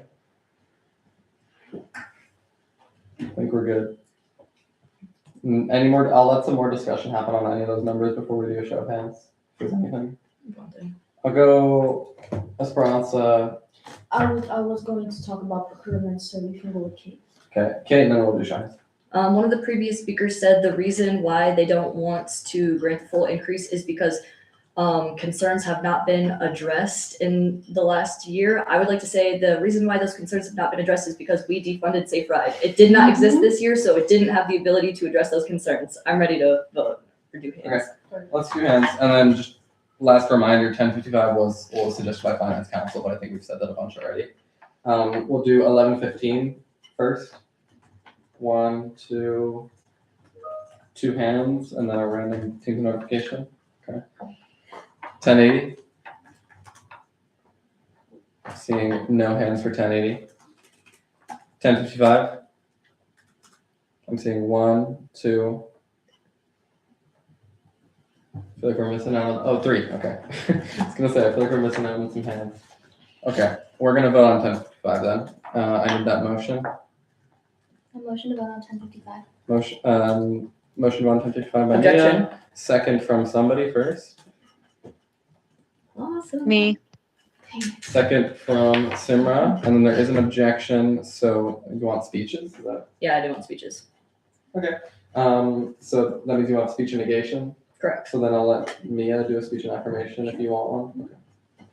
Yeah, I just kind of want to reiterate what I said about the fact that ideally, with the changes that have been talked about within the planning committee, they should be operating more efficiently and therefore should not necessarily need the full 1255 or even 1155 to get up to their 100% capacity. And I think that, like I said, we are just currently putting the bulk of what was freed up under the bond into this and arguing about, a couple cents for every other entity to keep them even maybe 50% operational. So I think it would be wise, and we could really count it as a win for Safe Ride and for what the students have asked to grant an extra 1055. But that's a lot of money when we're asking for when it's a flat year. Okay. Any questions? Sean? I would like to ask if there are any changes that the speaker thinks would be helpful for Safe Ride. Yeah, of course. I think I know that there is currently a committee working on it, transit committee, and I believe they've addressed a lot of their concerns to Safe Ride. I believe in her presentation, Margaretta talked about that a little bit in terms of the fact that she's very willing and open to implementing suggestions to possibly punish riders who are repeat cancelers, and also I would suggest just personally maybe prioritizing areas, like prioritizing on-campus areas over off-campus areas. I think there's just a lot of work to be done in terms of efficiency, and I think that work is being done, and it's worth a $10 and some increase, but I don't think it's worth just disregarding everything else that we do have to talk about, because I think case management is important, not just of my own opinion, but because somebody was willing to take a decrease in their own department to fund it. So I think we should at least try to get something in our budget for that. Any more questions? Not seeing any questions here and no questions online either. That means we'll go ahead and get started with speech and negation. Are we ready? All right, I know that it's getting really difficult at this point, and my proposition is vote this down, give a 40-cent decrease to Safe Ride, and then it's over. That's the package. It's so beautiful. It's so perfect. It's everything that I want except for caps, but I'm okay with that, because if we start cutting other entities and then we give what's left to student support case management, as the advisors have said, student support in case management is actually worse off. They're not going to get money on block if they get money on fee. It's nonsensical. I know there's precedent for it, but there's not a lot of money on block, as you guys might have noticed. So I understand that maybe you guys think that I have it out for student support and case management because I don't want them on fee. That's not the case. If you value student support case management, you're going to vote this down. We're gonna decrease Safe Ride by 40 cents. That's it. It's over. It's beautiful. Student support and case management will get their funding through block. Please, please, please, please, please. This is a beautiful package as is. Vote this down. Thank you. Any questions? Frederick? The advisors had mentioned that there's less money going to block. Are you certain that they're going to get the four that they need for this particular? Because I feel like sharing the load is much better than just leaving them outside. Heard. Something that I will say is, as we've established like a number of times, that Charlie is the trustee of the Student Senate Fund. He can do whatever he wants. He can give all the money that we give him, all like $15 or whatever to block if he wanted to. Like we could talk about resolution on that, but I don't think that's even necessary. Charlie can make the decisions that are best, like considering the fee entities that we'll have at the end of this. And like, that's literally what we're paying him to do. And I think he'll do a great job at it. That's not a concern to me at all. Simri, I think you have a question. Do you think it's beneficial for student support and case management to be on the same, to get their money from the same place that we know and have pushed multiple other groups, including organizations? Yes, your question. Okay. We. Okay, so there's been a question asked about if it is beneficial for student support and case management. Your time's paused, by the way, just to be clear. There's been a question asked about student support and case management going to a funding source where other groups have been directed towards. Would you like to answer? Yes, I think that they'll be fine. I'm on the block. I'll make sure that they get the money that they deserve. I think they're a really necessary organization, but I don't think that we should be giving them money on fee. We can talk about this if we talk about student support and case management, but like if we're letting admin just add random, respectfully bullshit to our fee package, we're going to find ourselves Objection, decorum. Where okay, the objection is well taken. I am going to strike that from the record, and we'll go ahead and with 2 minutes and 15 seconds remaining, the speaker can reclaim their time. But first, I want to see if there's any questions from anyone else. I wasn't answering the question. May I continue? Hold on. I want to see if there's any more questions. Okay. If there's no more questions, go ahead. You can reclaim your time starting at 2:15. Remember to maintain decorum, adding a respectfully before something does not make it decorous. Go ahead. Agree to disagree, Chair, but if we continue to allow admin to add stuff to the fee package that doesn't belong there, then we're going to find ourselves in situations like this every single year where we're like fighting over cents on the dollar because there's just not enough room in the budget. I yield my time. Okay. Would you like to take a question? Yes. Okay. Yeah. Can you explain your rationale as to why this student service does not belong on the fee package? Can you explain why they do belong on the fee package? If we get there, sure. But it's your time. Okay. So yeah, it's your time. Okay. We're getting to. Hey. Hold on. Let me call your time. I know that I've been like flip-flopping about what we can and can't talk about a little bit. So that's why I've been allowing you guys to talk about student support and case management, because like we're down to the wire here, and these are the last things before us as a committee. Let's try not to ask questions just purely about another fee when we're currently waiting on a vote for increasing Safe Ride by 10:55 instead of 11:55. I feel like we've lost sight of what the actual vote is. This doesn't really feel like a speech in negation for that anymore. You can go ahead and answer, but I feel like I'm done. I'll take Esperanza's question. My situation is not much of a question, but an idea. What if we continue with the 40 cents of cut for Safe Ride and cut 60 cents off the increase of $1 per procurement and give those 60 cents to case management? I'm totally on board with that. Let's start by cutting Safe Ride by 40 cents. And 60 cents for procurement. Let's do it. Okay. So you have to vote this down in order to have that happen. Okay, are we all clear with what a vote yes means and what a vote no means here? No. Okay, I will reiterate. So as a reminder, what I'm currently have been waiting to post a poll on, and then we're at a speech negation for right now, is a vote to increase Safe Ride by 10:55 instead of 11:55. That is $1 less than what we currently have, and that is in line with what Finance Council's recommendation is.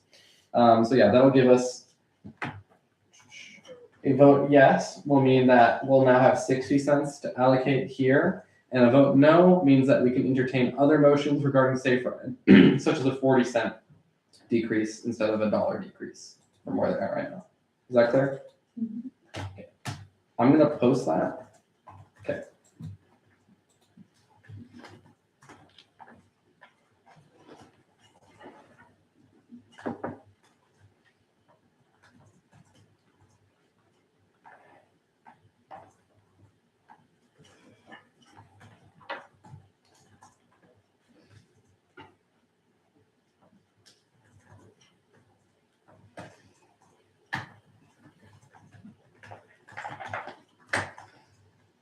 We got one more, I believe.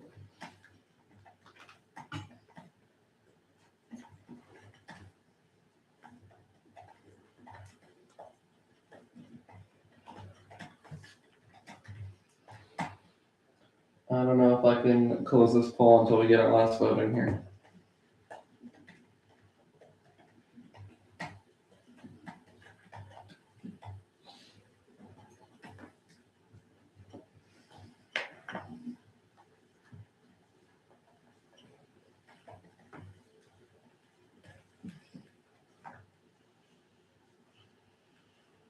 Okay.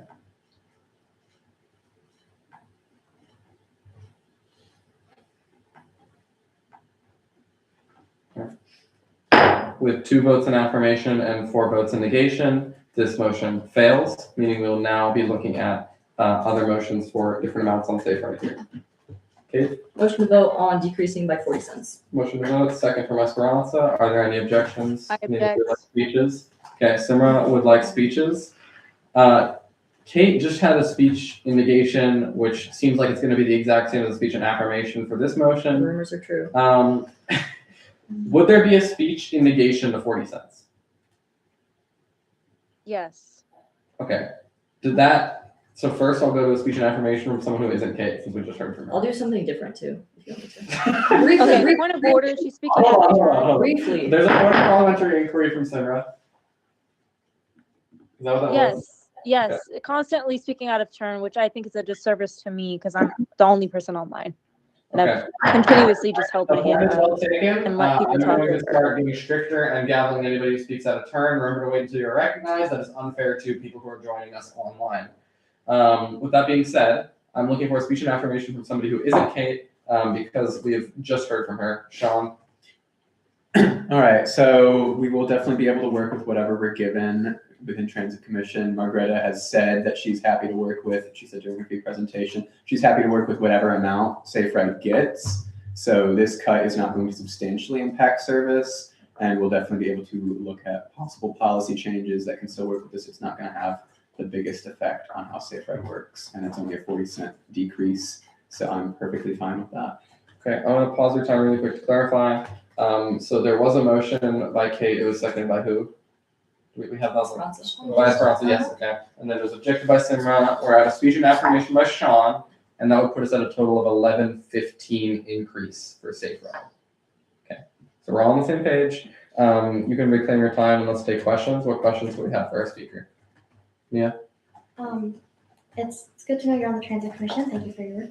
I was curious as to why a 40-cent decrease would from the increase granted would not marginally affect the level of service you're working with and planning to put policies in place on, but 60 cents above that would. Well, the lower the decrease, the better. What other questions? Okay, I'm not seeing any other questions. So I will go ahead and, do you have anything else to add, our speaker? Nope. Okay. I'm now looking for a speech in negation. I'm assuming it'll come from Simra because you objected.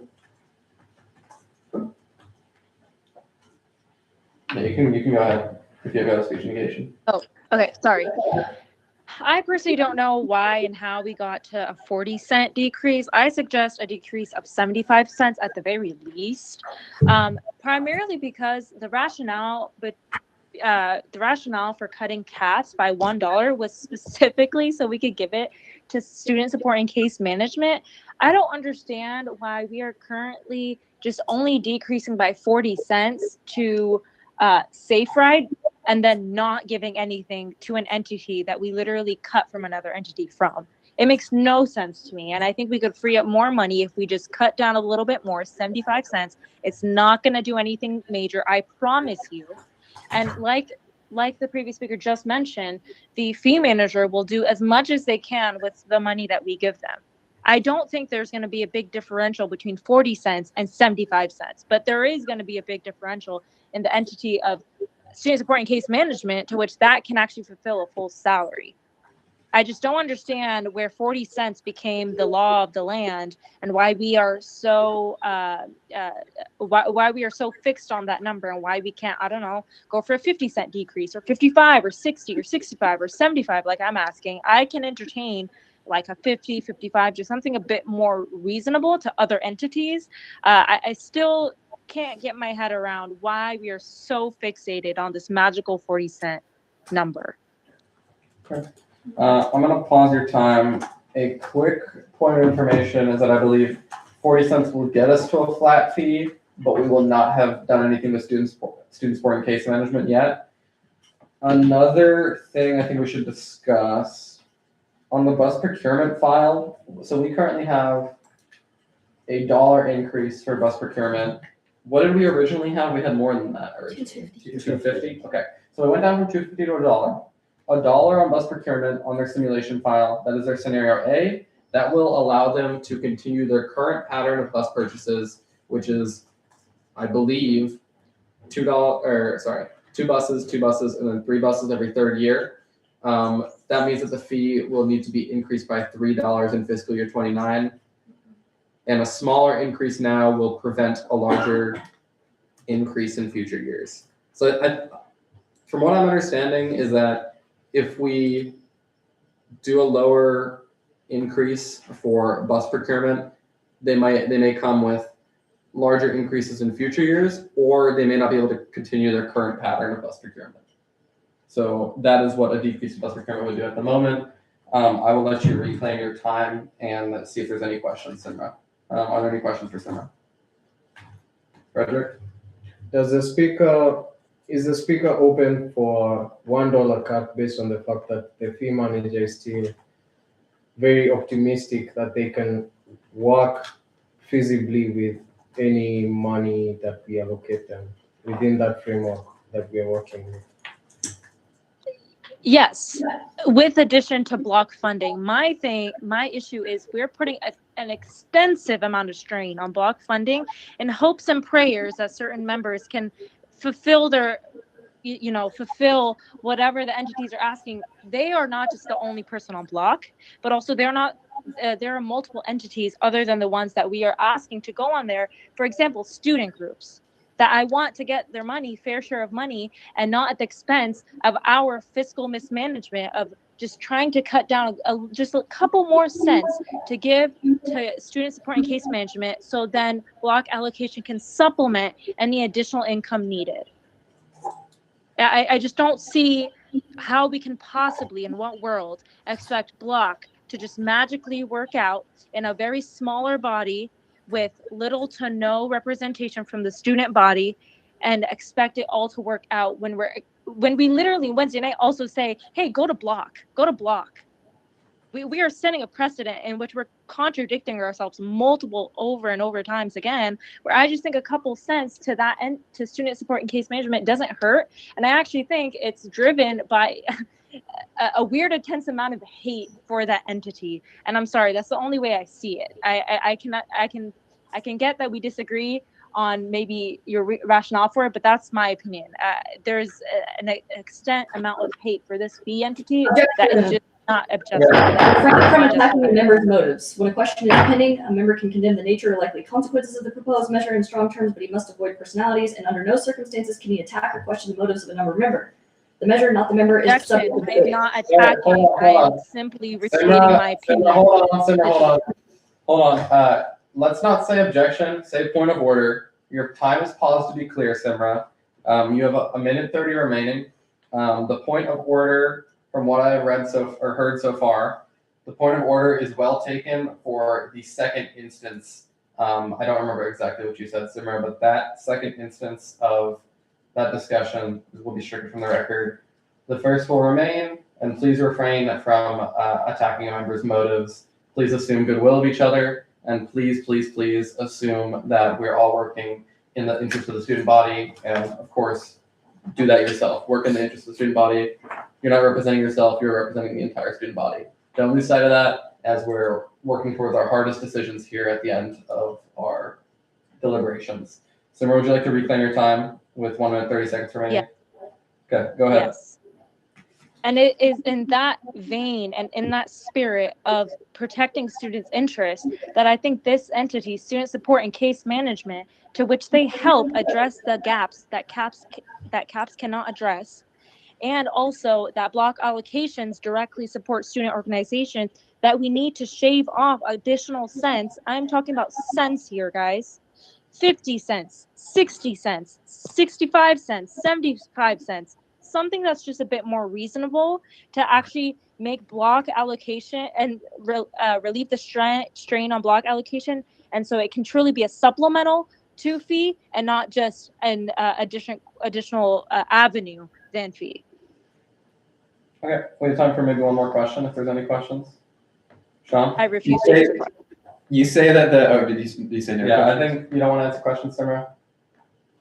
No, I'm sorry. I just need to take a chill pill. I don't want to offend anybody accidentally. I appreciate that. So we've heard a speech and affirmation. We've heard a speech and negation.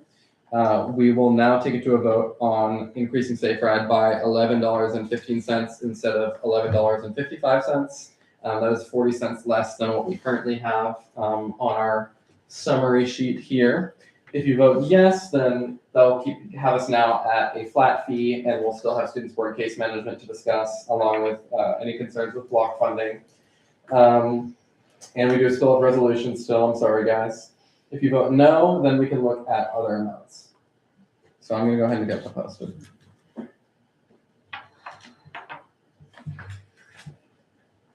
To be clear, we can look at $1 again if somebody motions to reconsider. I think that'd be the most proper way to do that. Is this a point of parliamentary inquiry? That motion. Well, There's we a need to pending vote motion. first, and then we can do that. So vote no if Easy you want to now. make that Easy motion. now. Okay. Any questions before we start? I want to make sure we're all on the same page. Simran's question? Probably not, so I'm gonna post it. Okay. Full posted.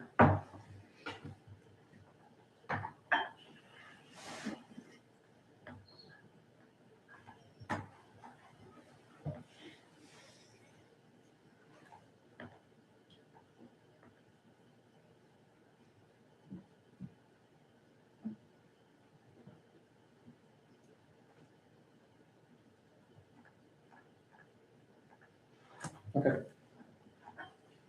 With 3 votes in affirmation, 2 votes in negation, and 1 vote in abstention, this passes, and now we have 40 cents less, and we are at a flat fee with $11.15 increase to safe ride. Point of order. Point of order. I'd like to call for a corn check. Great. So, give me 1 second.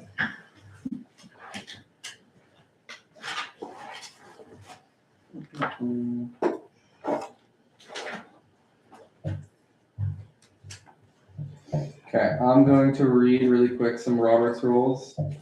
Section 40:6. I'm so sorry, I don't know how to describe that better, but I'm in the quorum section. Proceedings in the absence of a quorum. In the absence of a quorum, any business transacted is null and void. If a quorum fails to appear. Okay, let me keep reading, sorry.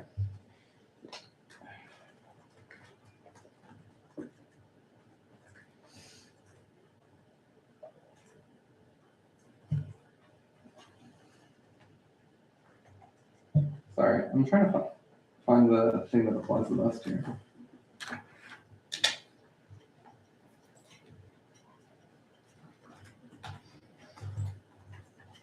Okay.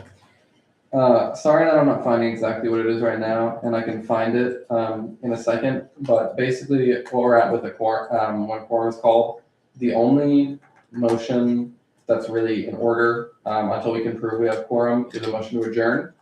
That means that we would adjourn right now without any, resolutions or anything different with the fee package. We would just have this flat fee as it's reflected right there. I'm gonna go check if we have quorum in a second, because there's been a motion made regarding that. But yeah, the only things we can do until we prove we have quorum are take efforts to reach a quorum or adjourn. And I'll find the Robert's Rules thing to prove that in a second, but let's do a check. Sarah, anything? Well, motion to adjourn, but It's not gonna be recognized. Okay. So Nathan Binstock, I'm here. Mia Keane? Here. Robert Epler is not here. Simra, are you here?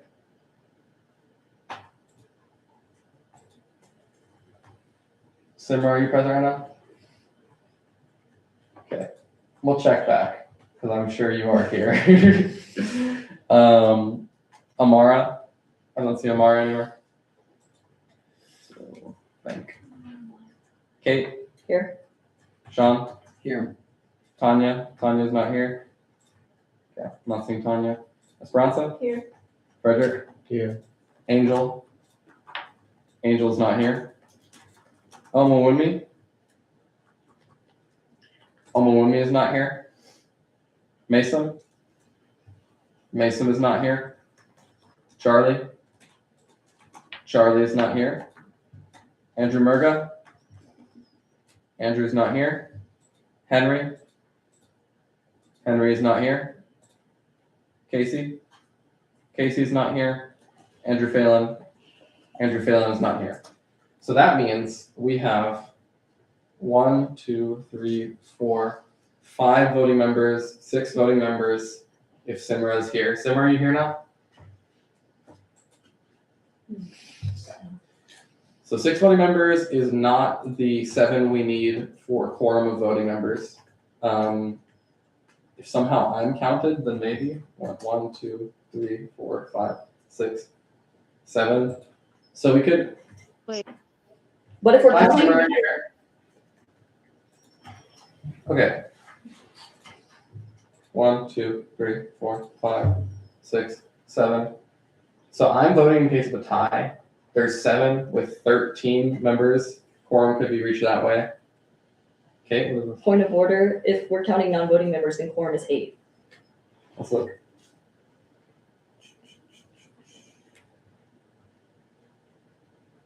Okay.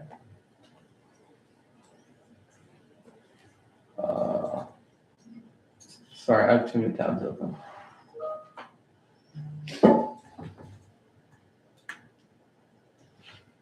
So we have 2 non-voting members. We have, or I guess 3 if you count me. We have myself. We have Andrew Phelan, and we have Charlie, our treasurer. So that would bring us to a total of 15 members, a quorum of which is 8. And as previously mentioned, we have 1, 2, 3, 4, 5, 6, 7 out of all of those names. So that's not a quorum. I will take any arguments or any like Robert's Rules interpretations or any efforts to obtain quorum at the moment. I'm not gonna recognize any motions for adjourn. I don't want to present half a feedback. Point of parliamentary Go ahead. inquiry.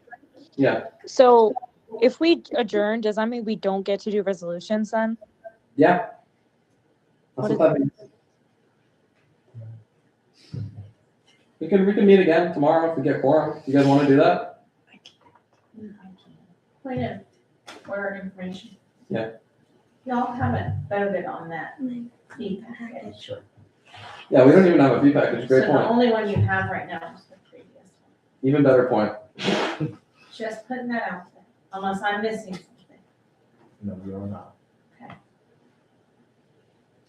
Yeah. Let me find the thing to read from Robert's Rules while I sincerely hope we are taking efforts to reach quorum. Give me, I'm gonna have us stand at ease for a minute.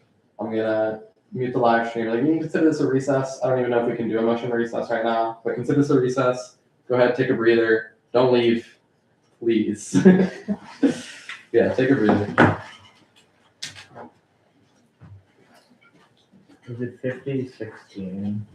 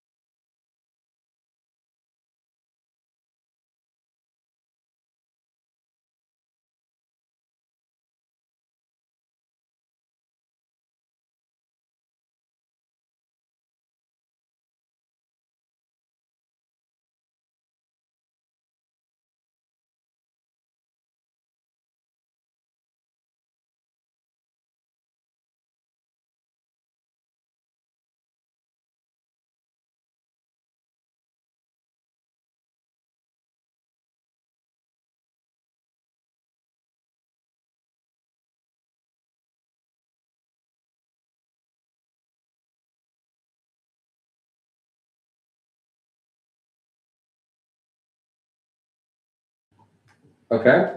I'm going to, well, I can't really call us back to order until we prove we have quorum, but I'm going to call the voting members who I believe are here. Mia Keen? Here. Simra's not here. Kate Eckert? Here. Sean Lawson? Here. Tanya Singh? I probably do need you to say something. She said here BTW in the Oh, chat. in the chat? Sure, guys. All right. Tanya is Hey, here. there we go. Okay. Tanya's here. Omowunmi? Are you here? I'm here. I'm here inside the line. Esperanza, are you here? Frederick. Here. So, and Simra's back. Great. That brings us even over quorum. Simra, are you here? Okay. Well, thank you for coming back. I understand you have work.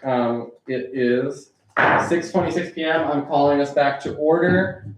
We currently have, and thank you so much for everybody who is banded together here. We currently have this fee package in front of us. It is flat, meaning we've met that at least. We have not met all of the Finance Council's recommendations. We have allocated more than $10.55 to Safe Ride, so that's one thing there. We have decreased student union building fee by more than they would like us to decrease, $6.50 instead of $5. So that's one thing there. Caps, what did we do? Caps were good, right? Yeah. Caps were good, and then student support and case management, we have not allocated anything. So I'm gonna look for a motion to enter discussion on something. I motion to enter discussion on Safe Act. Okay, motion to enter discussion on Safe Act. There's a second from Mia. Are there any objections to entering discussion on Safe Act? There's an objection from Kate. Can you explain the objection? I think that we should vote on the fee package as is. Okay. SafePack is a responsible steward of their funds. I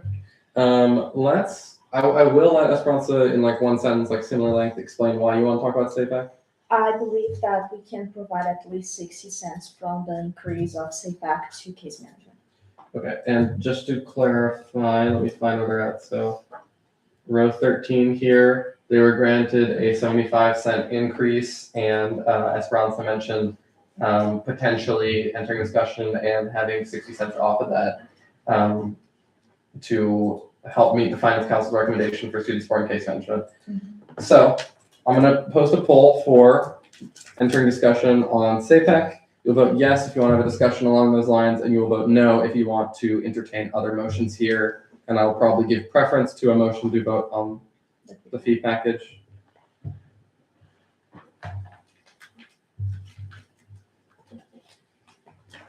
And you can always vote that motion down if you feel like it. Or we can entertain other motions and whatever comes before us. I'm stalling while I post this poll. Okay. This poll will be posted in the required student fee channel on Teams.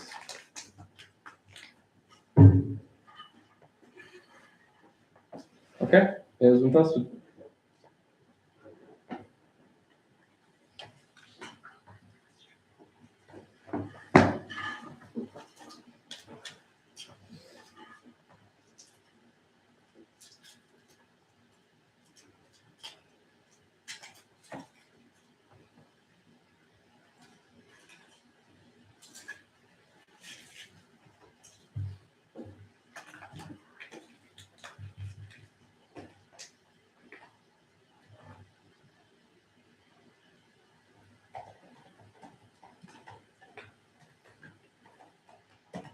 Okay. Poll's gonna close in 10 seconds. 10, 9, 8, 7, 6, 5, 4, 3, 2, 1. Closing poll. With 3 votes in affirmation and 3 in negation, we're at a tie here on entering discussion on SAPEC. I actually am going to exercise my right to break a tie and have us enter a discussion on SAPEC because I think it could be beneficial here. And we should have more discussion on ways we can most faithfully reach the Finance Council's recommendations. So we're now entering discussion on SAPEC. Let's hear some discussion. Kate, you want to start us off? And then we'll go to Yeah, Spencer? I don't think that we have to meet all of the Finance Council's recommendations. That certainly didn't happen last year. At the end of the day, they don't determine the fee package like we do. They didn't sit through deliberations and hearings that we did. I'd say that we are the most knowledgeable about the fee entities that we are discussing at hand. So we don't need to consider, we don't need to do what they say exactly. Obviously, we haven't been doing that, and I think that that should continue. SAPEC is a super awesome organization. They've been super good with their money. Like, they ask for decreases if they're not using all of it. So I think that their renting their ask is not crazy at all, and they do super great work, and I would hate to see them not get what they need. Okay, Spencer? Although I understand the previous speaker's opinion that we have not been following most of the advice from the Finance Council, we must avoid at all costs having it shut down again, having the fee package decline again, and probably coming to the worst case scenario of having the school's administration to decide where the money should go instead of us. So we should at least listen a little bit about with what the Finance Council mentioned and try to decrease a little bit of funds of the increase from SAPEC to probably at least listen a little bit on case management.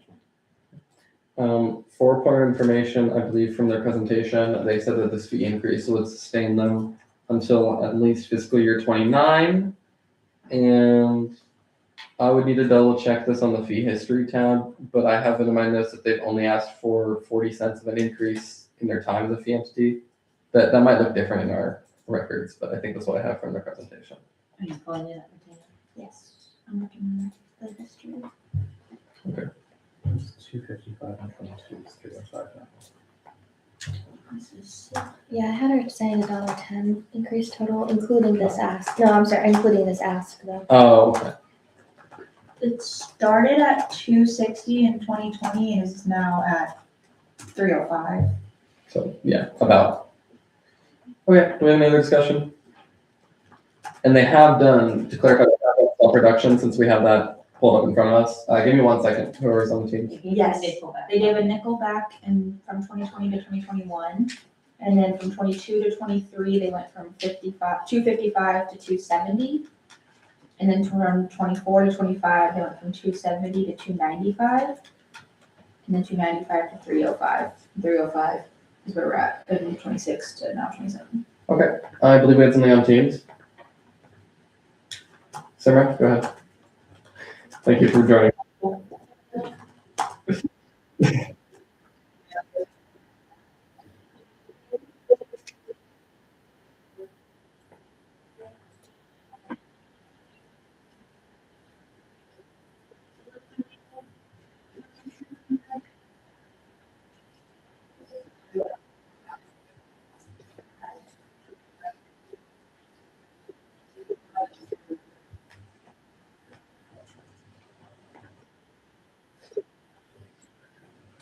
I want to hear some numbers, and then I'll just go back in the same order. Kate, you want the full increase at 380? I want the full increase of 380. Esperanza, what amount would you like to be at? 60 cent decrease. So a 15-cent increase, this column will say 15 cents. Mhm. Okay. So that would be 320. Simra, we have 380, which is their full ask, and then 320. Do you have any other number for what you said?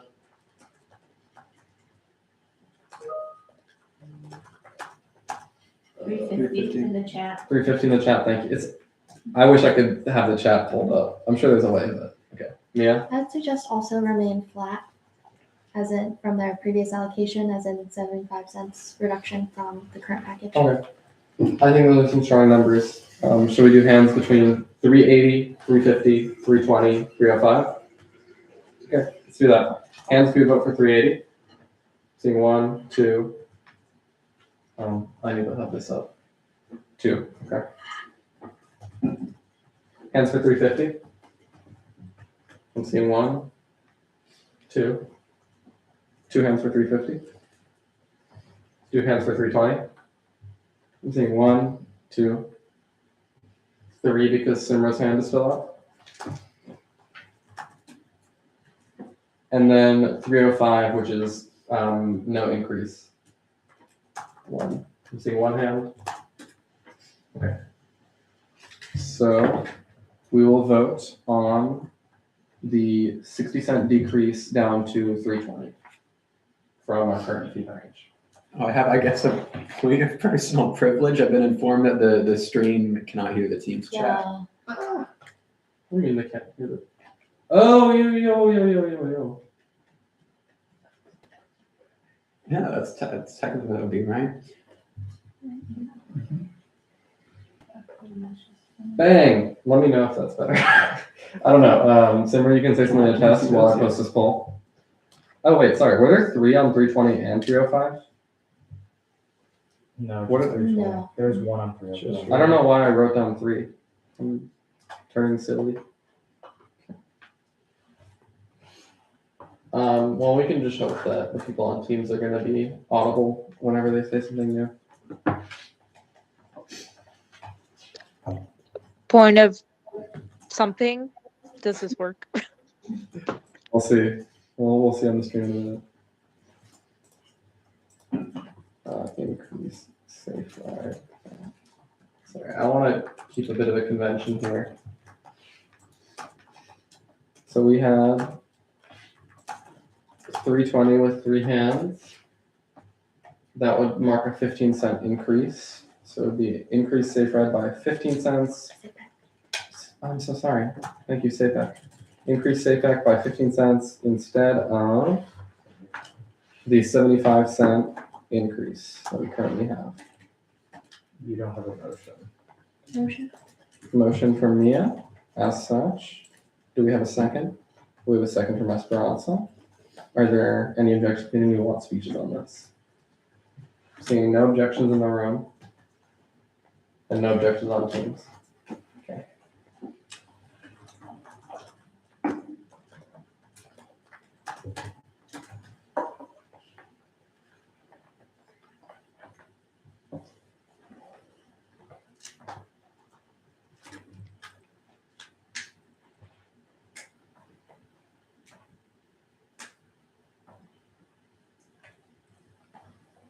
All right, polls posted.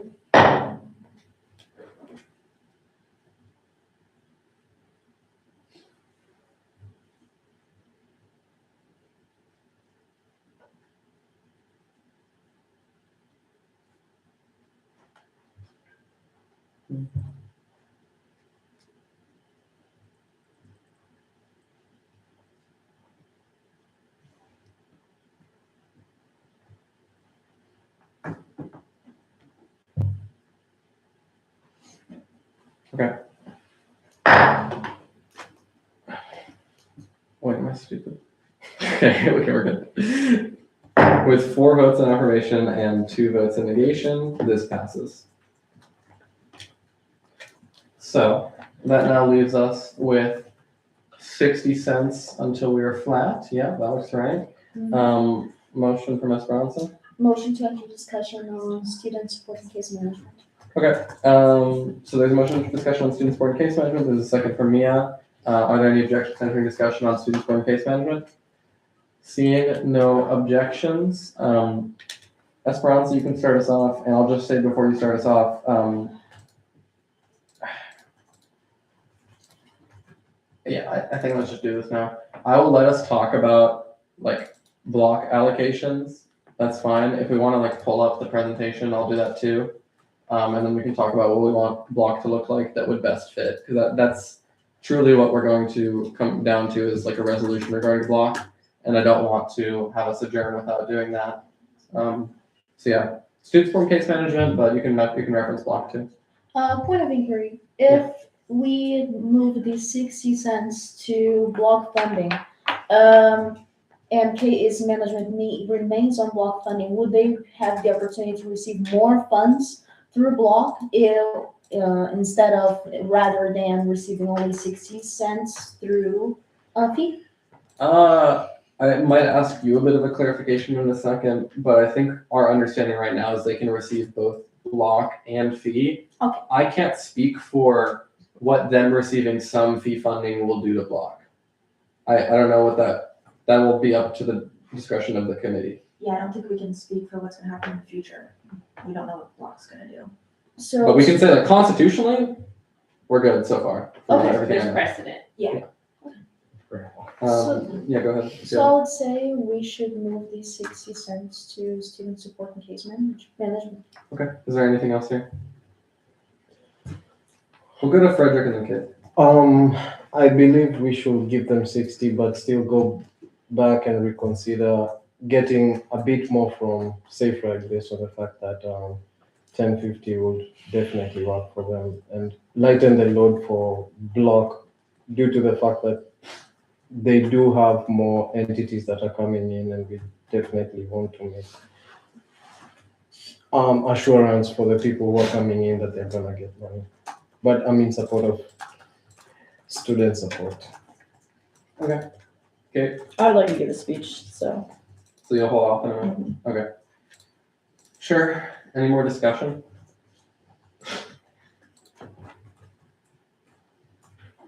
Yeah.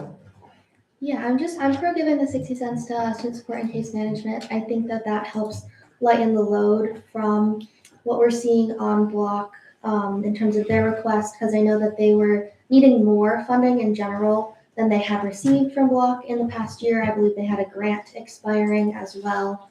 So that would definitely help making a dent in that rather than that about $4 ask going straight to block, especially with UDK possibly being pushed there for 150. And I think we should keep in mind also that the numbers we're seeing in terms of what is being allocated to block in terms of the Student Senate Activity Fund right now is what takes effect for the funding block has next year. We're not like directly allocating what block is going to be using 2 weeks from now, right? Like that was already allocated last year in the fee package. So maybe if the advisors could give us insight, I was trying to look at the files on what the current block, or if it's in there. I guess we have the current block number and it was already slightly decreased from, if we could have fiscal year 25 block and see if it was increased. Like what was it assigned for fiscal year 25? Yeah, Or for fiscal year 26? So like currently, like what was allocated last year for this year, or even Fiscal 2 years year, for this year, because for this we're currently operating in fiscal year 26. I will That was tell you last right year. now, fiscal year 25 will be more because I was on the fiscal year 26 block committee. We had to restrict it a bit because of the deficit. We can pull up the budget book too. thank you. Yeah, I'm looking at the budget book right now, so we have 15 block areas where we allocated $735,100. We currently have about 19 applications with an unknown amount of asks, because I haven't pulled them yet, because the application's still live. And I can speak to last year on block, we had to cut, I would have to go back and look at the numbers, but I would say roughly 100,000 in asks. Wait, this was the. Okay, yeah, so fiscal year 25 was 821,000, This is the summary. and then fiscal year 26 was 735, and we're operating on 600 and something that was already approved this year. Sorry for interrupting. In last year's finance, so you go to Finance Council 2024 through 2025, block funding folder. Actually, don't do that, scratch that. Block funding summary in the 2024-2025. This was made by last year's finance chair.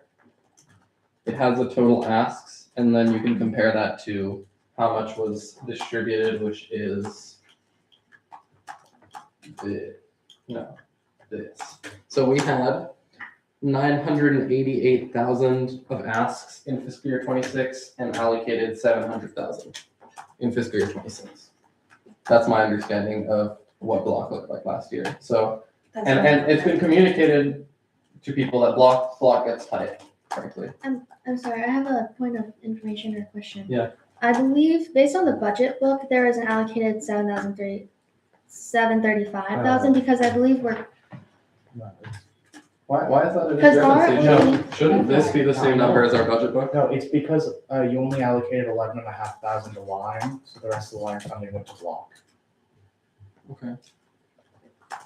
So we would be allocating for 2 weeks from now in fiscal year 27. that's how it works, is the fee allocates. I- We're currently playing with the block funding for this year. No. No, Okay, I didn't think no. so. No. Well, the math works out to that, does it not? That'd be funny if it does, but no.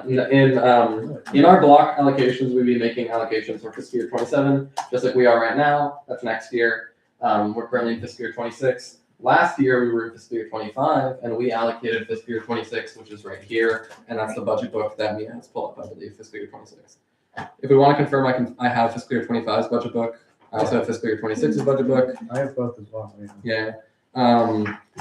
And honestly, there's a chance this total asks is slightly inaccurate, but that's the ballpark. I remember it was tight. Block was very tight last year. Okay. This is not a bad time to have this discussion because I already mentioned that I'm open to it.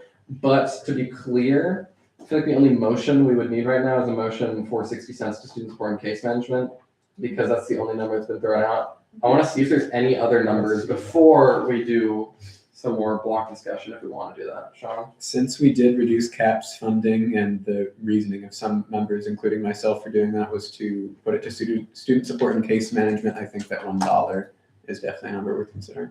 Okay. $1, and then obviously we'll do the 0 too, so we need to show hands for that. I'm not seeing any other numbers.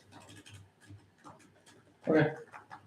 Do we want to keep talking about block a bit right now? Do we think that would inform our vote on the 60 cents? Like we have the 60 cents to give, so we could vote on that and then think about block after.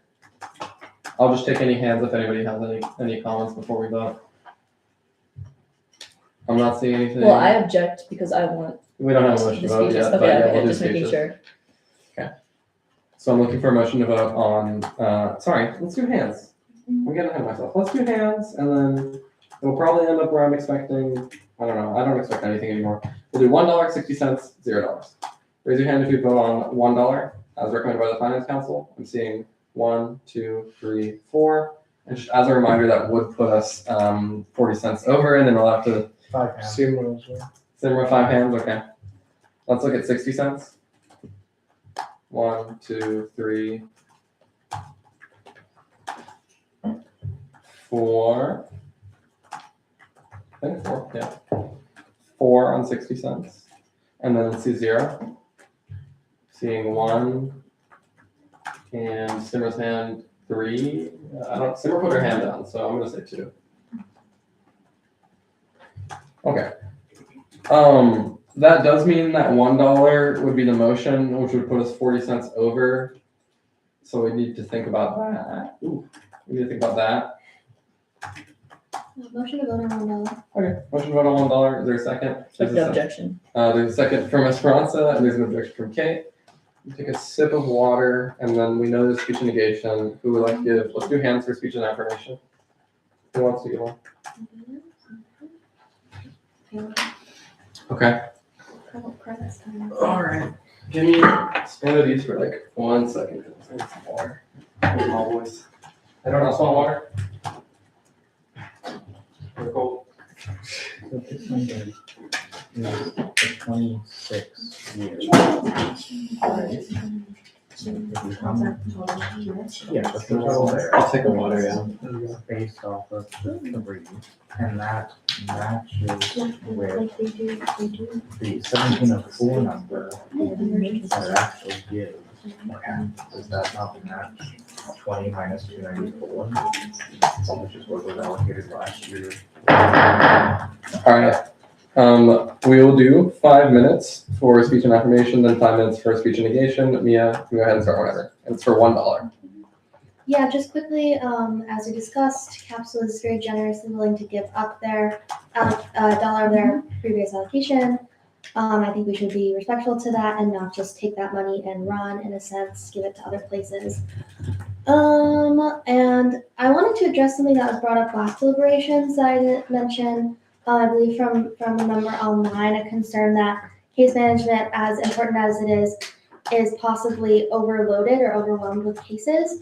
I think that that's kind of a misunderstanding of their service. I think that the threshold for a student being referred or using student supporting case management is kind of the threshold is you get there, you get to the point where you're being referred or you go there because you need that level of help. I don't think that they're necessarily working with that 1,200 students every day. It's not necessarily the 4 case managers have 400 students, 300 students that they're communicating with at all times. I believe the presenter said that most cases are like a 1 or 2 checkups and they're done. They're referred, they're sent off, their help is provided. So I don't think that there's necessarily the concern of we're going to give them an allocation and then they come back and are constantly asking for more and more and more. I think that they're very respectful stewards of money, as we have seen. They have made lesser allocations through block work in the past. And I think that it would be a really good time to transition them on to fee. If we look at block allocations, their like parallel entities are Alternative Breaks, Biodiversity Institute, bands, Center for Community Outreach, writing support, and then some clubs like Forensic, Jayhawk Motorsports. There's a lead center. There's a couple more. I'd say their most similar entities are the Military Affiliated Student Center, as well as the Office of Graduate Studies. However, I think the student support and case management falls significantly closer to our other fee entities that we're seeing, such as SAPEC, CAPS, things that are really dire necessities for students. And so I think funding them, especially $1, as was generously given from CAPS, would be a great way to start. And I would also be in favor of a resolution, possibly urging the block committee to not just write them off, considering they got fee funding, and to give their presentation its due weight. Any questions?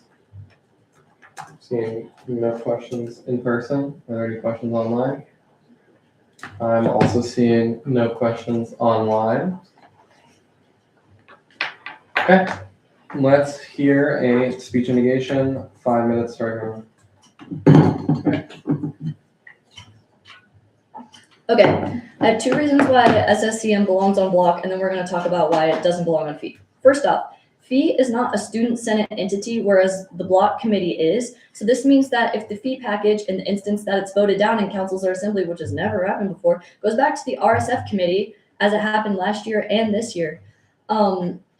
Maybe there's suggestions attached with the veto, but the package ultimately is entirely up to the discretion of the committee. The whole package is approved or denied. This is not the case for block. Since it's a student senate committee, its line items can be amended by councils and assembly. So if there are issues raised with the block allocation, it's significantly easier to address it directly.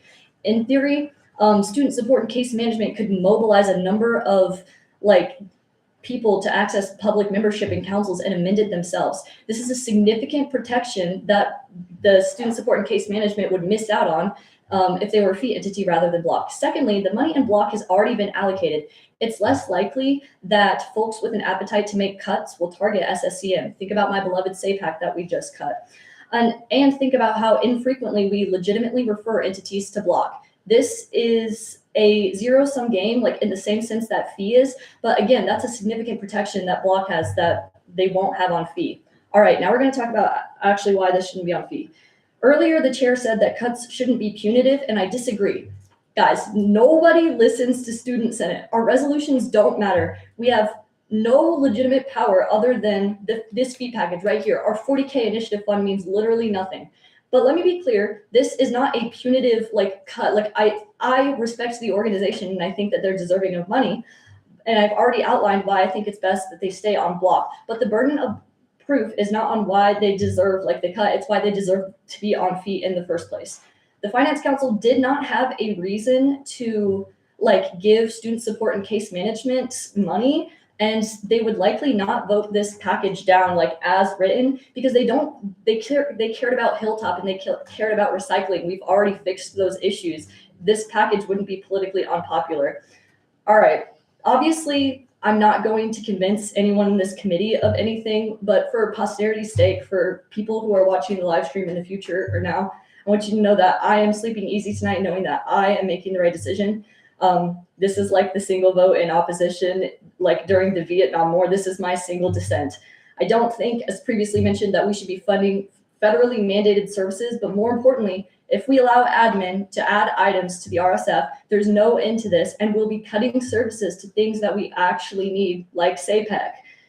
The Speaker of the Students' Assembly and I have worked very hard this year to legitimize the Constitution. We got the university code up to date and all of that. This sets a bad precedent, and I am beyond upset that we are considering like funding this entity on fee. I think it's my duty to express that, even if that's not the popular opinion. I'm not taking questions. Thank you. Before I post this poll, I'm going to offer a quick point of information. And under the block part of the Constitution, Title V, Article 4, Section 5, amendment, the Finance Council may, by majority vote, amend a proposal for block funding. The Student Assembly may not amend a proposal for block funding. So that's just in reference to the Speaker's comments about amendments that can't happen in finance, can even be line by line, entity by entity for block, but that can't happen in Assembly. Okay. I'm going to get that posted.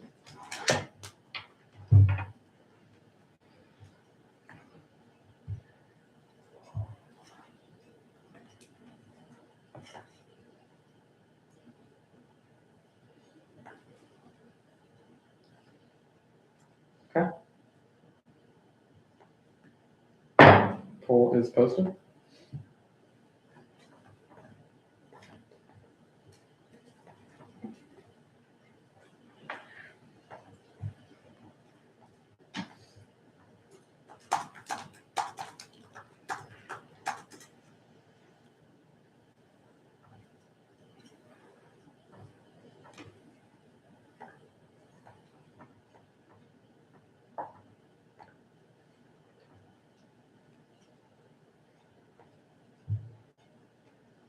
Poll will close in, I'm gonna give it like 30 seconds.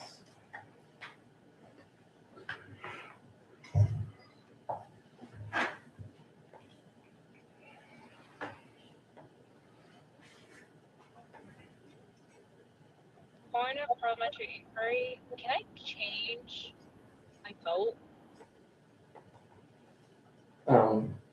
Yes. Can you Teams me what your vote is?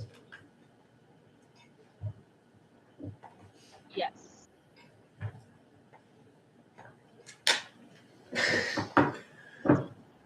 Can I actually text you? I'm driving right now and Teams is really annoying. Okay. I probably received. Sure. I'm gonna close the poll. Text me what your vote is. You can just text me yes or no.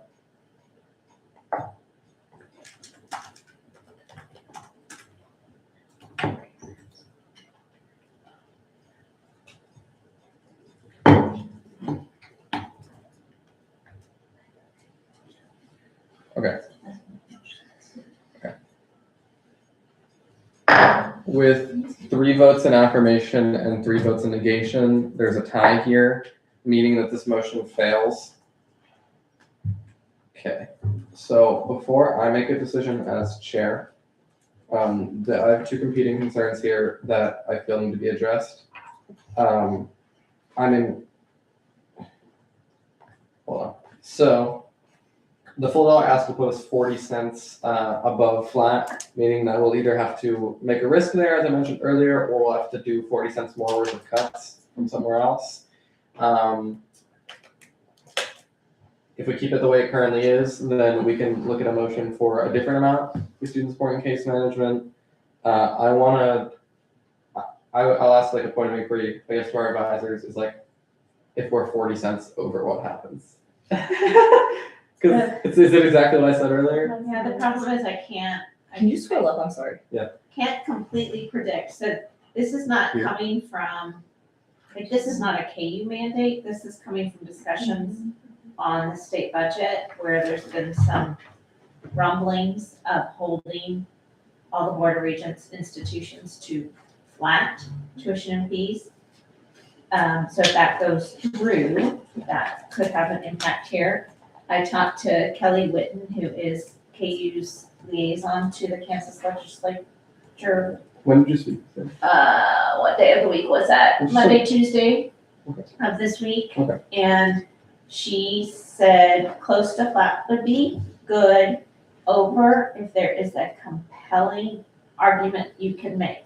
She did not give it, I mean, she did not provide an example of a compelling argument. Okay. So I think that would be up for you all to decide. So definitely, I'm going to be the one who has to make that compelling argument, which is why I'm hesitating on this vote.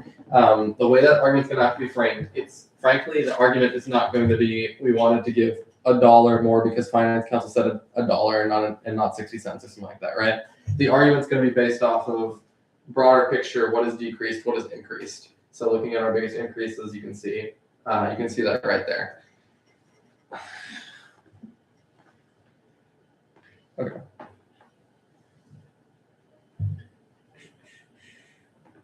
Do we have any more questions before we continue? Something for our advisors, really would be the only thing in order. Okay. I have a question. What is it? Yeah. I have a question for us as the committee. Are we open to like get funds from CAPS and Safe Ride to try and balance off and reallocate it to rather student senate activity fee with more entities like SSCM probably getting back to block? Are we open to such a discussion? Because I feel like it's valid. We are leaving money off the table based on the fact that those two entities don't really, they are open to getting less money than what we've allocated them. Point of order, have Yeah. you reached a conclusion on the vote? I think We need it's to do pending that. votes. Thank you, Simra. The conclusion, I'm going to vote yes to break the tie. It'll be $1 to student support and case management as what passed, meaning we're now 40 cents over. Okay. What is this? Motion What is the motion? to rediscuss on the rec fee. Okay. Objection. And hold on one second. So just to be clear, let's do some broader picture things here. So we did not meet the finance council's recommendation for the student union building fee. We cut by $1.50 more than that. We did do 2 to the best of our ability, I feel. 3, we didn't meet that, right? Yeah, we're at 11.15 right now instead of 10.55. But we moved closer to it. 4, we did meet that exactly. Okay. And then we are currently 40 cents over flat fee, which means that per our guidance, we need to, at the very least, have a strong argument there for increasing our fee by 40 cents. So what is your Parliamentary inquiry. Yeah. Will you hear other motions to enter discussion? Yeah. Since it hasn't been seconded. Well, I'm gonna check for a second first, because I did recognize the motion. There was a motion under discussion on rec something, Yes. which rec, just rec again in I would general? say just rec operations and maintenance, like as a whole. Okay, is there a second? I'm not seeing a second in person, and I'm not seeing one online. Okay. No worries. I I can second it. Okay. There's a second, there's an objection, so we wanna vote on it? Yeah. Okay, we'll take a vote. Yeah, sure, go ahead. I think that we should find the missing sense in bus procurement. Esperanza, do you wanna give a little short spiel like that too? That's what I'm worried, because it mentions in the presentation that if we do not provide scenario A, we may struggle with the current maintenance and buying of buses. And transportation from the student senate fee survey was basically the biggest hot topic that students who filled out the survey did. It was the most spoken topic by students. So I believe that should not be, unfortunately, I Okay. thought initially that it could, but I don't think so. I will say one thing quickly before we take this to a vote. I am very willing to, I mean, I was gonna say put myself on the line, but it's not that crazy. I'm very willing to advocate for a 40-cent increase. I think that is reasonable for Finance Council and Students Assembly. I'll do that in front of the Board of Regents too. I'll happily do that. That's why I voted yes. But if it is taken out of students' hands and there's still the risk of that, I can't do much. But I will do everything in my power to prevent that from happening. So that's another thing to consider, is that maybe that 40 cents does not need to come at the cost of anyone else. And maybe it comes out of students' pockets, which is a lot less than a 3% increase in fees. Okay, so we still have a motion that has been made and then seconded and then objected to. The motion still stands to enter discussion on rec? Yes. Okay, let's get to a vote.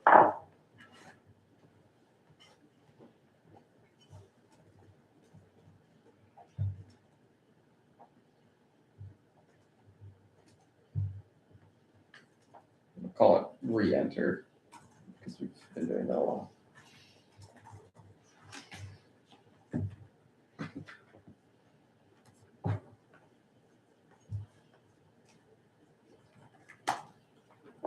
Okay, polls posted.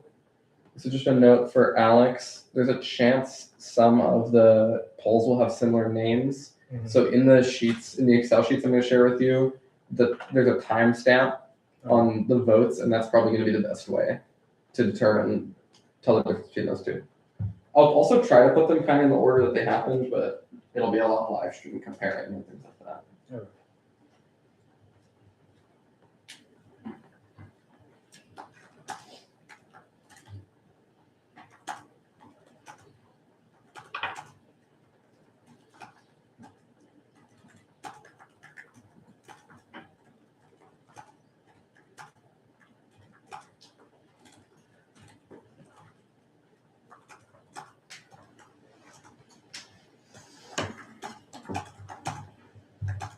Waiting on one vote, I believe. Okay.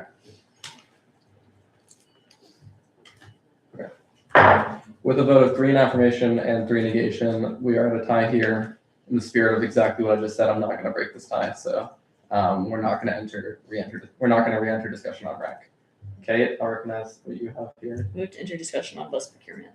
There's a motion to enter discussion on bus procurement. Is there a second from anybody? Frederick, there's a second from Frederick. Are there any objections? There's an objection, so we can take that. I feel like we don't need justification. We kind of just heard it, so we'll vote on this one.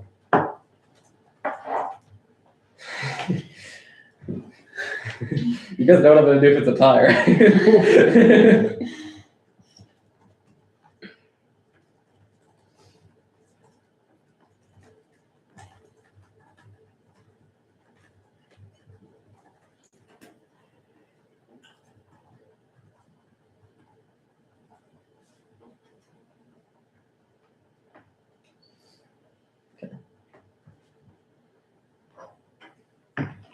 Polls posted.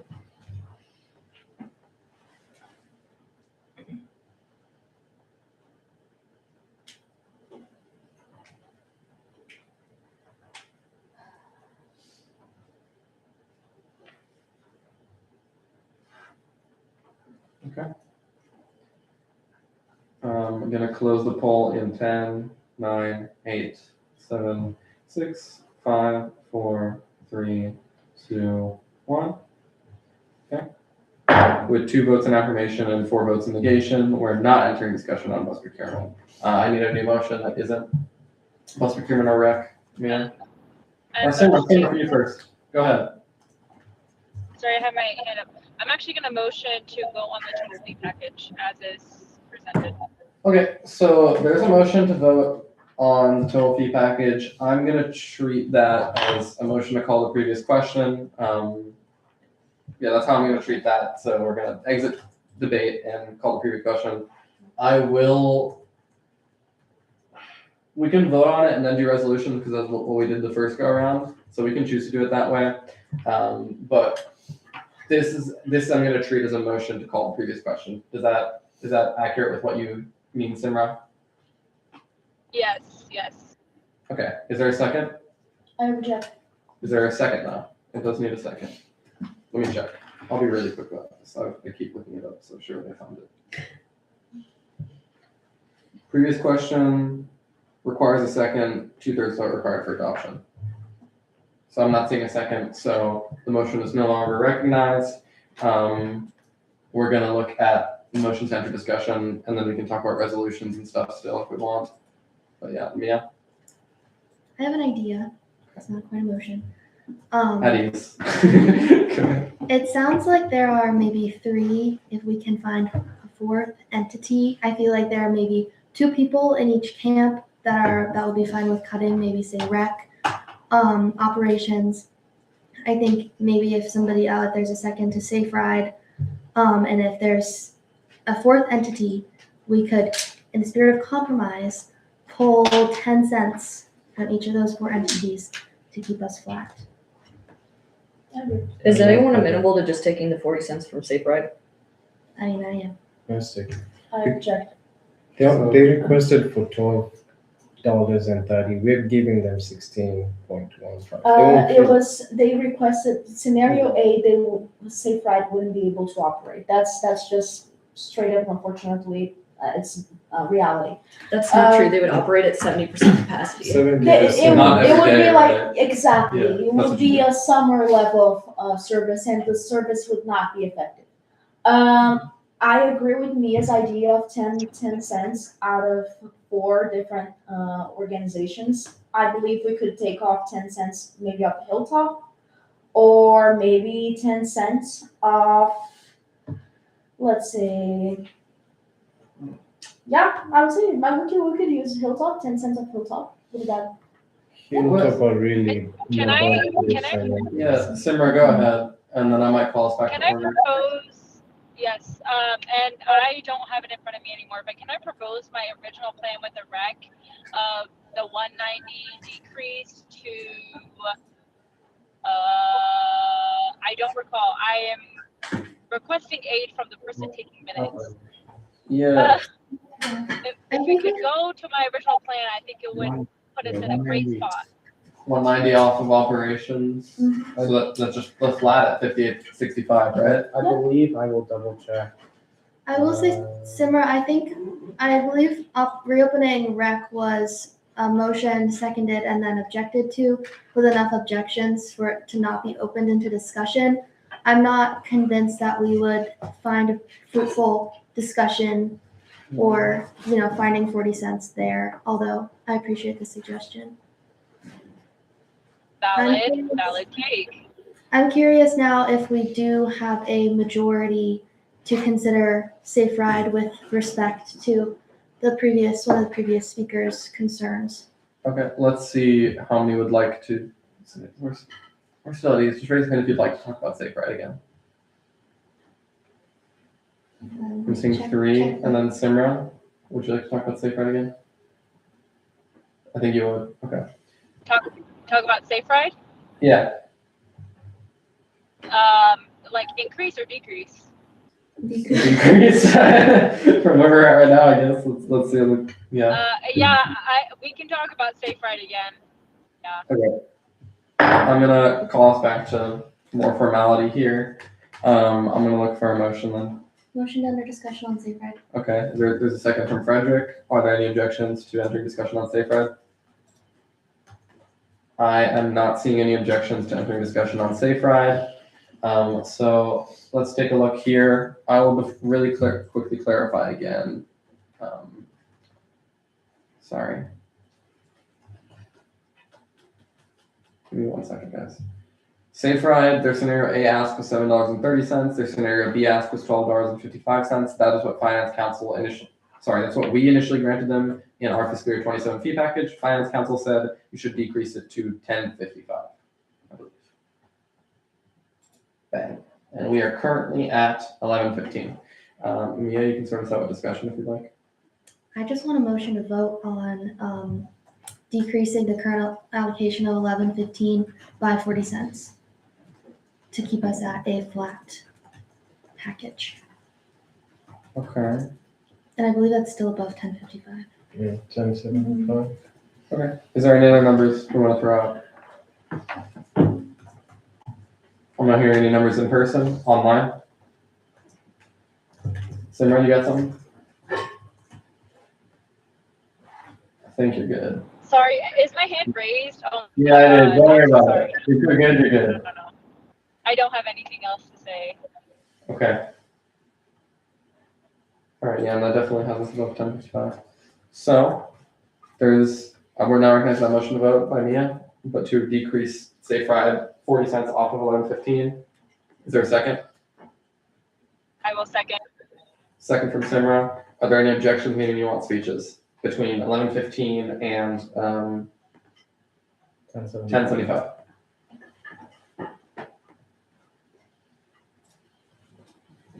I'm not seeing any objections. I'm gonna get that posted. And then it'll probably be time for resolutions, guys. Don't be too optimistic.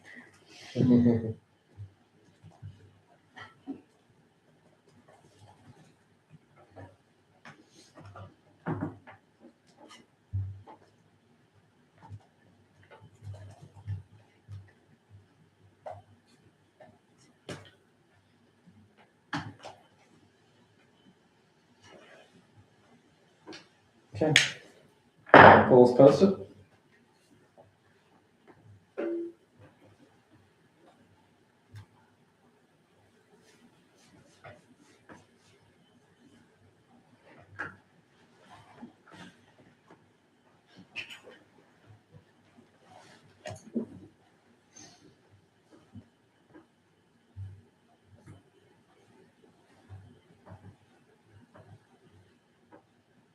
Okay.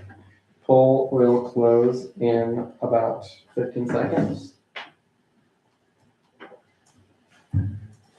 10, 9, 8, 7, 6, 5, 4, 3, 2, 1. With 4 votes in affirmation and 2 votes in negation, we voted to increase safe ride by $10.75 instead of $11.15. This, in theory, brings us to a flat fee package as shown right here on our screen. Can I make a motion? Simran, do you have something? Yes, a motion to call the previous question and vote on the entire fee package as presented. Okay, so yeah, motion to call the previous question. This one I'm gonna allow us to adopt by unanimous consent, but I see a second from Esperanza. Do we have any objections to moving on from our discussion here and adopting a fee package? Okay, so seeing no objections, we're going to now vote on the fee package as a whole. I'm not seeing any objections. I am going to get that posted.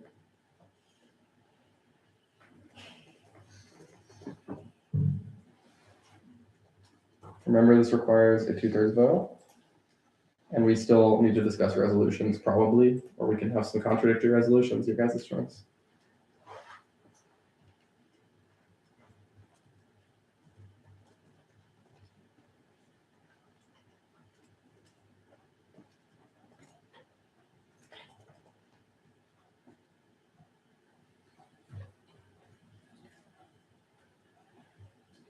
Okay.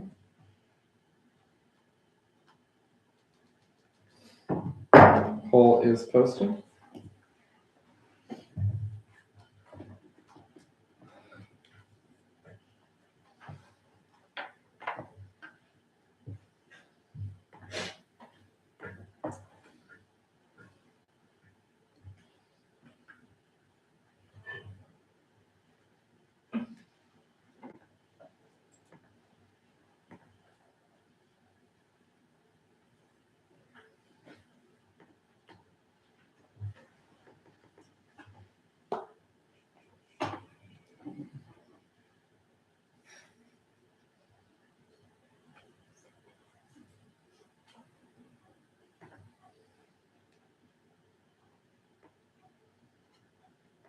Waiting on one more vote probably.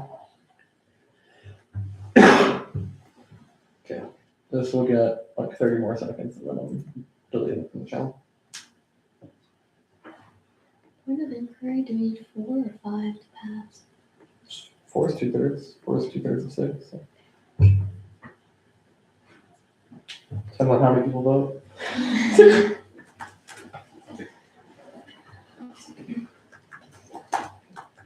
Poll will close in 10, 9, 8, 7, 6, 5, 4, 3, 2, 1.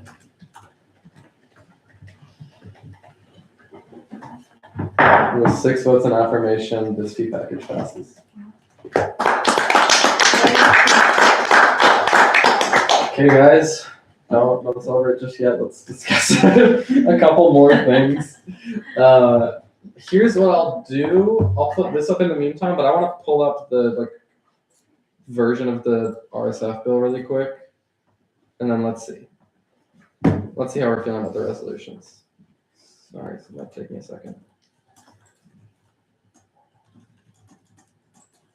Okay. Yeah, I'm doing this in a needlessly difficult manner, but give me 1 second.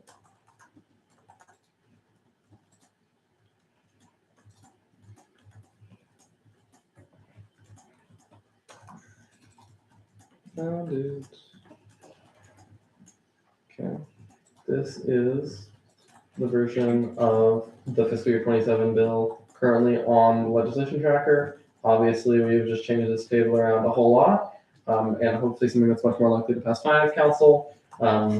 We're good there, so we're not going to discuss any fee amounts anymore. But here are our current resolutions. I already mentioned the first one. That one probably needs rediscussing. Second, we're probably good there. Third, there was some discussion on C and changing that around to also discuss SUA in some way. And then 4 is probably good, but could potentially be some tweaking. Let's talk about 1 first. The only thing in order right now is resolutions, so we can just be in discussion about our resolutions now. Would you like me to pull this up? Let's look at this and see, do we feel that now we're in scenario A instead of scenario B? Do we feel that this first resolution is still warranted? Kate, you can go first. I don't think that we should have a resolution for the student senate activity fee. Okay. And to clarify, if we should change it. If we do keep it like either it's a remove or it's a change, because the 64 cents comes from right here on scenario B. And then now it's a $1.19 increase, but as it's been well established, our treasurer is the trustee. Yeah. I argue that we should have a resolution. However, rather than trying to figure out a specific number and what that would mean, I think, and in line with our discussions during deliberation, it should just be, the committee recommends that the treasurer consider reallocating funding from Liner Wednesday night to decrease the decrease, however you want to say that, to block funding in a meaningful way. We could make it look more similar to,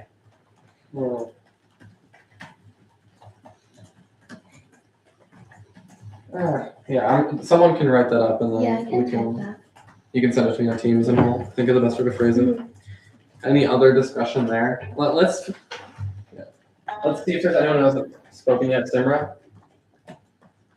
I wanted to add a resolution specifically to recommend that they keep funding for the card program. I believe the treasurer mentioned that they anticipated to zero that out completely, but I think that is actually, it's unconstitutional because in our constitution we have that they at least allocate $300, to which they explained that they failed to mention that.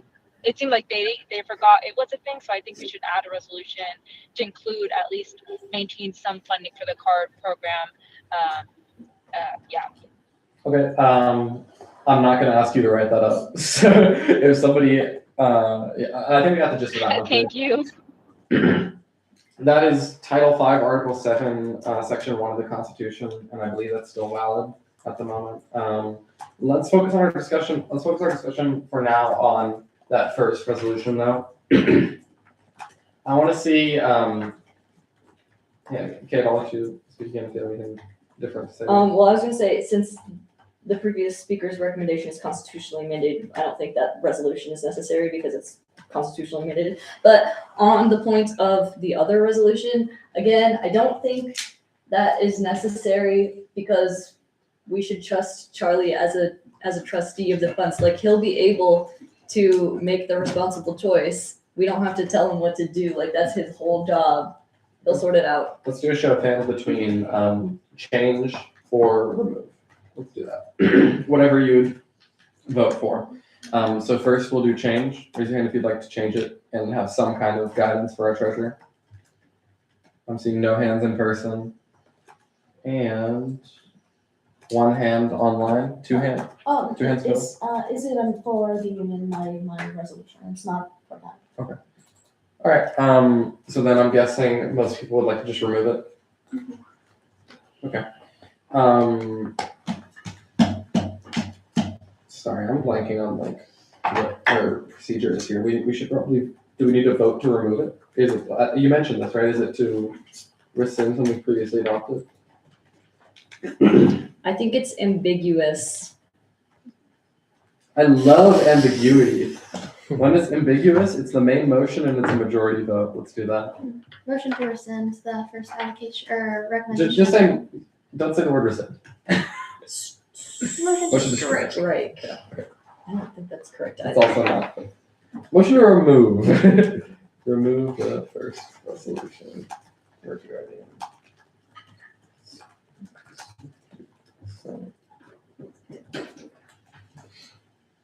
Is there a second to that motion? There's a second from Frederick, and there are no objections. Okay.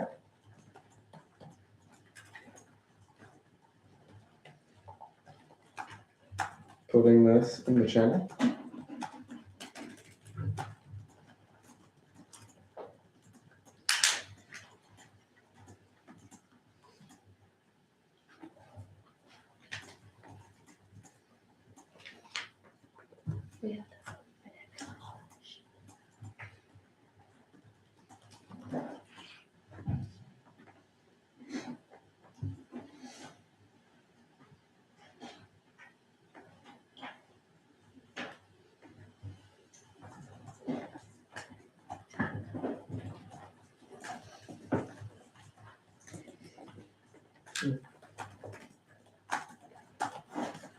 Poll is closing in 10, 9, 8, 7, 6, 5, 4. Hold on 1 second.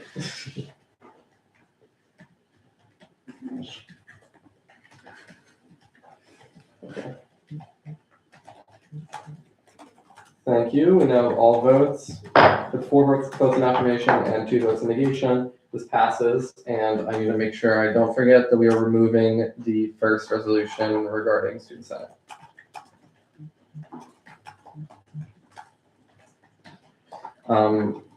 Okay. And I'll put a review thing there so I don't forget. I'm not gonna try to type it out like last time. That was kind of a disaster. Sure. Okay. What else do we have in terms of resolutions we want to change here? Ms. Bronson?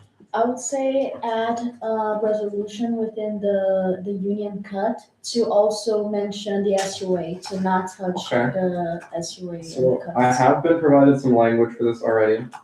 How are we feeling about requests that the University of Kansas Memorial Corporation take all reasonable measures to prevent reductions to student-facing services, namely KJHK and SUA? I agree. Yeah. Okay, there's nobody else with different phrasing there? Okay, I'm not seeing anything there, so I'm now looking for a motion for a resolution as such. I motion to strike out 2C in favor of replacing it with said recommendation. Okay, a motion from Mia, is there a second? There's a second from Frederick. And then seeing no objections, we're gonna take to a vote again.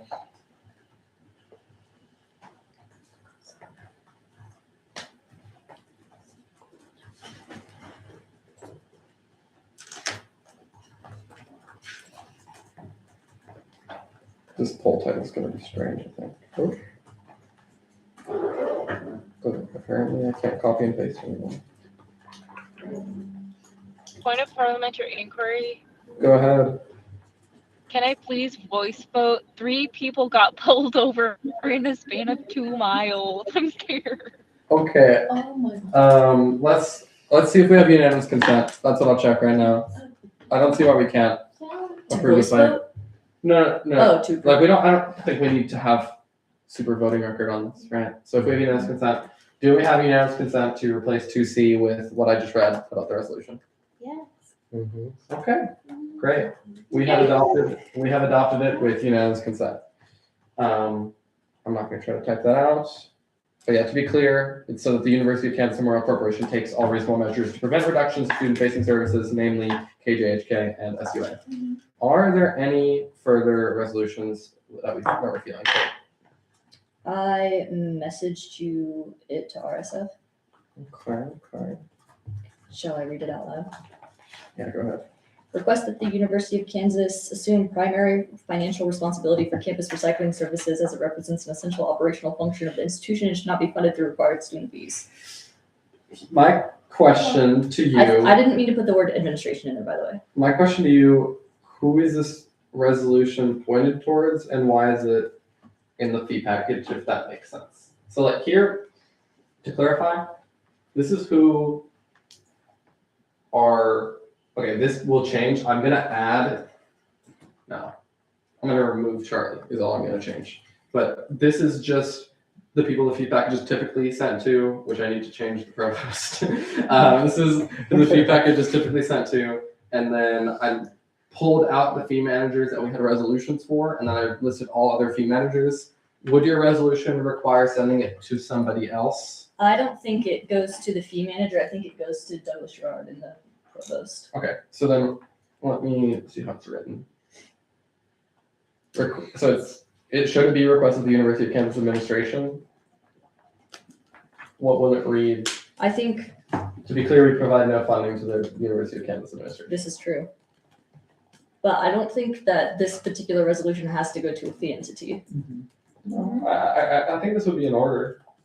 It's just like our other resolutions in Student Senate. Send it to Jeff DeWitt.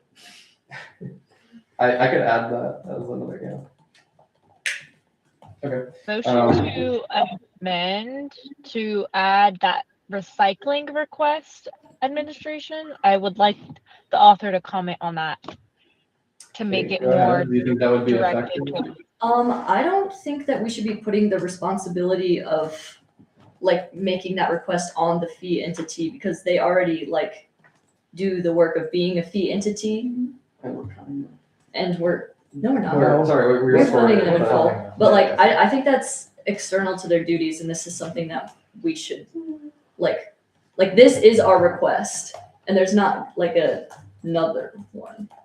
Okay, I withdraw my motion. sure. Do we have any more discussion on a resolution towards the University of Kansas administration? Esperanza? I would say add in the resolution for the administration to decrease the amount of organizations that are unexpectedly added into fee. So is this in addition to what? Exactly, like, please do not add any organizations anymore, it's too much. All right, I'm gonna give a point of information here really quick. Sorry, hold on, guys. Okay. Yeah, my point of information is, in my eyes, part of this is our fault too, and we can't just solely put blame on like the entities being dumped on us just one-sidedly, or just things not being in the Constitution is what I'm going to focus on. Like, we had a big constitutional overhaul last year. Prior to that, we like didn't even really have a constitution that we followed super closely, especially not for fee stuff. Like, what our fee is our budget book and the fee bill that's presented each year. That is what sets the fee levels. And if it's not in the Constitution, that's not what we go by. If you guys want an example of how we used to do it, I found a bill from 2022 that showed how we used to do it. We used to have the fee numbers in the Constitution in that section where if we authorize a certain fees, like we used to have each fee entity listed there and the amount that they would put at. We don't do that anymore. We haven't done that for years. So part of it is kind of our fault for not being clear. And I've checked, there's nothing on the fee. For block and line, there's an eligibility section in the Constitution. We do not have an eligibility section for fee. So we need to make it clear what we want our policy to be there. But I think a resolution for how we want that to look like on the other side could be good too. Is there any additional information from our advisors with regards to that? So I think a resolution where we kind of discuss more about it is good. Sorry, that was a lot of input. The only thing that I'm thinking is that outside the scope of fee review, and is that just legislation that needs a constitutional amendment that needs to come through. That was my plan. To be frank, that's my plan. Is I'm going to a lot of the issues that we've had, quorum, ex officio members, and kind of lack of clarity there. I'm building a list of the issues we have, and that includes fee entities not being listed and there not being an eligibility section that describes how a group is moved up from block to fee, for example. We can just fix this. We can fix that part. But if there's a concern with administration in regards to that, I just feel like that concern is slightly different than what was brought up with recycling. Let's focus on recycling. Do we have any more comments with regards to that resolution? And would anyone like me to reread it? I'll paste it in our chat.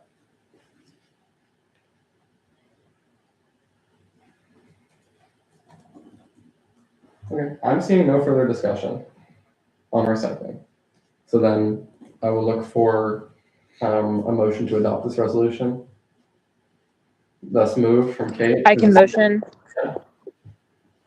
And I don't see any objections. So are we adopting a resolution for the University of Kansas administration to assume primary financial responsibility for campus recycling services as it represents an essential operational function of the institution and should not be funded through required student fees? Do we have unanimous consent for a resolution as such? Yes. I'm seeing unanimous consent. And as I mentioned earlier, I think that we're taking the right path here in terms of not being punitive to make that happen. So with the current state, in terms of bringing that back up. What else are we talking about here? I have one. Go Let me ahead. know your thoughts on this. Request that the student block committee recognize the fee allocation for student support and case management is intended as a supplement for block funding and do not disregard the block request from this entity due to their fee allocation. Could you team that? Yeah. You know that? Yeah, it's in your chat. Thank you. Let's see it. Okay. So yeah, this is what we discussed where we don't, not to disregard the block request, because we mentioned it's constitutional to have block and fee, and there's precedent for it. So it's a resolution to the block committee, and I've made a Teams chat for the block committee already. This will just be for them to not disregard it purely because they receive some student fee funding. So do we have any discussion on that before we look for unanimous consent? Okay. I'm not going to vote for this resolution. I think that it's a little bit outside the scope of our responsibilities as fee. We're not here to we had the opportunity to make sure that every fee entity got what they needed, and we didn't do that for student support and case management. So what happens. I think that's it's a little bit condescending to the block committee to assume that they would just disregard it, because they're going to have access to all the same information in terms of the needs of student support and case management. So I will not be I don't want this resolution to be passed with the fee package. We'll take it to a vote if that stands. For point of information, what I will do is I will put this resolution, if it passes, in the Teams chat, and I will reiterate it at deliberations as I chair the block deliberations. And that is what I plan on doing to fulfill that resolution. And then it's up to the block committee to vote. Yeah. Yeah, I just wanted to discuss a little bit on that point. I don't even necessarily think that this has to be read word for word to the council or to the block committee. It's more of a reminder to the chair to make clear to those voting members that there is not a conflict of interest constitutionally. I can rephrase it too if that would change the opinions of voting members here. Kate, do you think it would? Because then we can do unanimous consent quickly, otherwise we'll take it to a vote. No, I still won't be voting for this. You can move it and then take it to vote. Yeah, motion to vote on this resolution. We have a second from Esperanza. Are there any objections? Seeing no objections.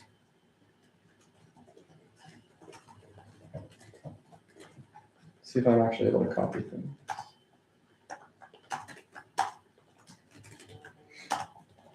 Guys, why can't I copy things onto Microsoft Forms? What is going on? If it's too long, it won't paste into it. Yeah, it comes up a lot.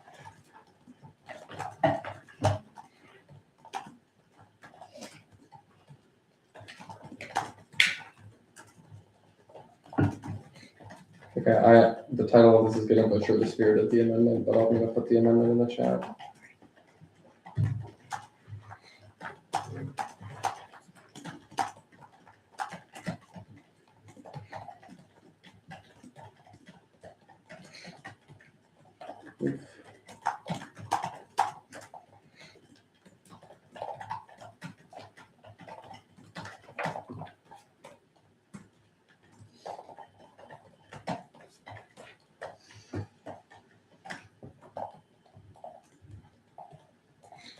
Okay. Poll is posted.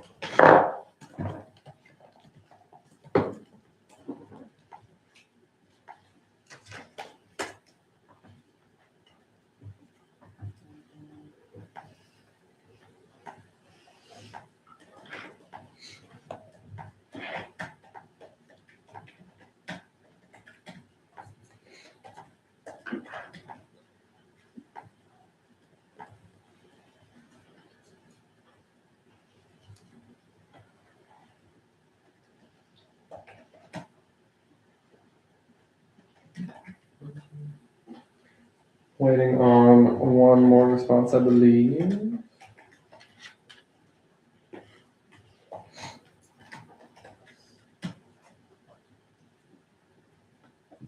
Okay. With 5 votes in affirmation and 1 vote in negation, this resolution passes. Okay. That being said, we have a good number of resolutions here. Are there any that I'm missing? In the chat? chat, I'm just putting that out. I'm not going to recognize her sharing in the chat. If somebody else would like to eventually move that resolution, I'll read it. There's a resolution in the chat, a resolution that CAPS shall ensure coordination of clinical services to reduce disruptions in care and ensure high levels of support for socially and or economically vulnerable student populations.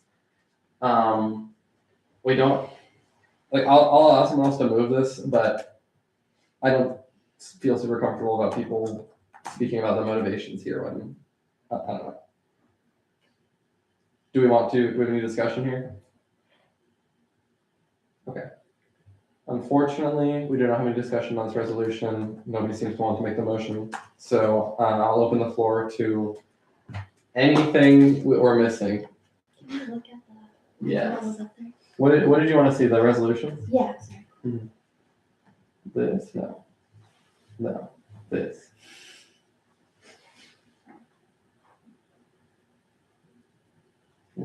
Is this in full? What do you mean? This doesn't have the updates we did reflected. So we did the one to replace this. And then we have one about admin. And then we have the new one about student senate that we just voted on. And we're going to remove the first one. And that accurately reflects our resolutions thus far. Okay. Nothing else here? Just don't forget to change the name of the provost. Thank you. I wrote that down somewhere. I'll even mark it in a review mode. I don't know if this will be the one I actually change. Oh, gosh, wow. Yeah. I'll type it there. Okay. Am I forgetting anything? I don't think I am. So, Motion to adjourn? motion to adjourn by Esperanza, second from Sean Lawson. Are there any objections to adjourning our meeting? Seeing no objections, we are thus adjourned. Thank you so much. Adjourned at 7:44 p.m.